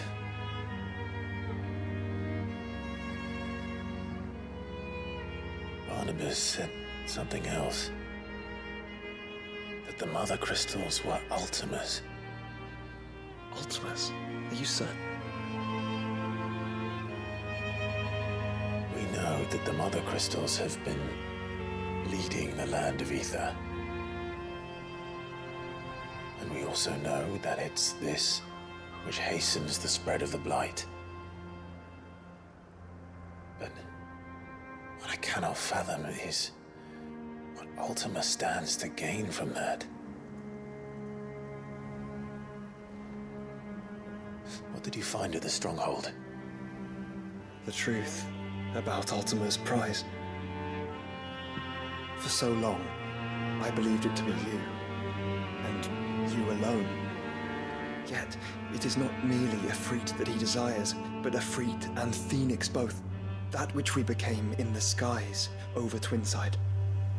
Only when the twin flames are joined shall his vessel be complete. Quite why he needs a vessel is another question. Unless there is something he cannot achieve without one. Something his immaterial form precludes. Something requiring an unthinkable amount of ether and a body resilient enough to channel it. If I did not know better, brother, I would think that he meant to cast a spell. A spell 1,000 years in the making. A spell to end all spells. But he cannot do it without us. Nor without the Mother Crystals. But if we destroy them all, we will stop not only the Blight, but Ultima as well.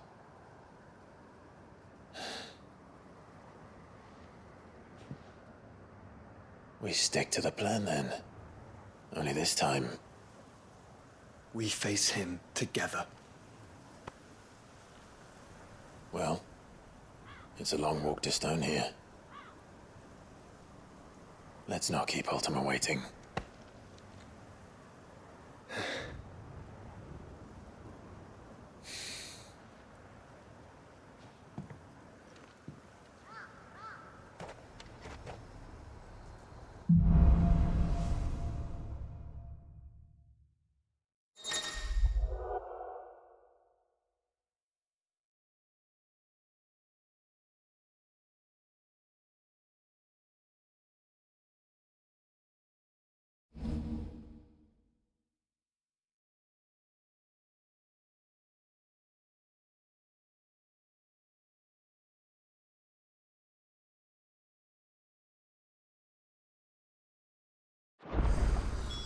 When Barnabas fell, his magic died with him.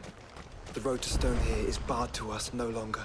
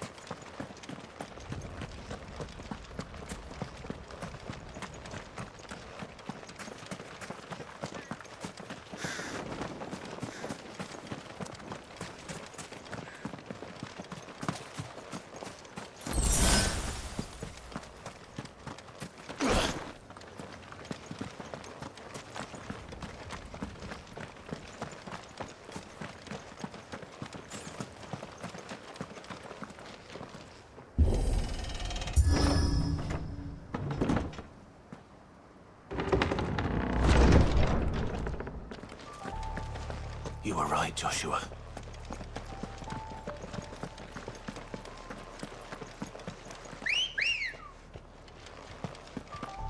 Let's go. Faster! Body's up ahead.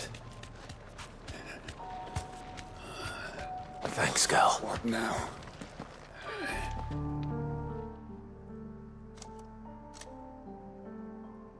Is there no peace for a dying man? What happened here? The ether floods made savage beasts of my companions. And those faithless orcs, I knew they weren't to be trusted. We were told that they would stay loyal to our cause. Something commanded their loyalty, but it was not us. It's a wonder they stayed faithful for so long. Perhaps they sensed our downfall. The king is gone, our nation in ruins. What becomes of us loyal pawns now? Sworn to a shattered throne. Fuck Walud. Fuck the dead king and his god. Fuck this withered shithole. The floods do not affect you. You are a bearer, albeit one who's lost his brand. Pray, hear me, brother. Will you grant this pawn his final wish? Will you lay my dying soul to rest? Of course. What do you need? Finally, some luck. Beyond the castle walls, towards Stonehere, there is a forest. Never turn. My parents are buried upon a bluff, nestled amongst the trees. Theirs was the only love I ever knew. I was torn from them in life, but perhaps I can return to them in death. Take my ring. See that it rests beside their bones.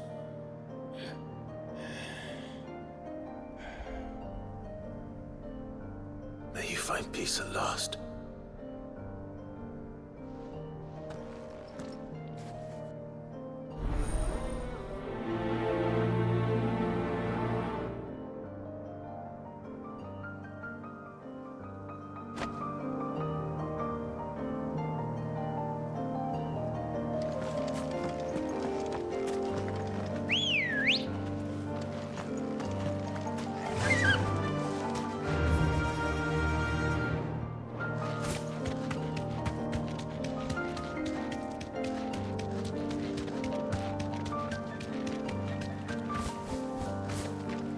You deserve a rest.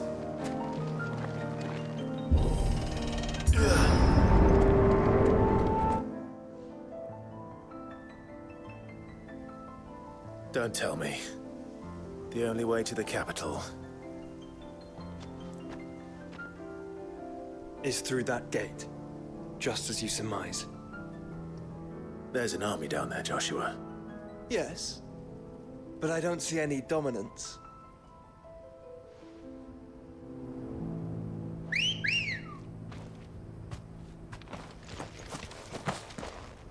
Come on.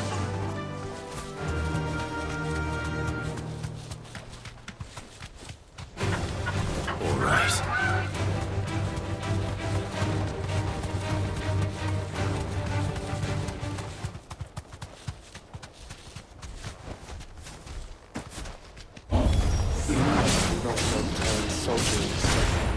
Then we end their suffering.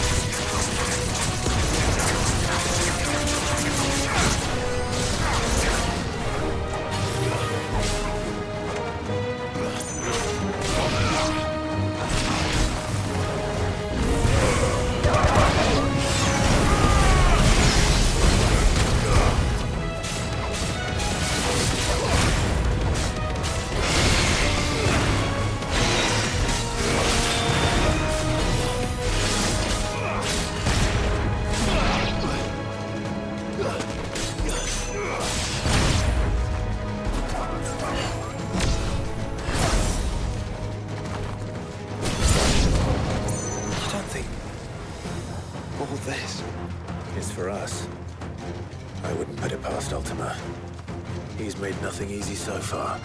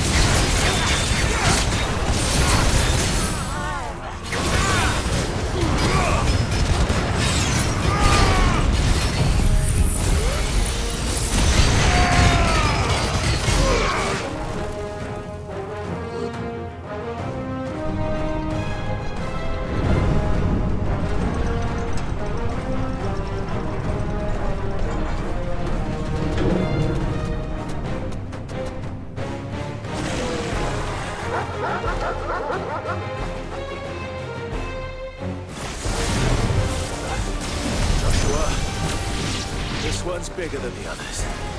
And leader, by the look of it.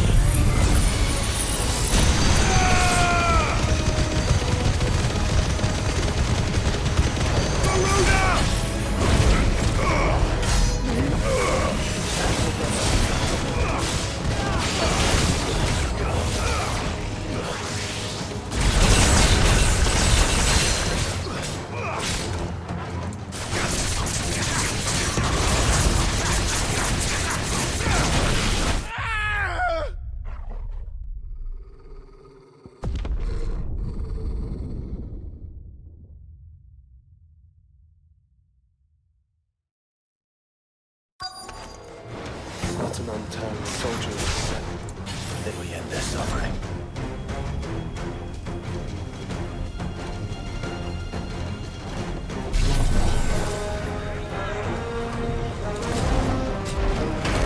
Nice try.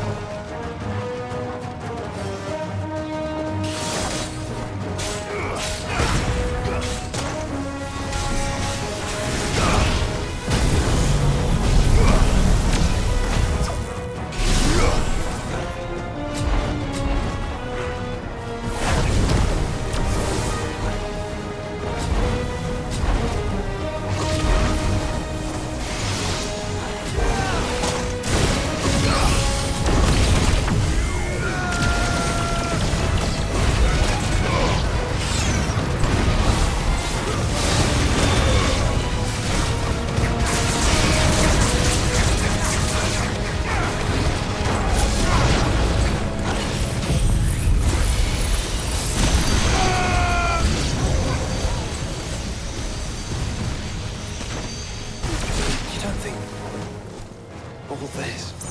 It's for us. I wouldn't put it past Ultima. He's made nothing easy so far.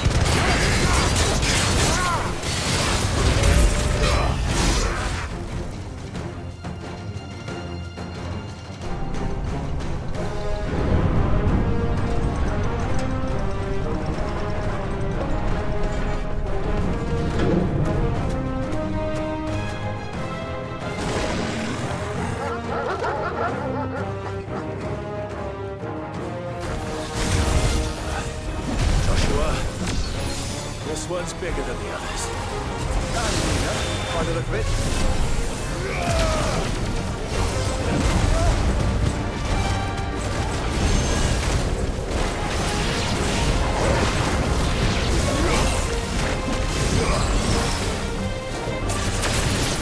Nice try.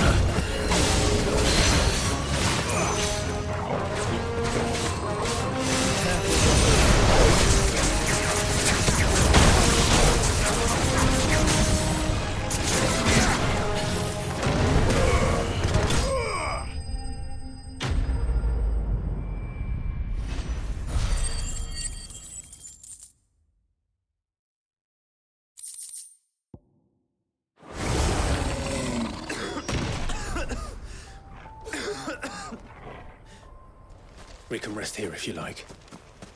Don't worry. I'll be fine.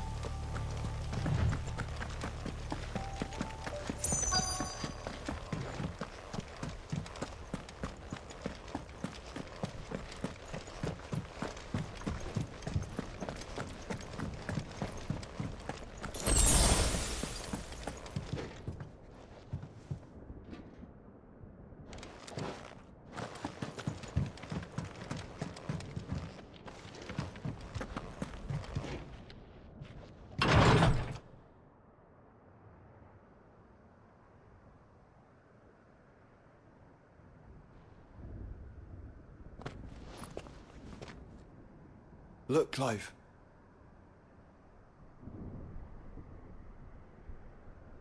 By the Founder. The place is a fortress.